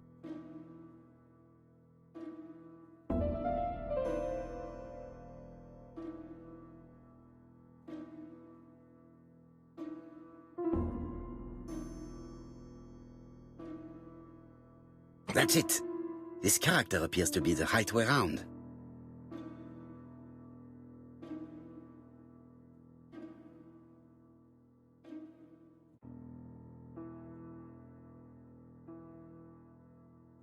Like this character appears to be the right way round.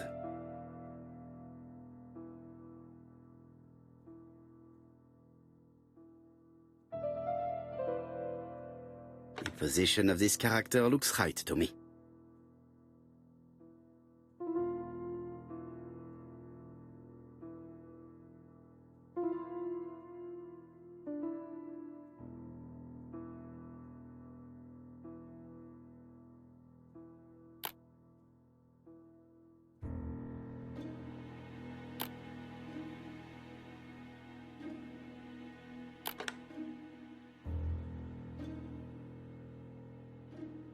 At last, the cupboard is open.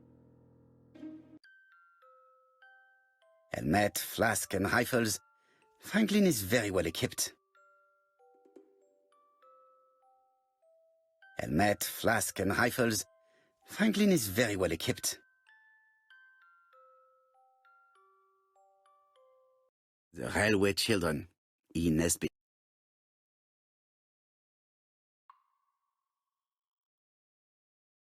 For Franklin, und Heffis Christmas, 1910.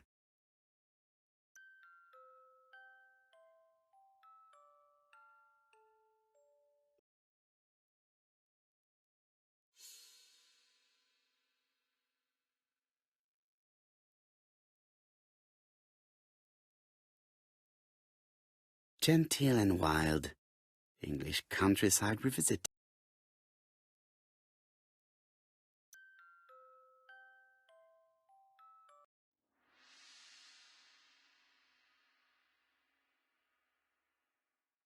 Traveling in China, a practical guide for English travelers.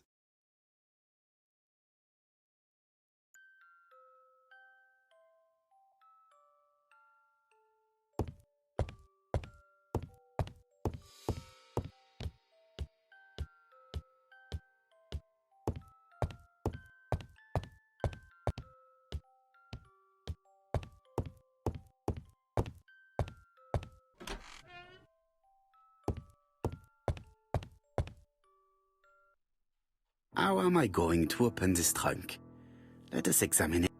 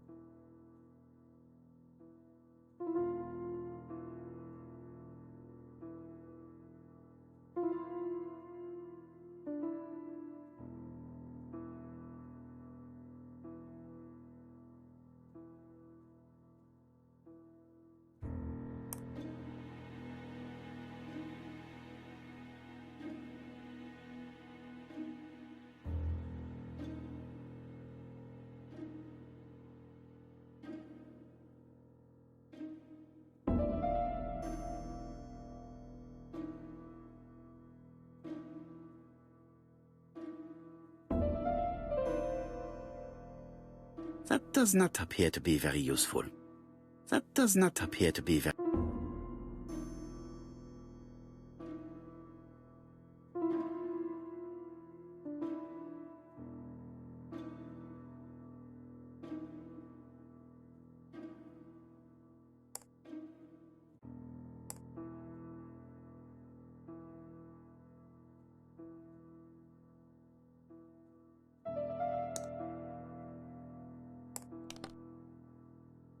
Leaving the code on the trunk.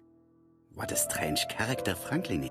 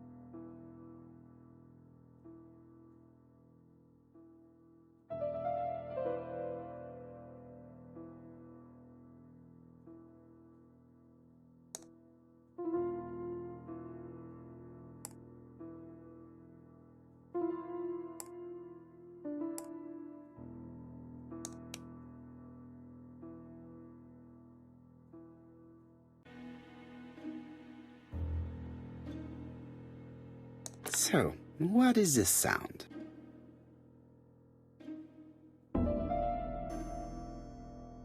I should be able to open the trunk now. There we are.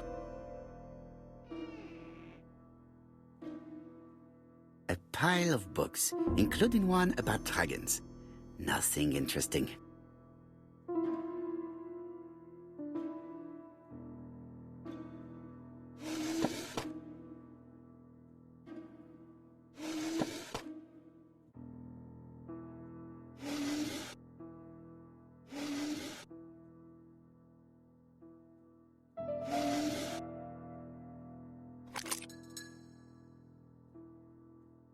Why has Franklin put an Allen key inside his trunk? I'll borrow it for a minute.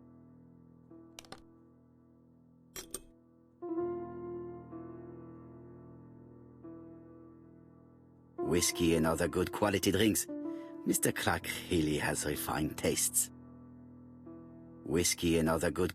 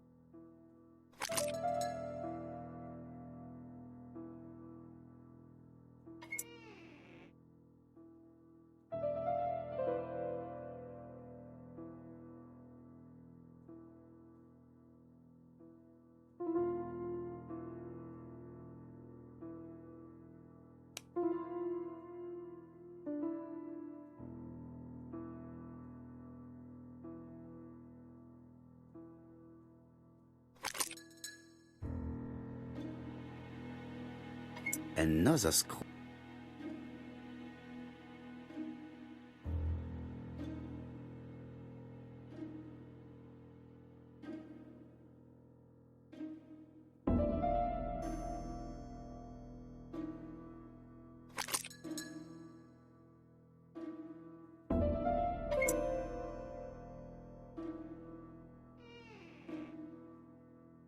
This engraving is not very easy to understand. I need to sort it out. It is blocked. It is blocked.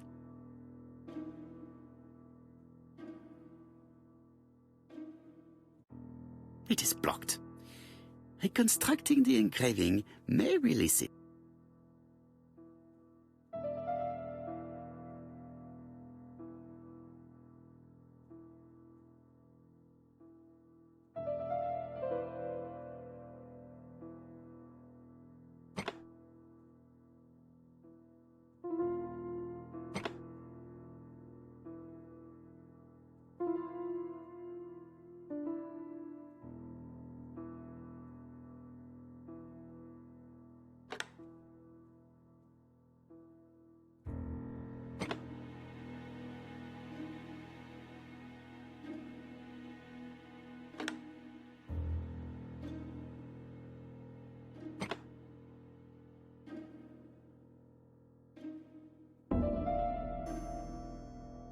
It is blocked.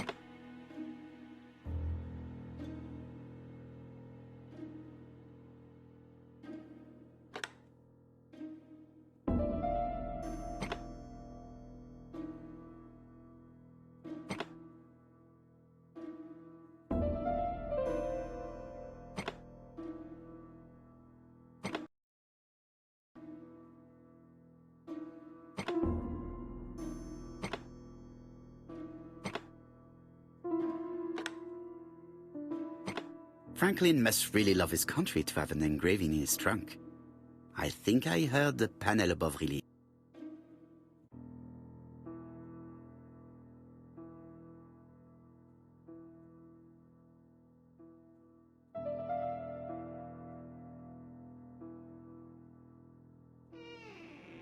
A signet ring?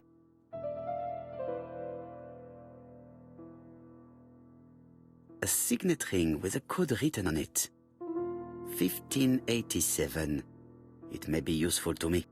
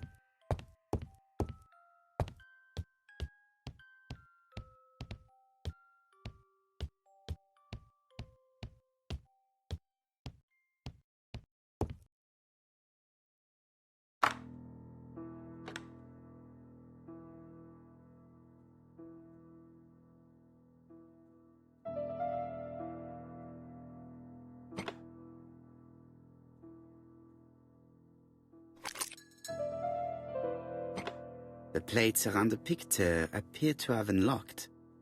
I think I've already seen these symbols on Franklin's trophy.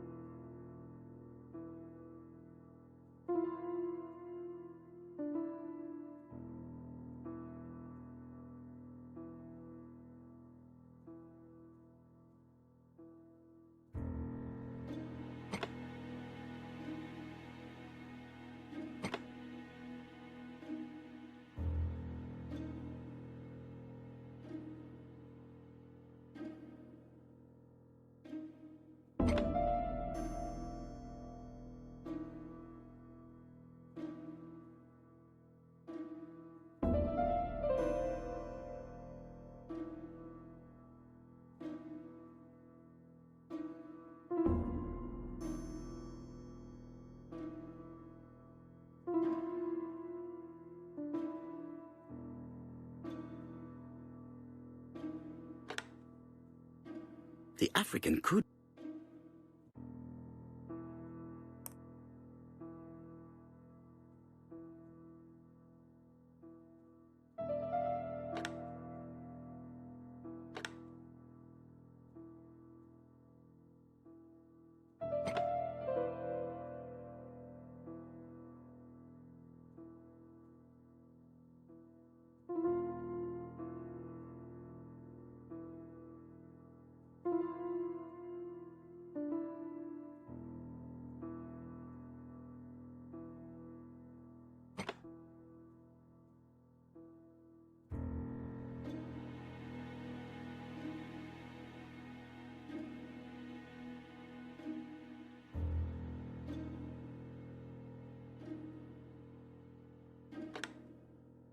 The Alaskan Kodia bear.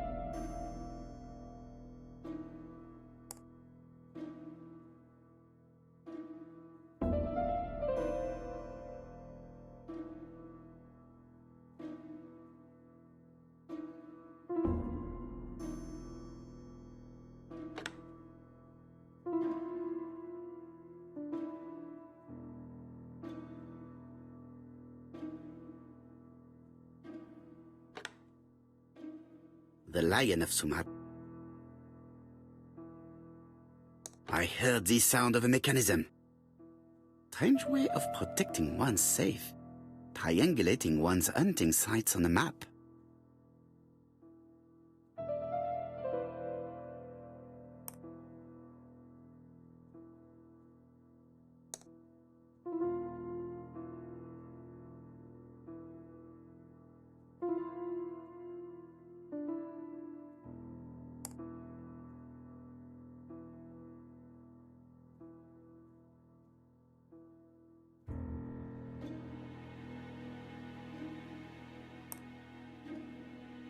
These documents are very likely going to help me for the rest of the inquiry.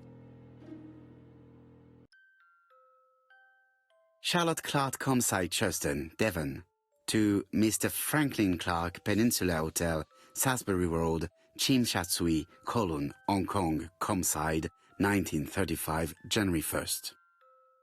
I wish you with all my heart a happy year 1935. Writing my greeting cards, I have affectionate thoughts for you. Always smiling as a child, sailing to distant countries and bringing back to us trunks full of wonder. At home, everything annoys me, starting with this young Thora Sir Carmichael is so fond of. I have nobody to share my feelings with, so I write to you. How can I tell you what happens to me? The simplest way the better. I am doomed. I still have 1 year to live, no more. How do I know? I opened the secret drawer of Carmichael and read a letter not addressed to me. In this letter, Dr. Logan tells my husband in the most direct way the truth he conceals from me. Sir, I know. But my husband doesn't know I know. Please don't tell him. And if he shares the truth with you, act as you are surprised. Carl will probably speak in his usual convoluted way, but I wanted to be the first to announce it to you. It does matter to me that you are aware of what happens in Comside. Warm regards, Charlotte. Sir Carmichael Clark, Comside, Churston, Devon, to Mr. Franklin Clark, Peninsula Hotel, Salisbury Road, Tsim Sha Tsui, Kowloon, Hong Kong. Comside, 1935, January the 12th. Dear Franklin, first, I wish you a good start to a successful new year. I have received your letter dated December 10th. Thanks for defending my interest against Wang, this robber. Things could have got pretty bad if you weren't a real cold-blooded guy. I envy you for that. Things go on here much as usual. Charlotte is moderately free from pain. I wish one could say more. You may remember Thora Gray. She is a dear girl and a greater comfort to me that I can tell you. I should not have known what to do through this bad time but for her. She has an exquisite taste and shares my passion for Chinese art. No daughter could be a closer or more sympathetic companion. Life has been difficult, but I am glad to feel that here she has a home and true affection. You wrote me you want to stay in China for 1 more year or even longer. I don't object. The longer you stay, the more opportunities you will have to increase our collection. Nonetheless, you should know that we miss you here, and that Charlotte will be gone by the time you come back. I am, dear Franklin, your truly affectionate brother. Eton College School Year, 1912-1913. Franklin Clark. School report for Franklin Clark. According to his teachers, Franklin was a good student, but lacked discipline. A dozen gold sovereigns, some shares for the Southern Railway and some treasury bills. This is not worth much, hardly enough to justify your robbery.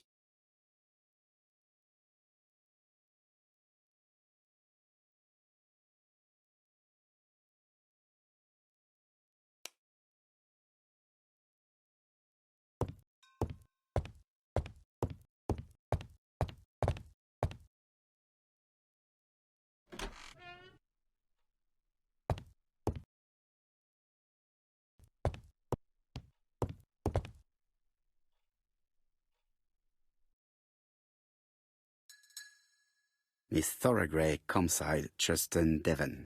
Arsenic trioxide thallium.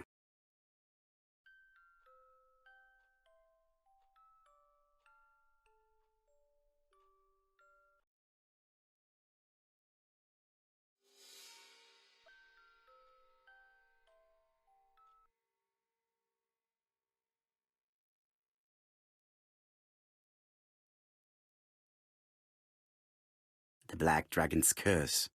To Franklin, who will never grow up. January 25, 1928. Car Charlotte.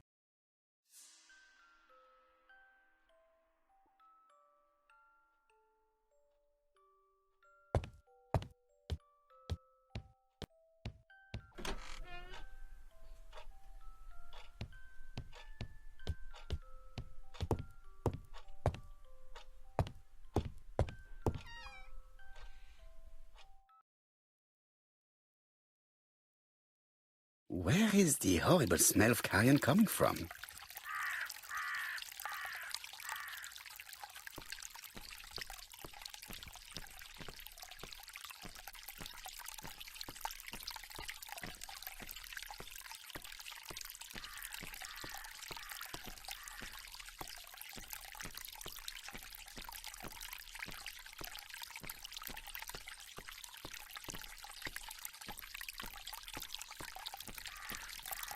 It was probably the gardener who lit this fire.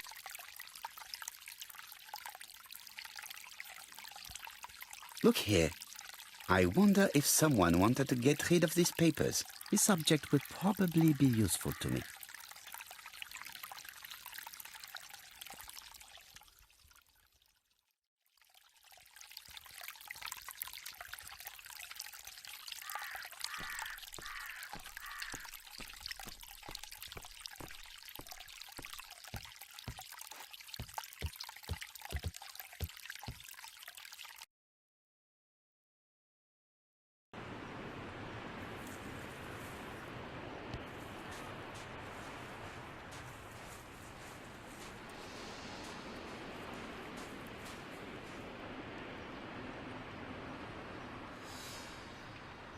May you have peace, Carmichael.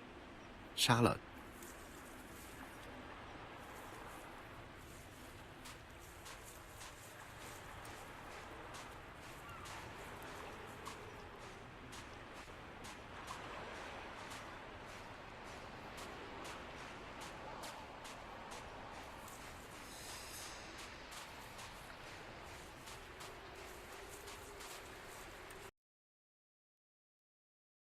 Where is the horrible smell of carrion coming from?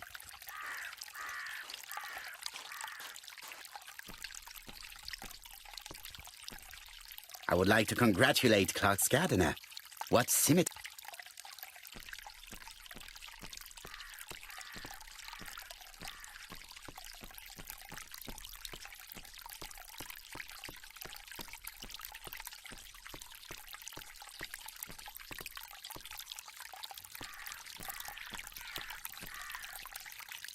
This fountain makes a very relaxing sound.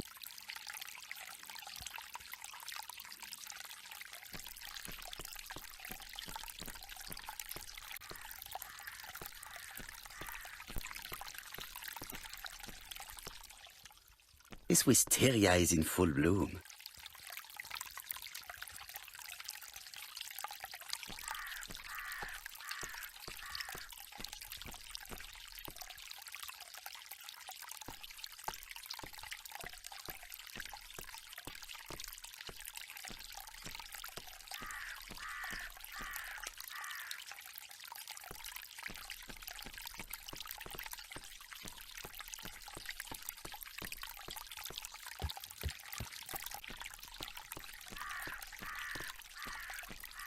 Something makes me feel uncomfortable.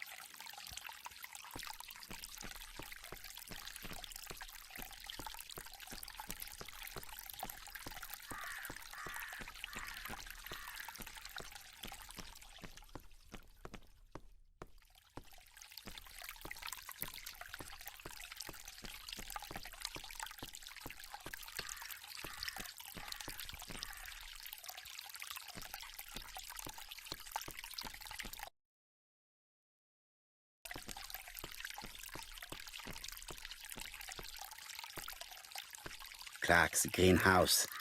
It must hold some rare plants.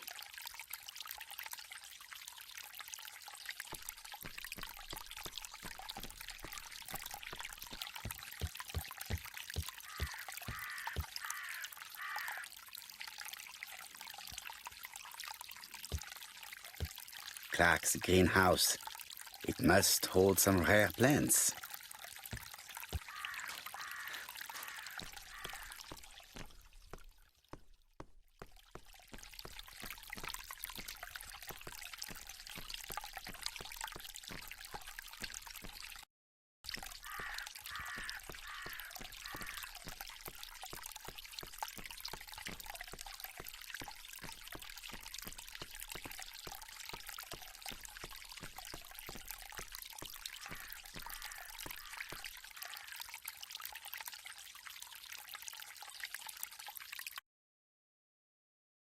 If someone has tried to get rid of these documents, they may be important.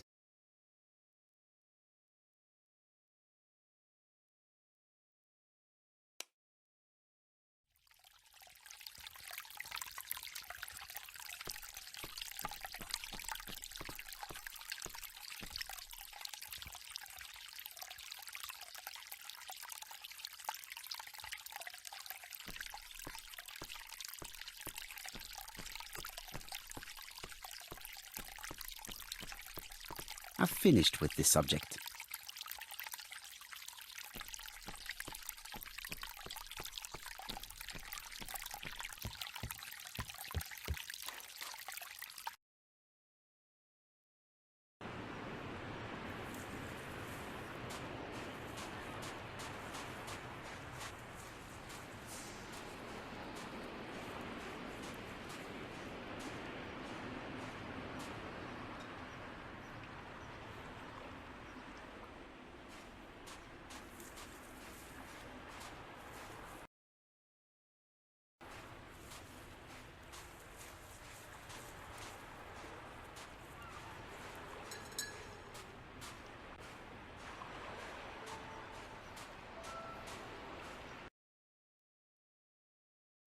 Where is the horrible smell of carrion coming from?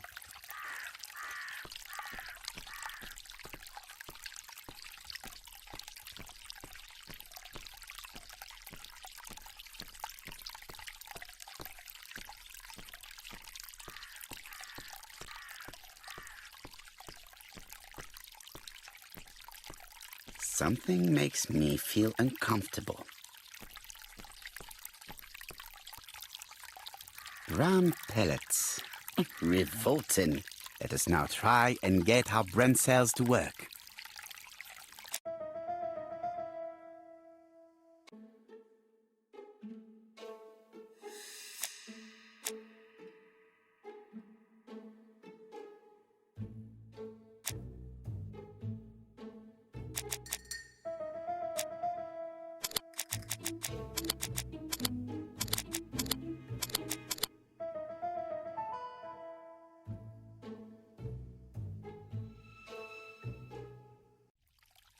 Everything that Thorgray has left behind comes from Sir Carmichael's collection.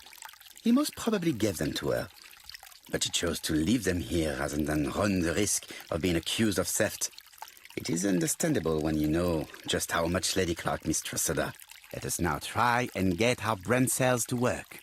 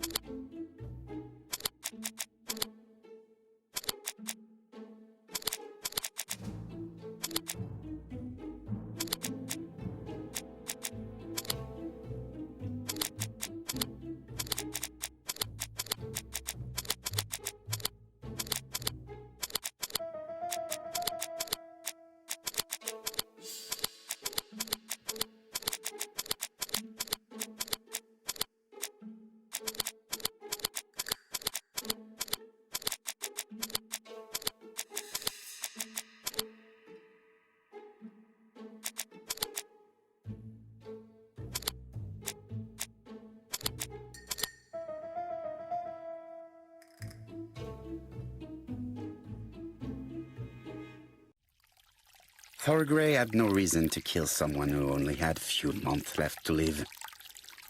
The poison she ordered was for rats. The gardener must have made good use of it, considering the stinking remains on the path, not far from the property. I've finished here. I must put the skeleton key back and inform Hastings that I'm returning to London. Tut-tut. The gardener does not follow the alignment.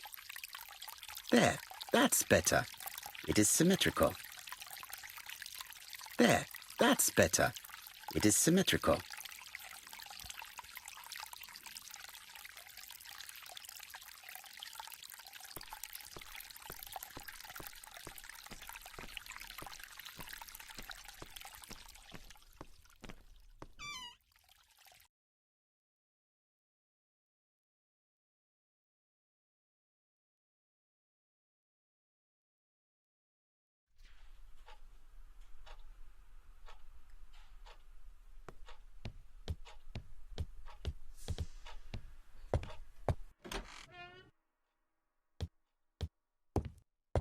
I must put the skeleton key back and inform Hastings that I'm returning to London.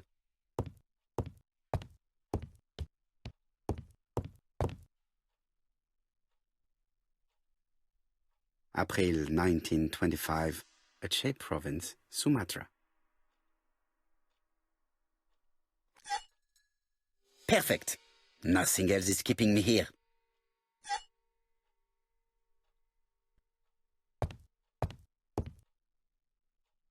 Hello, Hastings?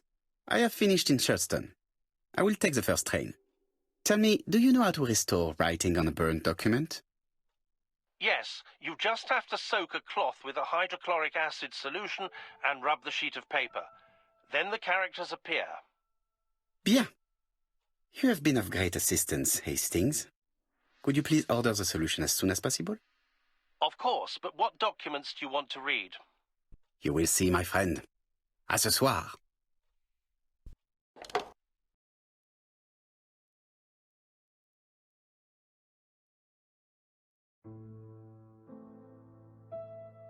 Donald Fraser is here. He insisted on waiting to see you.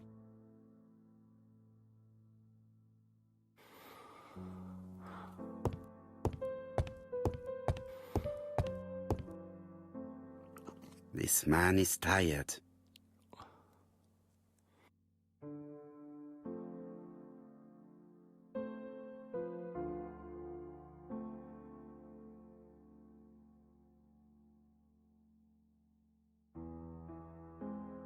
Donald is short of sleep, and it looks as if he didn't even bother to undress before going to bed.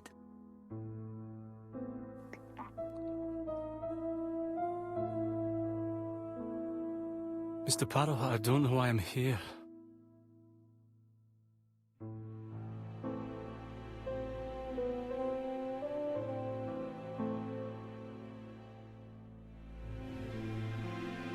You wanted to talk, and you came to find the only man capable of hearing you. Mr. Poirot, since Betty's death, I've doubts about myself. I don't know what to do. And I keep having a horrible dream 3 nights in a row.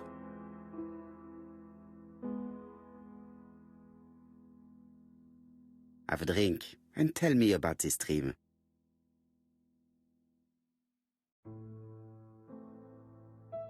It's always the same. I'm on the beach with Betty. I grab her round the throat, and I squeeze, and squeeze until she's dead. Her head falls back, and I see that it's no longer Betty. It's Megan's face. Have you seen Megan Barnard recently? Yes, our grief has brought us together. I never really knew her before. She's really quite a remarkable girl. But I would never tell her about my dream. Why not? Is it her you are attacking in your dream? No, it's Betty.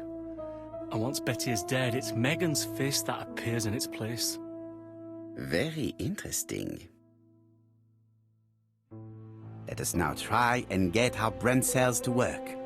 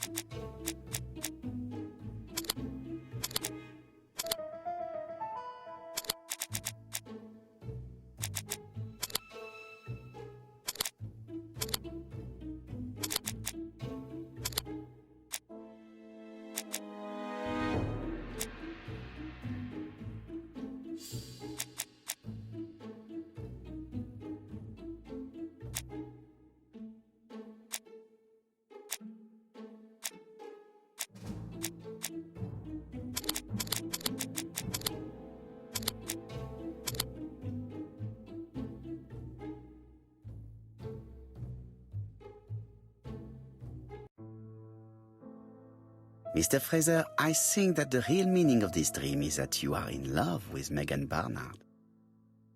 Please go on. Do.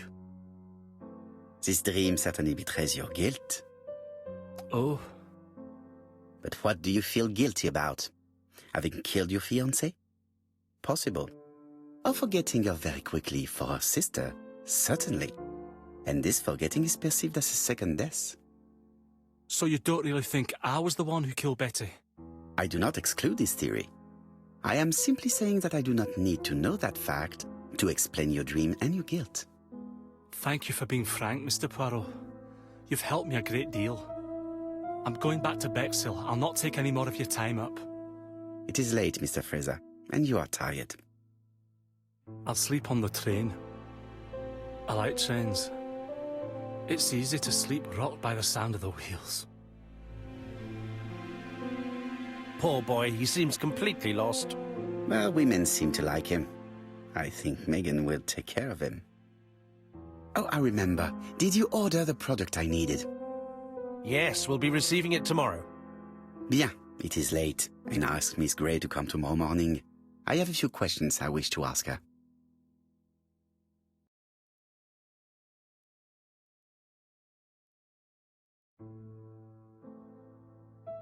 Mademoiselle, I asked you here in order to answer a very important question.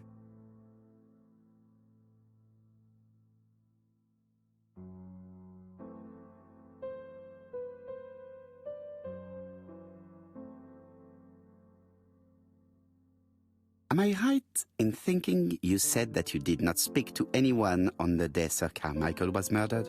It's the absolute truth. Yet, Lady Clark maintained that she saw you talking to a stranger on the front doorstep. Really?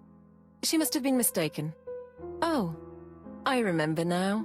I'd forgotten all about it, but it wasn't important. It was just a salesman. One of those traders who sell stockings from door to door. Can you describe him to me? Medium size, glasses, dark suit and a felt hat. Not the sort of man you notice, completely harmless. That's why I forgot all about him. Nothing else? He was very hesitant and shy. Usually door-to-door salesmen are very confident, but he wasn't.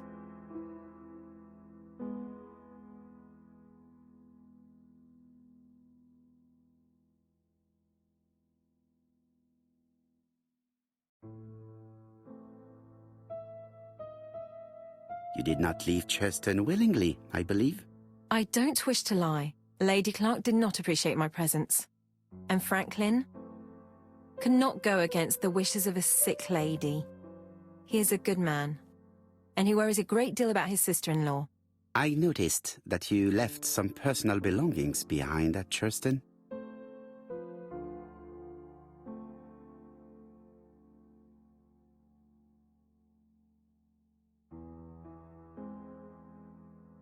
Are you planning on returning to Churston?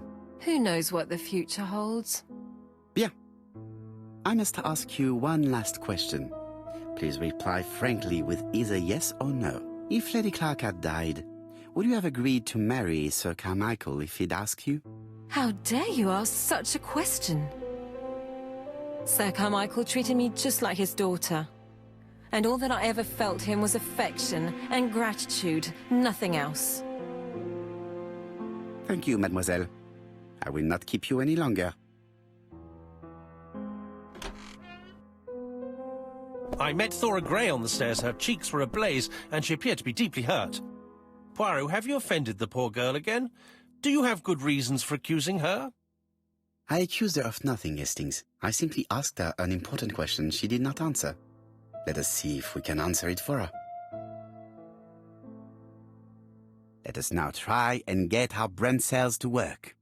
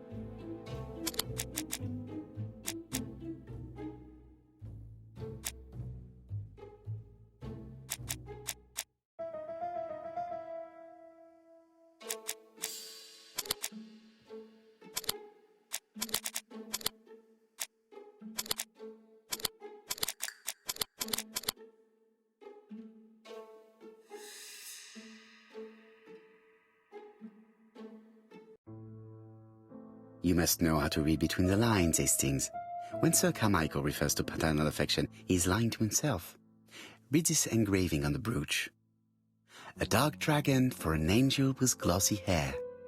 These are the words of a lover, not a father. Lady Clark was not wrong. What if Sir Carmichael had fallen in love with his secretary? That doesn't mean that she forced him to do so. True, there are extenuating circumstances. She is a penniless orphan. But she's calculating. Just look how she avoided it when asked if she would have married Clark. I see. You think she seduced Sir Carmichael for her own gain, and that now she is doing the same with his brother. Poirot, your world is a very dark place. Do not get carried away, mon ami. We have another more important matter to settle. Really? Yes, would you believe that Miss Grey taught me something new?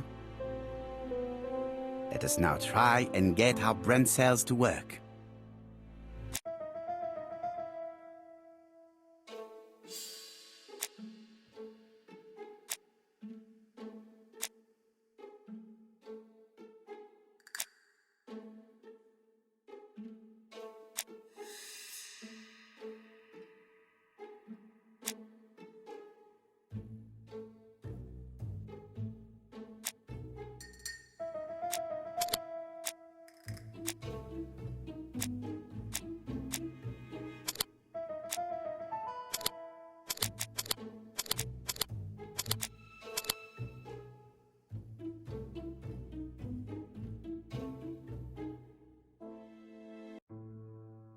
It's perfectly clear, Hastings, perfectly clear. Indeed, a stocking seller visited Andover, Bexhill and Churston on the day of each murder. We have our suspect. This should be of interest to Job.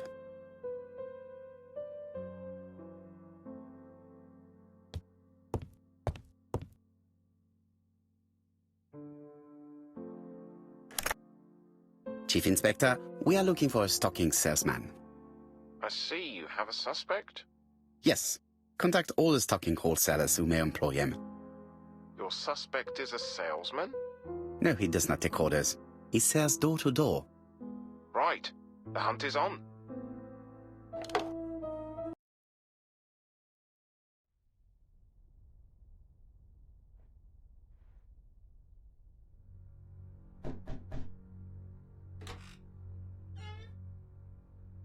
Are you leaving, Mr. Cust?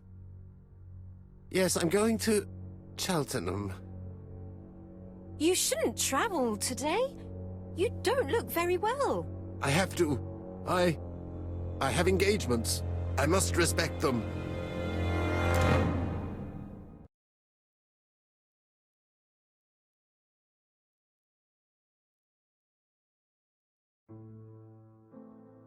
Can you get the post, Hastings?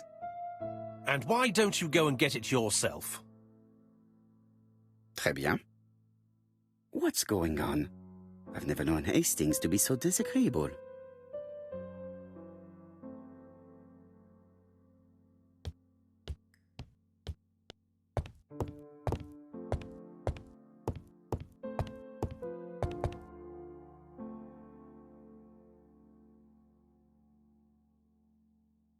Poor Mr. Poirot. I'm quite sorry for you. If at first you don't succeed, try again. We've a long way to go still. Typery? No, that comes later. Letter T. The next little incident will take place in Doncaster on September 11th. So long. ABC. I should compare this letter with the one on my desk which I received earlier to see if it does indeed come from the same person.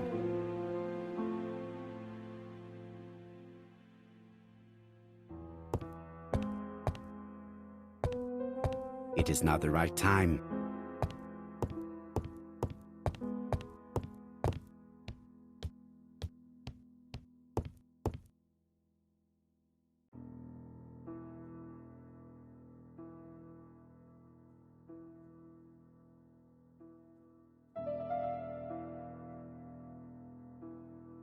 Let us examine this more closely. Certain characters in the two letters may have similar defects. Yes, this I is weird. Yes, The I characters in the two letters do indeed have the same defects. I have to find some other similar defects to confirm my theory. Yes, the A appears to be quite unusual. That's right.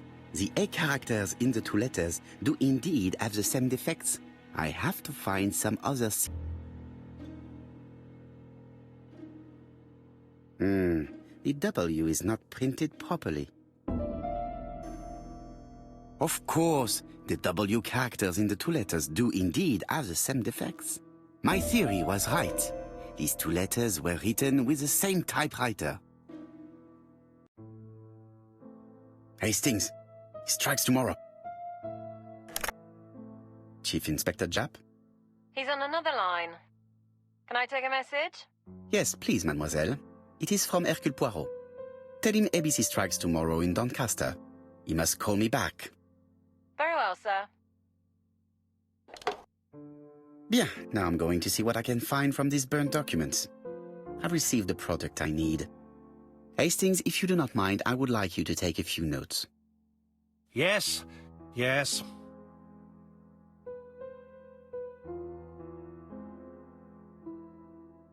I've finished with this subject.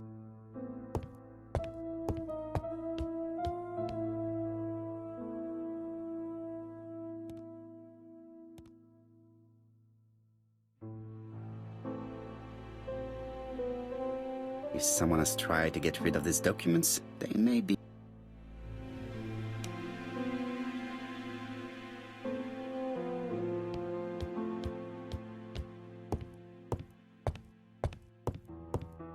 So, how are you getting on? I'm ready to take notes. Now, down to work. All of this needs putting in order a little.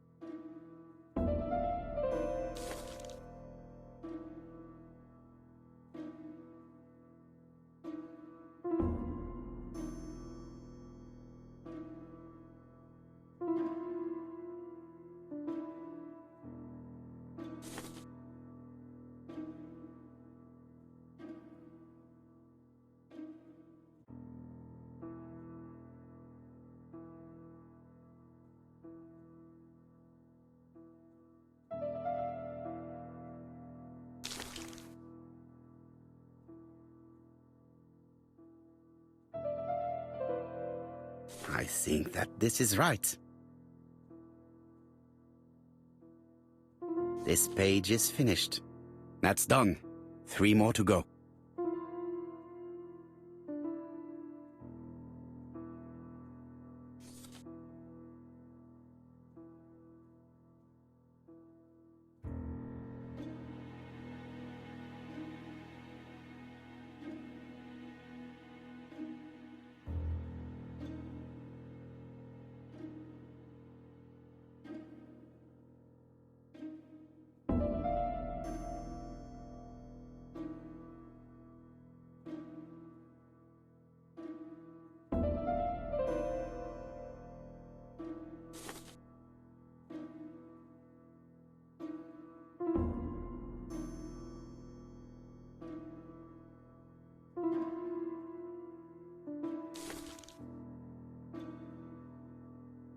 This page is child's play.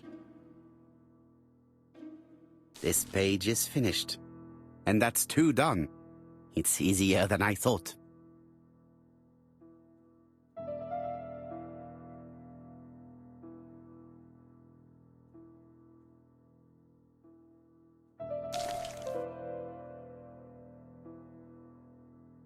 This piece should be placed here.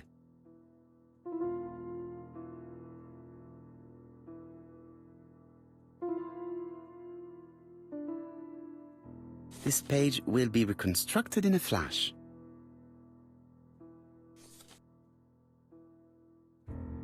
This page is finished.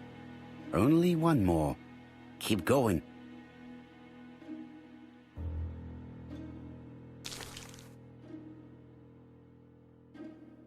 This does not look too difficult.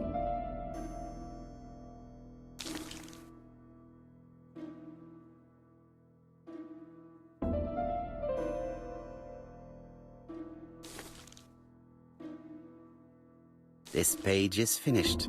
All the pages are reconstructed.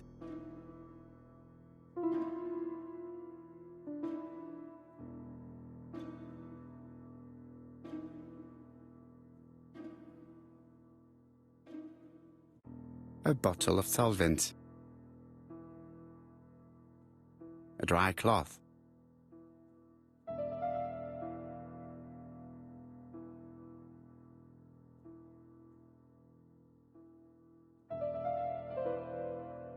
A dry cloth.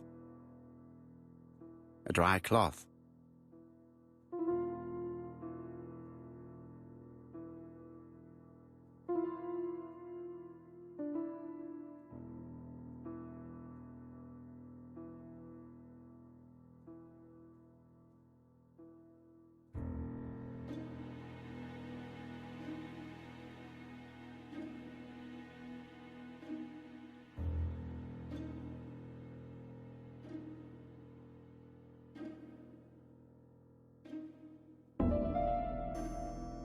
A bottle of solvent.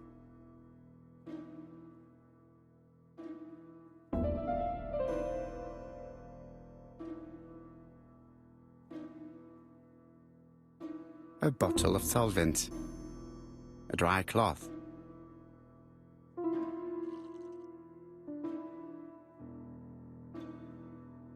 The cloth is now soaked with solvent.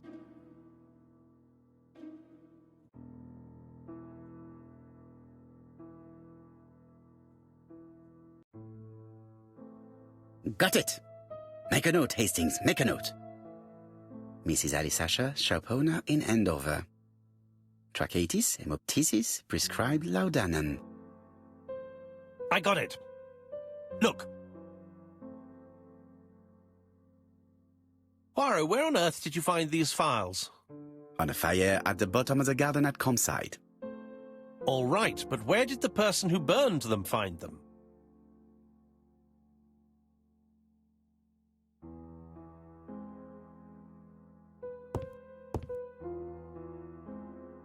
Alice Asher, shopkeeper in Andover.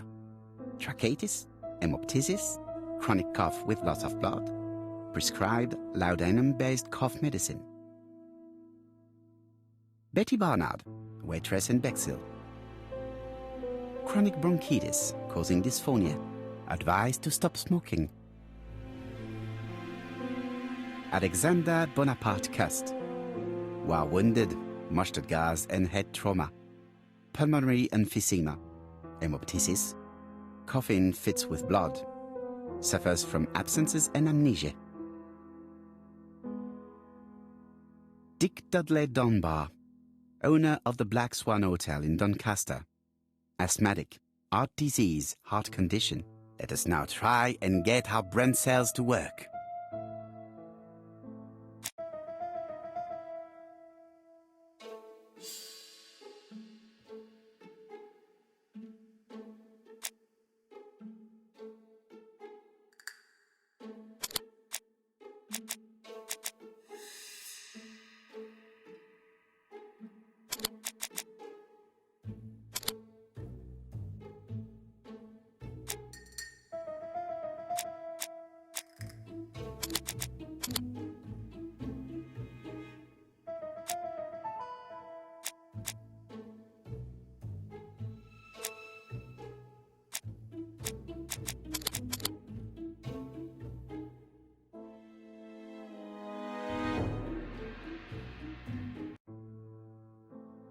The burned documents are medical records and without a doubt they come from Clark's archives. First of all, because all the patients have throat conditions. And secondly, their name starts with either A, B, C or D, and it is precisely the files that match these letters that have been tampered with. But why burn these files? How come the names of the two victims appear on them? And who are the two other patients? These are very good questions.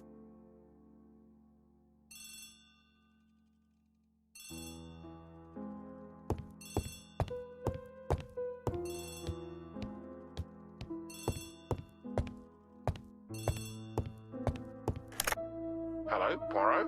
Any news, Chief Inspector? You wanted a stocking seller? We have one. Reported by his landlady who thought he was behaving suspiciously. He has the most unbelievable name.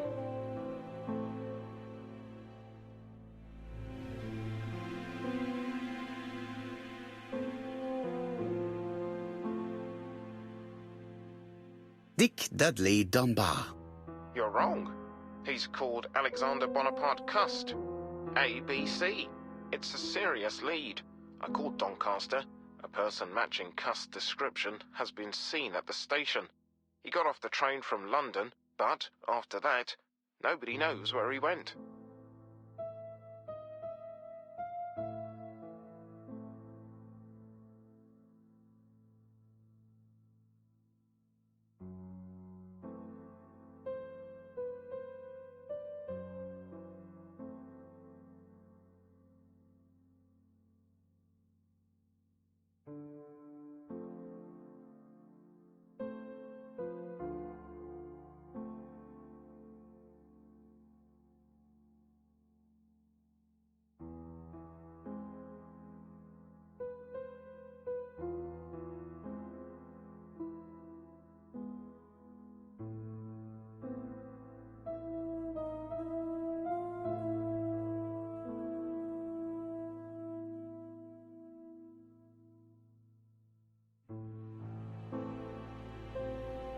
Cust has returned to London.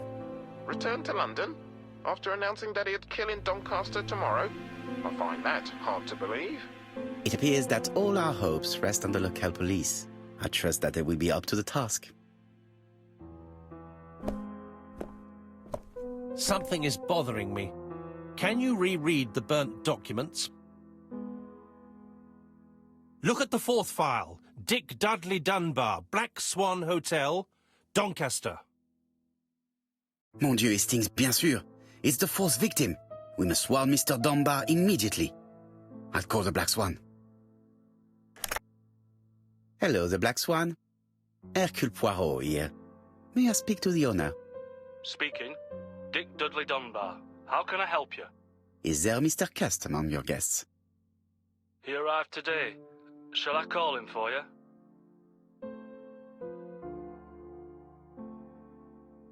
No, it is you I wish to speak with. But who is this Cust?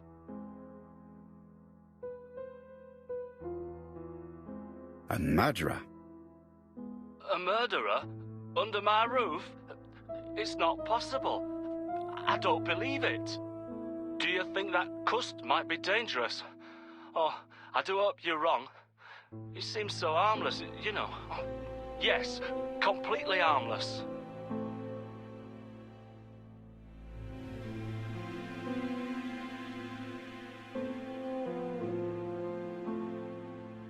Do not be fooled. He has already killed 3 people and you are next. A murderer? Under my roof? Good God! Dunbar, can you hear me? Dunbar! Hello? Dunbar has had malaise. That's all we needed. I'm calling the Doncaster police. I hope they get there quickly. Hello, Poirot. We have some good news. The police in Doncaster have caught our man at the Black Swan Hotel. They're sending him here by train. How is the hotel owner? He had a heart attack. He was taken to the hospital. Oh no. It is my fault. When I told him the killer was at his hotel, I should have been more considerate. Come on, Poirot. You weren't to know he had a weak heart.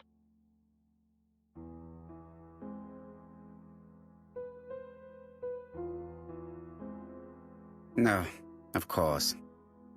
While we're waiting to question Cust, we could search his room in London. Where does he live? The Marbury Guest House? I'll see you there. Yes, but start without me. First of all, I have to sort out a few details for Cust's transfer. I understand. À bientôt. Hastings, we are making good progress. Please go and search the room of our #1 suspect. With pleasure. I did have a dentist appointment, but I'll cancel. The dentist. So that is why you are so nervous and bad-tempered. A visit to the dentist is never an enjoyable prospect. But an unavoidable one. Go to your appointment, Hastings.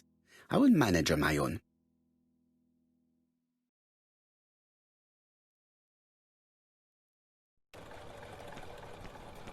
To Marbury Guest House, please.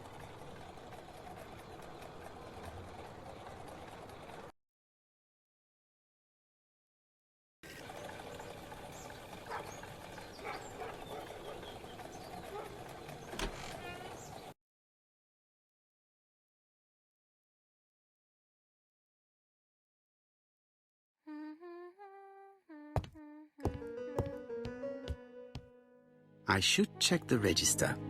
Mrs. Marbury may have been hiding something from me.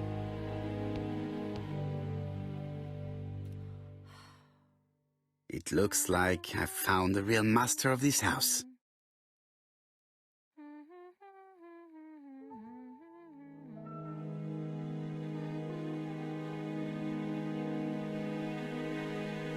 There is no need to worry about the household cat.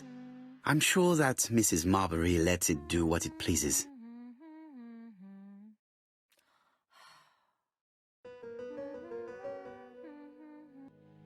How do you do? You must be Mr. Hercule Poirot. Chief Inspector Jupp told me that you might be coming.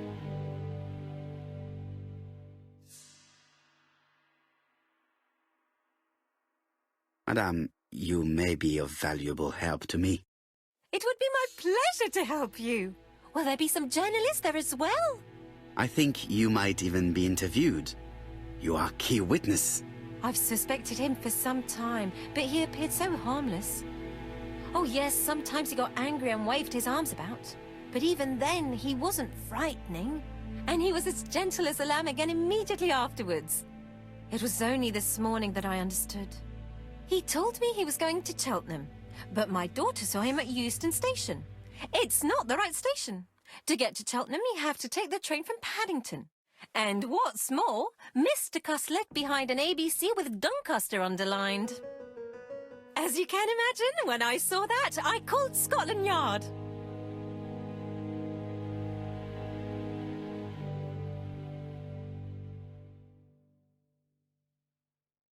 One moment, please. How did you know that Cust had underlined Doncaster in his railway guide? I went and had a look in his room. I see. Do you make a habit of searching through your lodger's belongings? Well, what are you going to do later? I bet you're going to poke around his room too? Tell me, did you have any other reason to suspect Mr. Cust? He's rather queer. He talks to himself. He has a bad cough. Because of the war, he says. And then he was in Churston when that millionaire got murdered. I found his train ticket when I washed his coat. He didn't want me to wash his shirt. He washed it himself. But I did see big brown stains on it.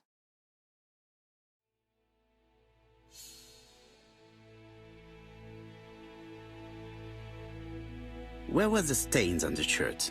Can't recall. Cust used to travel for his work. Is that correct? Yes, although he was unwell on trains. Do you know where Cust was at the time of the murder in Andover and Bexhill? On June the 21st and July the 25th? No idea. But surely you keep a register. It won't do you much good. Mr. Cust rents his room for the year. If he goes away for a few days, I have no reason to make a note of it. Ah! I remember one thing. Bexhill's by the sea, right? Indeed, it is a large seaside resort. Well, as it happens, at the start of July, Mr. Cust asked me to repair his bathing dress. Suspicious, huh?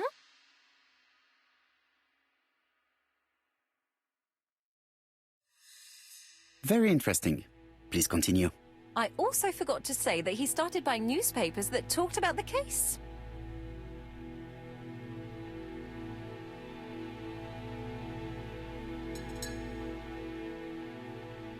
Which newspapers? The evening ones and the daily ones. That will be all for now. I'm going to take a look at his room. Take the key on the counter.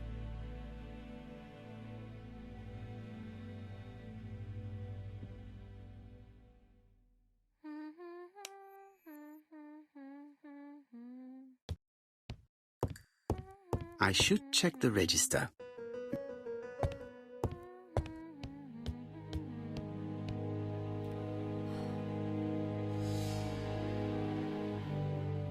I don't think my register will help you. Mr. Cuss rents his room all year. If he goes away for a few days, I have no reason to make a note of it.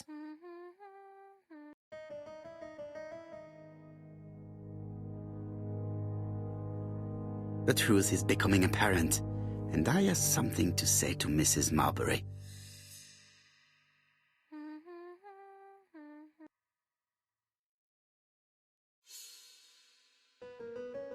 Mrs. Marbury, if I am to believe the register, you rented room 306 to a certain Mr. Fishman on the day of the Bexhill murder?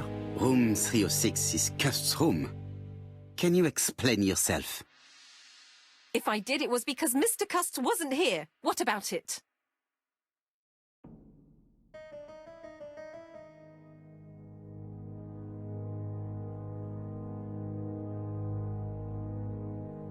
You rented the same room to two people.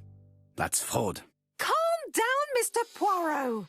My lodgings were full and I couldn't let poor Mr. Fishman sleep outside.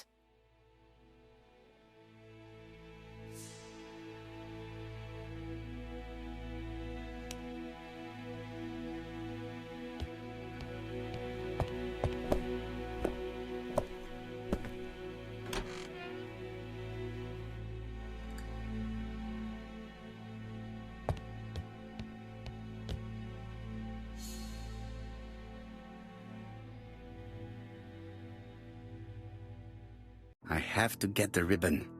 How am I going to do it?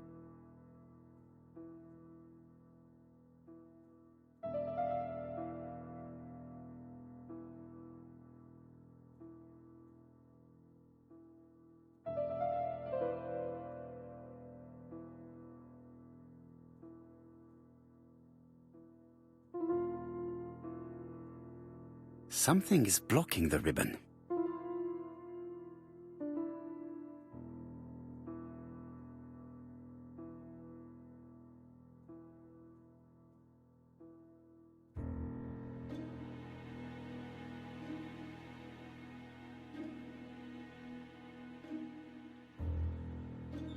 The right-hand heel has been removed.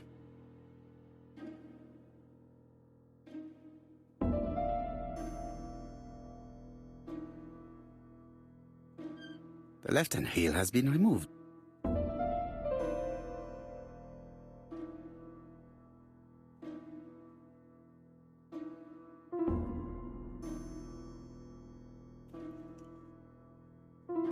And here is the ribbon. Let us see if it was indeed used to write the letters sent by ABC. I only need the ink ribbon for my inquiry. I will let Jack clean the keyboard if he wishes. All the letters announcing the murders were written on Cust's typewriter.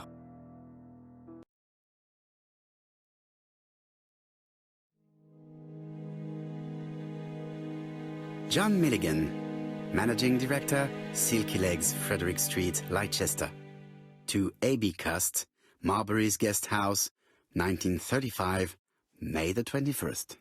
Dear Sir, further to our letters dated 5th and 10th of the month, we confirm we are you as door-to-door salesman, according to the conditions stated in our previous letters.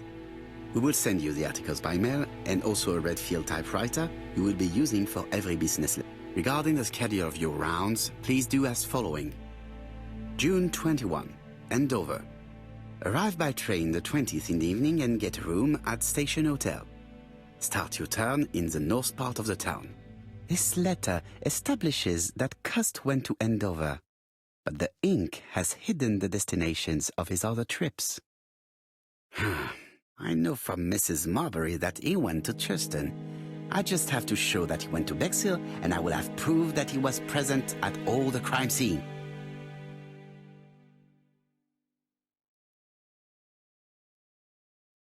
Did Cust drop it when he opened the window? Or was it Mrs. Marbury while she was cleaning?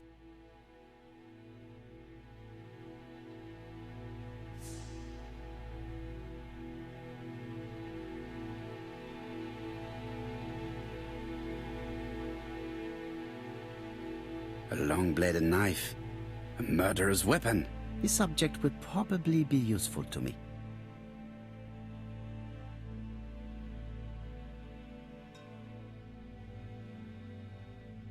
It's an ABC. Cust is parsimonious. He keeps his pencils and sharpens them until there is nothing left. It is clear that he did not grow up in luxury.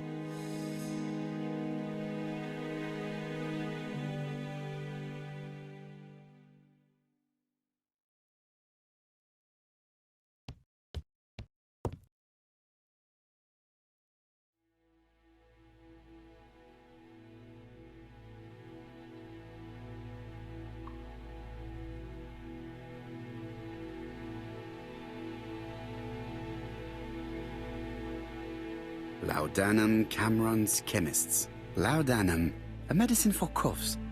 It is what Dr. Clark prescribed for Mrs. Asher. This subject would probably be useful to me.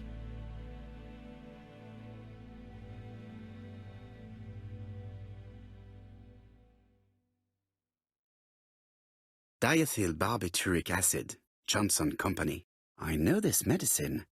It is a powerful sedative. This subject would probably be useful to me.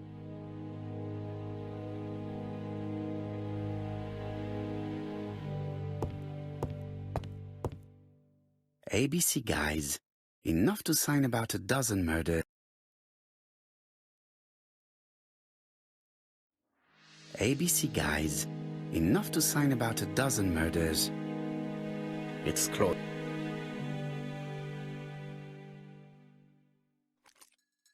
This knife is very useful. Who knows, maybe it never cut anything other than string. Stockings. Stockings.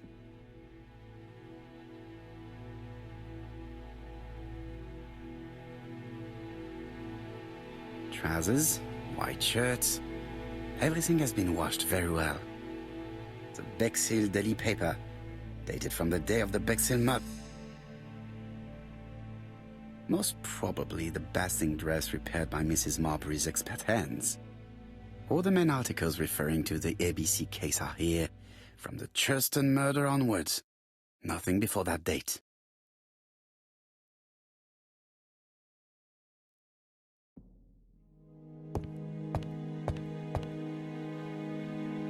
War of 1914-1918. By the King's order, the name of Corporal A.B. Cust, Devonshire Regiment, was published on the London Gazette on May the 10th, 1918, as mentioned in a dispatch for gallant and distinguished service. An army dispatch, wounded on the Somme front, victim of a gas attack. Corporal Cust greatly deserves his distinction.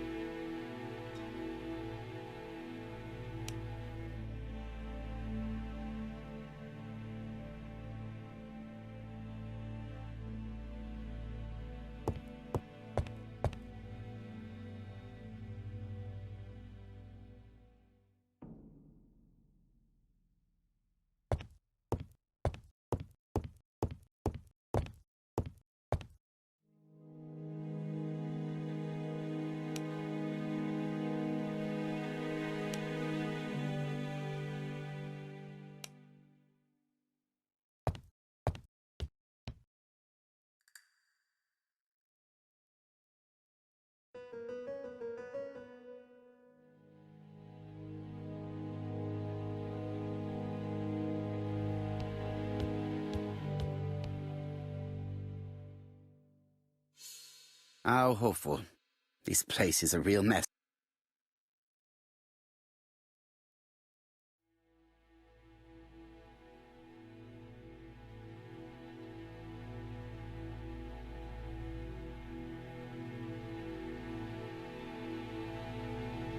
The least we can say is that Mr. Cust is not very concerned about order and balance.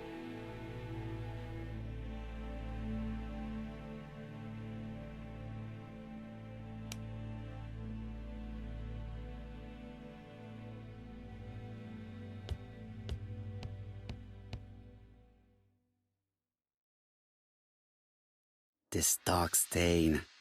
It could be blood, but goodness knows how long it has been there. Let us now try and get our brain cells to work.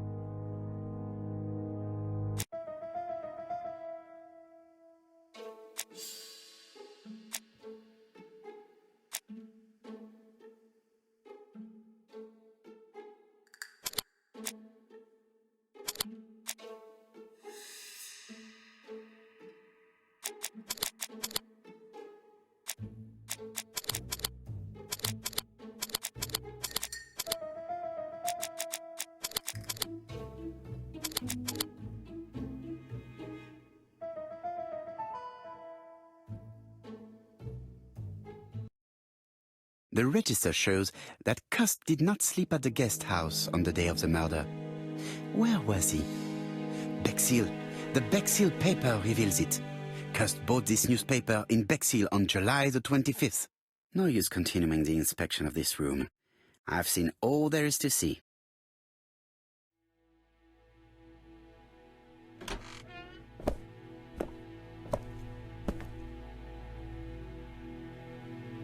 Goodbye, Mrs. Marbury. Thank you for your help. I look forward to seeing you again, Mr. Poirot. Ah, Chief Inspector. I was about to leave. Good evening, Chief Inspector. Welcome. Please excuse me, I must go to the kitchen. I'll leave the key of Mr. Cust on the counter. I'm sorry I'm late. I've spent ages with the Doncaster police. And you? I have established one fact. On 3 occasions, Cust was at the scene on the day of the crimes.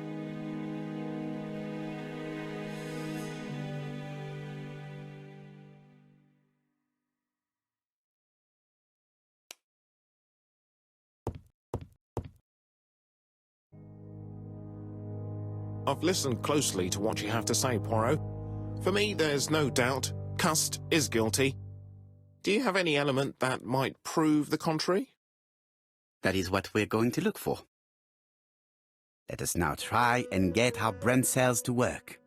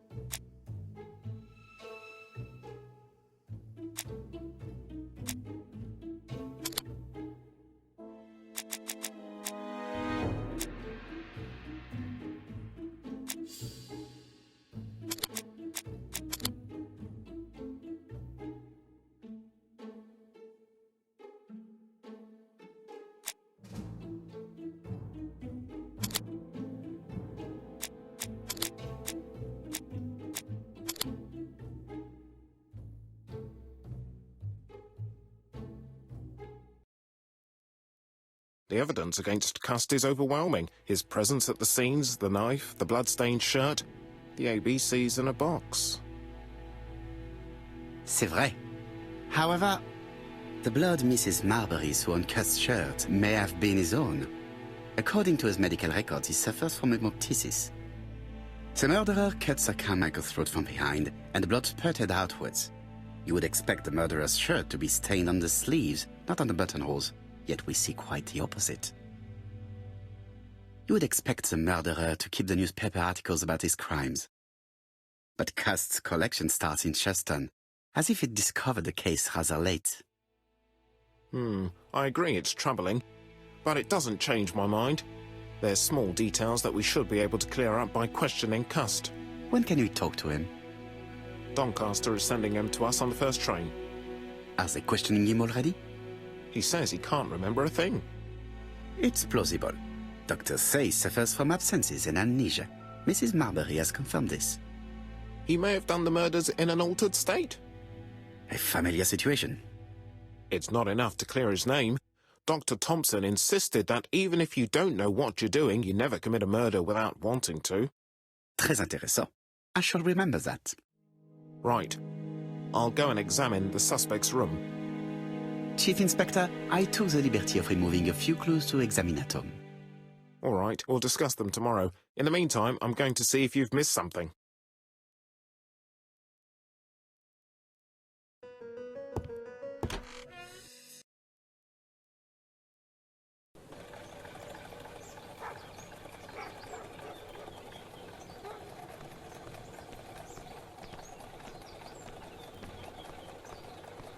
To Scotland Yard, please.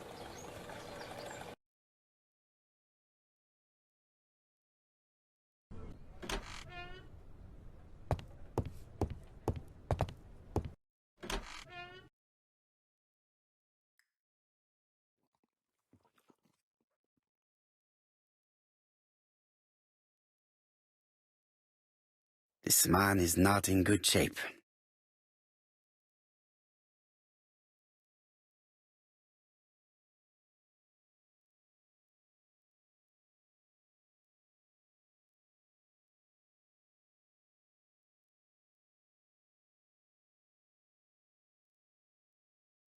He is worried and very tired, and other police have been hard on him.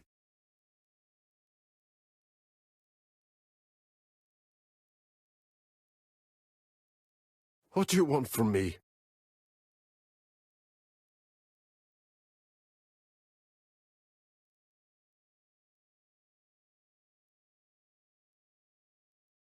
Are you Alexander Bonaparte Cust? So? You find my name ridiculous, is that it? Huh? I am Hercule Poirot, and I want nothing other than the truth. Ah, you're the detective. Why did you send me a letter before each crime? Why all these questions? When are you going to stop pestering me?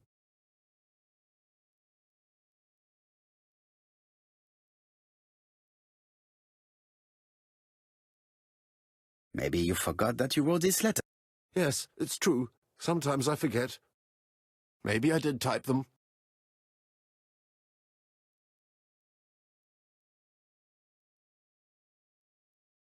Are you capable of murder, Mr. Cust? All these questions are giving me a headache.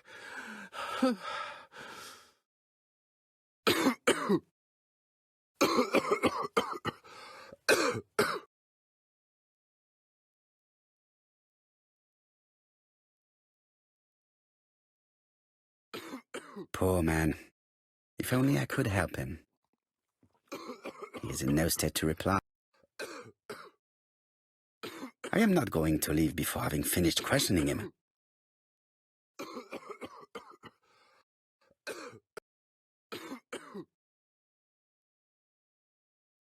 Laudanum, a medicine for coughs. It is what Dr.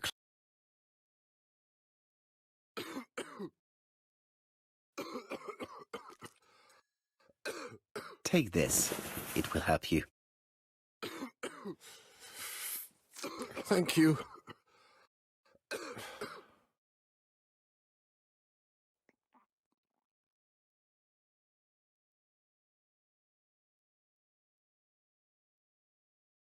Oh, good God, my shirt is covered in blood again. Bon. I now know where the bloodstains Mrs. Marbury saw came from. Are you well enough to speak? Yes, I feel much better.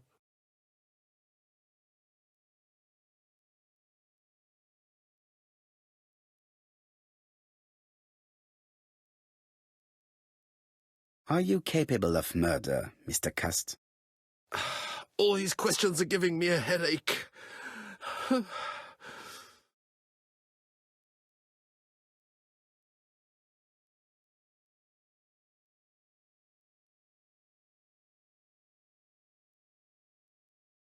You suffered during the war. It's true. I was wounded.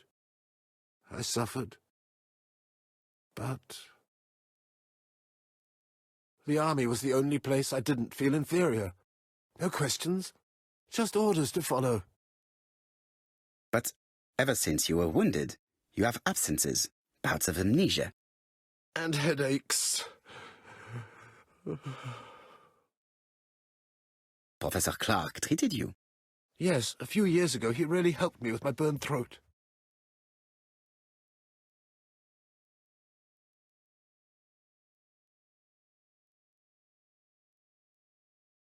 But you killed him, as well as 2 other people. That's what they all say.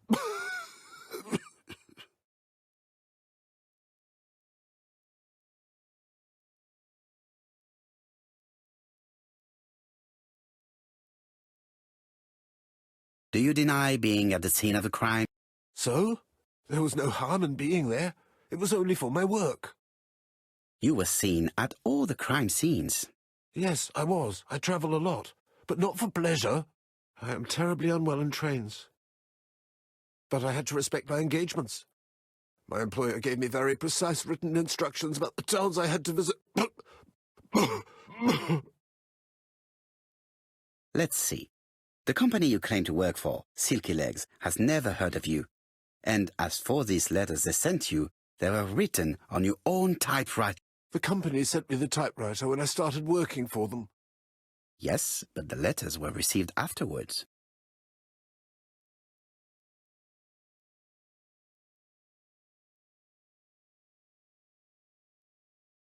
So it would appear that you typed them before sending them to yourself.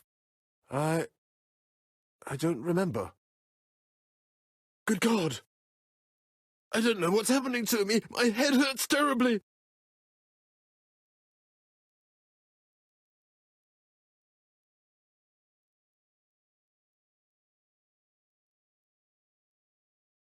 He is prey to a terrible anxiety. Is it remorse? Or simply the pressure of the questioning and the danger?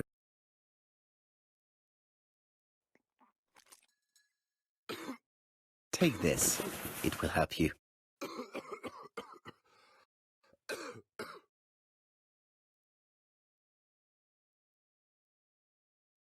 Oh, I think I'll be fine. Let us see, Cust. Look at me. You know very well that you committed these murders? Yes, I know. But I'm not wrong in saying that you do not know why you committed them. No, I don't.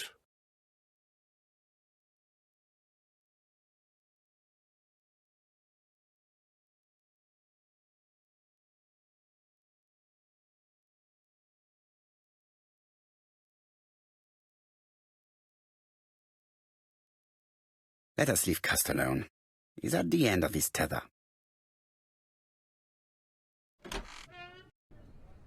And what conclusions have you drawn?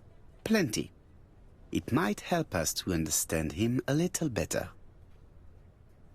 Let us now try and get our brain cells to work.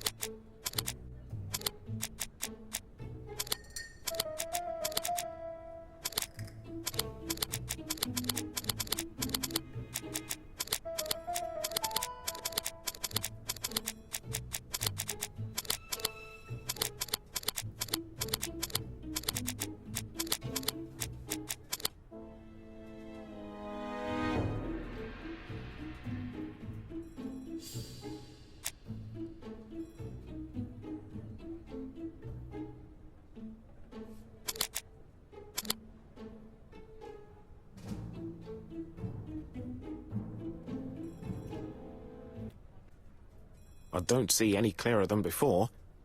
This is worse. There is one point to highlight. C'est curieux. Cust admits that he killed, but he does not know why. What did Dr. Thompson say? Even if Cust killed while in an altered state, it still must have been his deepest desire.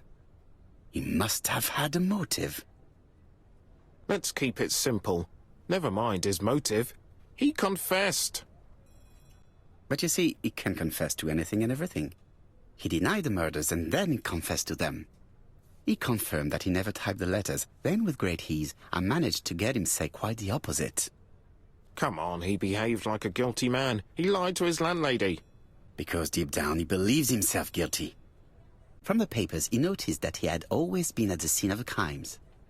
He must think that he killed and then simply forgot what he had done. How can you be so sure? Let us look at his psychological profile. You will understand my point of view. Let us now try and get our brain cells to work.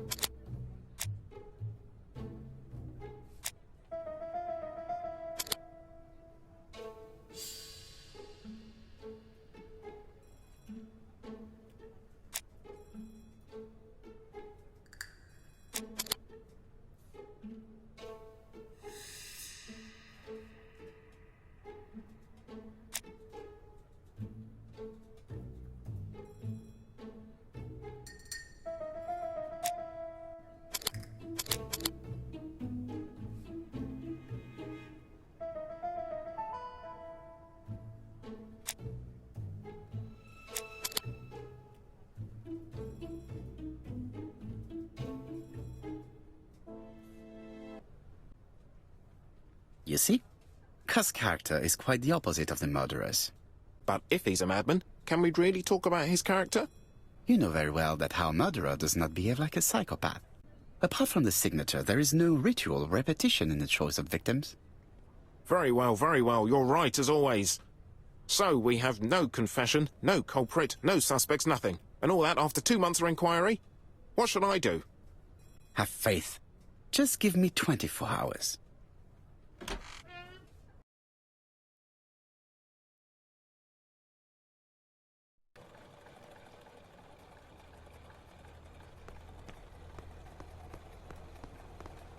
To White Haven, please.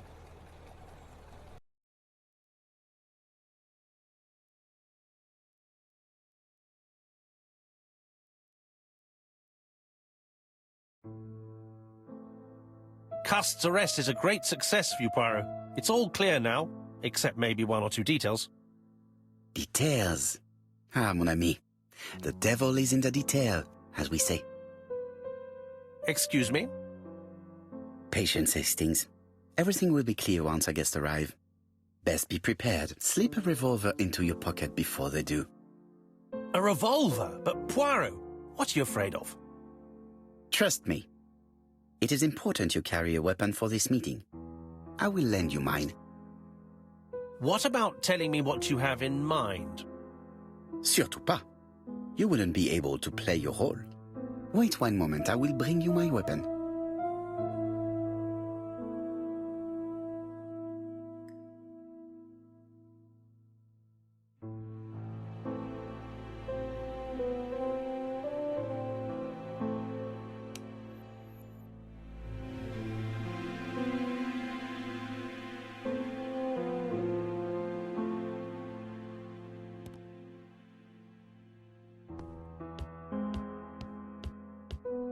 What about telling me what you have in mind? Surtout pas.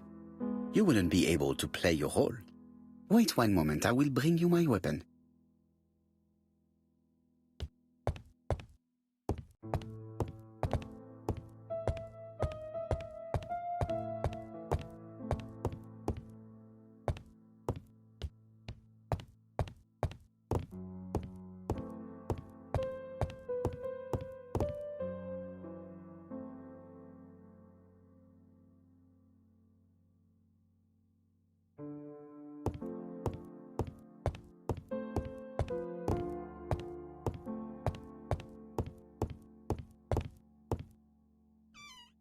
The white ammunition are blank cartridges. The others are real bullets.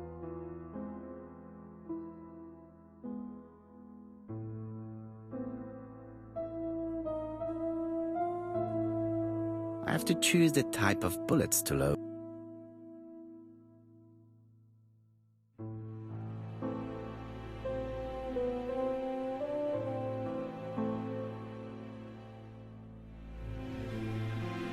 The revolver is loaded with blanks. I still have time to choose real bullet.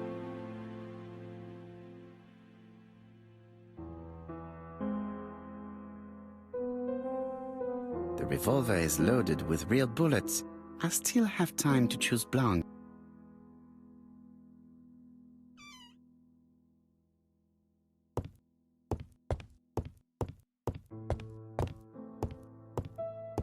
What about telling me what you have in...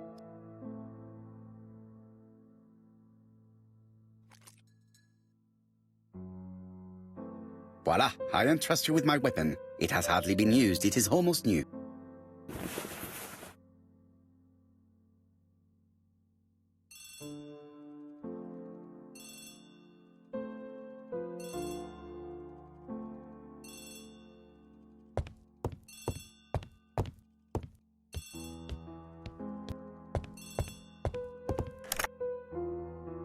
Chief Inspector, is that you? Yes. Sorry, but we haven't found anything. Have you checked the typewriter? And the packaging, the letter, and the ribbon reel. We've only found prints left by Cust and his landlady. Well, never mind, I shall make do. So, are you still going to hold your meeting? Of course, Chief Inspector. I can hear my guest coming up the stairs. Why have you brought us here, Mr. Poirot? Since Cust's arrest, I thought it was all done and dusted. Miss Gray formally identified him, as well as Miss Barnard. Yes, and the stockings he saw drove the same brand as the ones found at my aunt's. This is all true. However, a case is not closed if some questions remain open. And one question is, why did the murderer send me his letters? Why did he challenge me, Hercule Poirot? Perhaps he wanted to play with you, to taunt you. Xenophobia? Maybe he didn't like you because you're foreign. I may be wrong, but maybe by provoking you, he was looking for glory? All these theories should be studied. Let us now try and get our brain cells to work.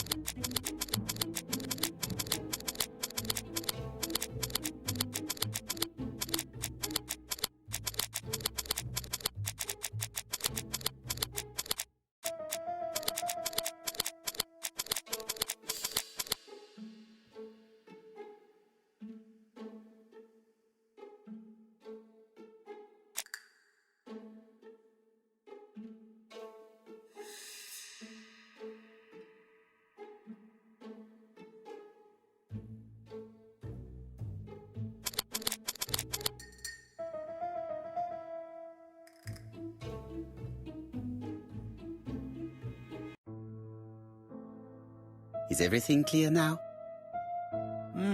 You might like to explain your reasoning again. Of course. First of all, remember that the murderer made it a rule to always post his letter before the murder. He never digressed from that rule. However, in Churston, he encountered a problem. The village has only 500 inhabitants. With advance warning, it would be easy to arrest him. Therefore, the murderer delayed his letters deliberately with the wrong address. The plan wouldn't have worked if he'd sent it to Scotland Yard or the papers because everybody knows their addresses. The mistake would have been corrected and the letter would have been on time. That is why the murderer chose me as the recipient. Because for his plan to succeed, it was necessary for at least one of the letters to have a wrong address and get lost. It was very cunning. Absolument. It is a very subtle plan. It matches the profile we have drawn up of him perfectly. That of an intelligent, daring and calculating murderer. But that's not how you describe Cust. You are quite right, mademoiselle. Like you, I find it hard to believe that this dull character is the clever murderer we are looking for. Do madmen... I mean, if he's mad, he might have two very different sides. No doubt. But the murderer is not mad.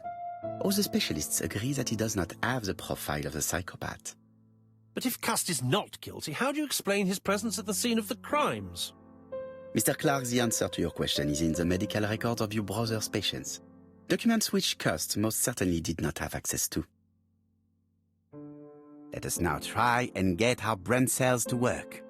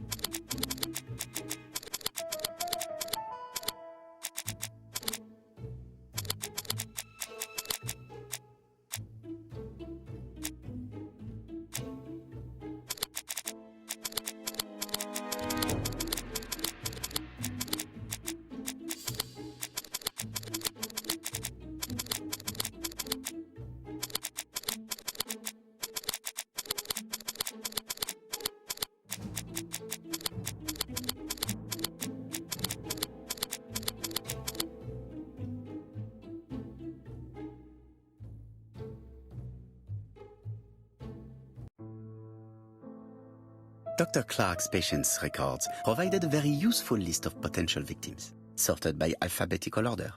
The killer definitely used it, explaining the fact that all the victims were former patients of the doctor. It is this fact that clears Cust once and for all, because he never had access to these records. So how did he happen to be at the scene of the crimes? Either the murderer sent him there, or Cust was following him closely. Cust's highly suggestible nature leads us to the second hypothesis. The murderer was manipulating him. He systematically sent Cust to the towns where he was going to strike, so that the suspicion would land on the poor man's shoulder. That's evil. What sort of killer could have such a plan? And what would he gain from 3 completely different murders? Indeed, it seems unlikely that the same murderer committed all the crimes. What should we take from that?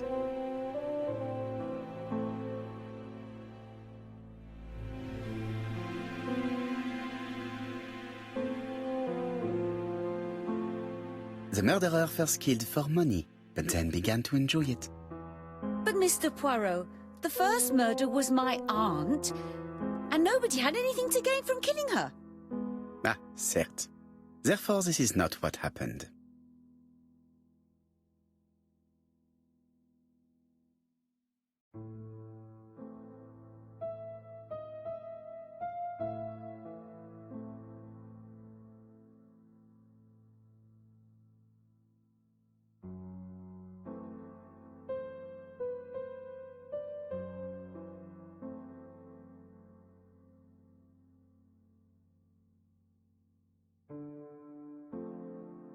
The murderer does not kill out of interest but for pleasure. You yourself told us that the murderer was not a psychopath. Ah oui, absolument. Therefore, let us look for something else.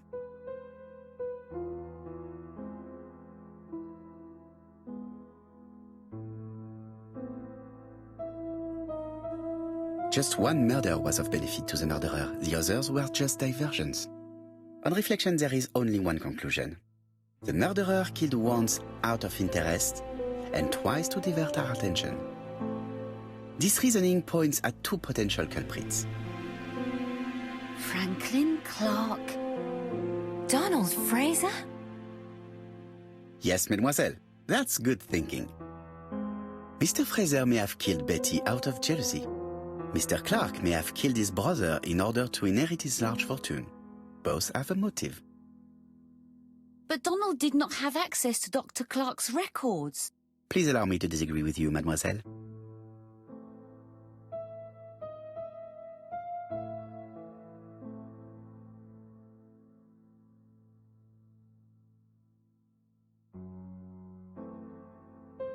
Donald, too, has been treated by the doctor. You're quite wrong, Mr. Poirot, and it shouldn't be difficult to prove. Oui, please excuse me. It was a slip of the tongue. This is what I wanted to say. Donald, Sir Carmichael was one of your firm's customers. We found a surveyor's report among his papers that proves it. It doesn't prove that I went to Comeside. You could have done it. And you may have used the opportunity to take a look at Sir Carmichael's records. You think I'm guilty? You or Mr. Franklin Clark? That's ridiculous. Both of you have a motive. The question is, which of you has the profile that most resembles the murderer? Let us now try and get our brain cells to work.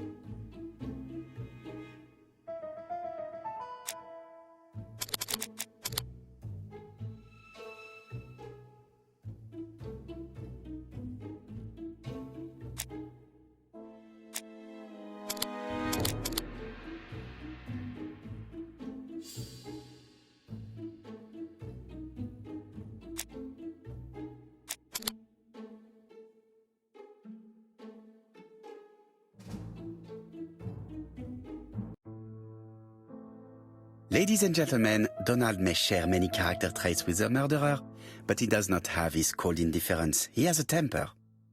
It is hard to imagine him planning anything. Also, jealousy is his motive, and crimes of passion are rarely planned. Right, I suppose it's my turn to be subjected to the same scrutiny. Absolument, Mr. Clark. Let us now try and get our brain cells to work.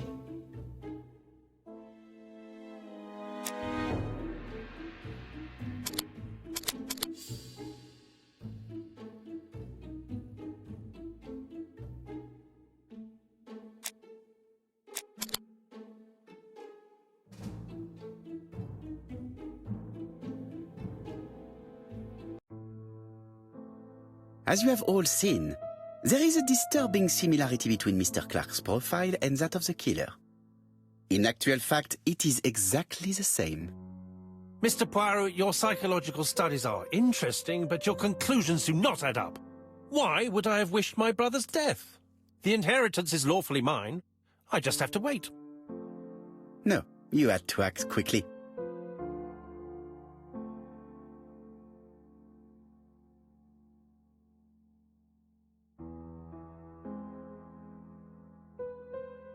Because you are incapable of waiting. Really? Well, I am no murderer. You presented him as being a cold and patient schemer.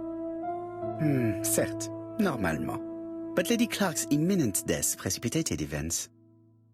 Mademoiselle, although you haven't been telling the truth, there is no doubt in my mind that you would have found a way to marry Sir Carmichael after Lady Clark's death. For you, Mr. Clark, it was a disaster.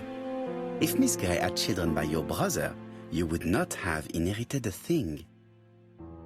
You realized the danger after reading several letters from Comside, especially one in which your brother opened his heart to you. So you hurried home from China, and you took action.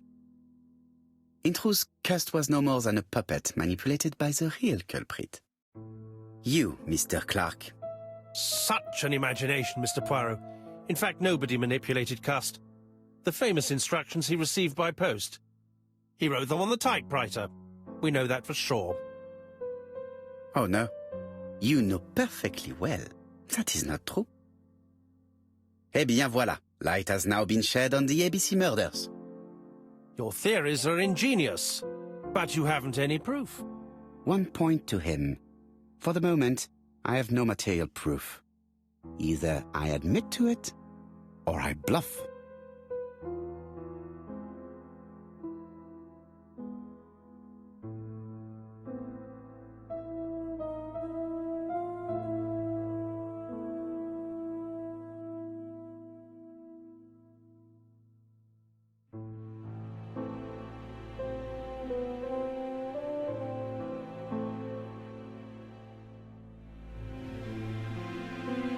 Proof is easy to find now that we know where to look. You have nothing on me. You're bluffing, Mr. Poirot. Come on, Thora, there's nothing for us to do here. Don't touch me. Thora! I understand why you never wanted to lend me your new typewriter, and why you were searching through your brother's things. And the hole you dug on the moors. What did you hide there? The knife you used to kill your brother? All right. Well played. I lose. The game's up.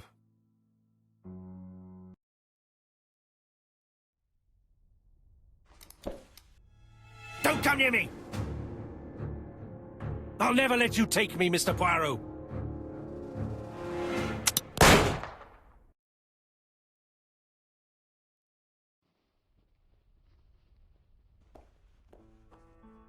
Took the law into his own hands. He had no right. He should have paid for his crimes. I should have expected what he did. Come on, Poirot. Everybody makes mistakes. Exactly. Hastings, if one day I sound pretentious, please whisper these 3 letters in my ear. ABC. They shall remind me that we all have our limits, even me.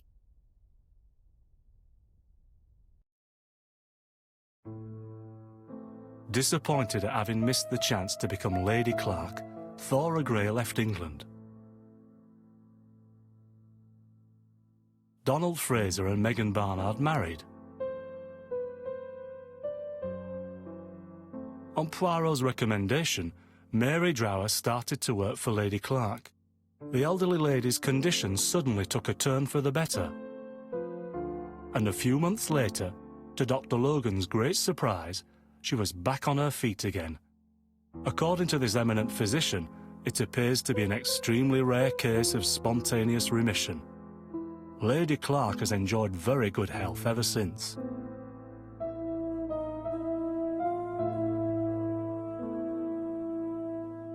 Journal of an Innocent. The incredible story of ABC. As for A.B. Cust, After being advised by Poirot, he made a great deal of money by selling his story to the press. And as for me, and with business booming, the Black Swan has become the #1 tourist attraction in the whole of Yorkshire, even more popular than York Minster.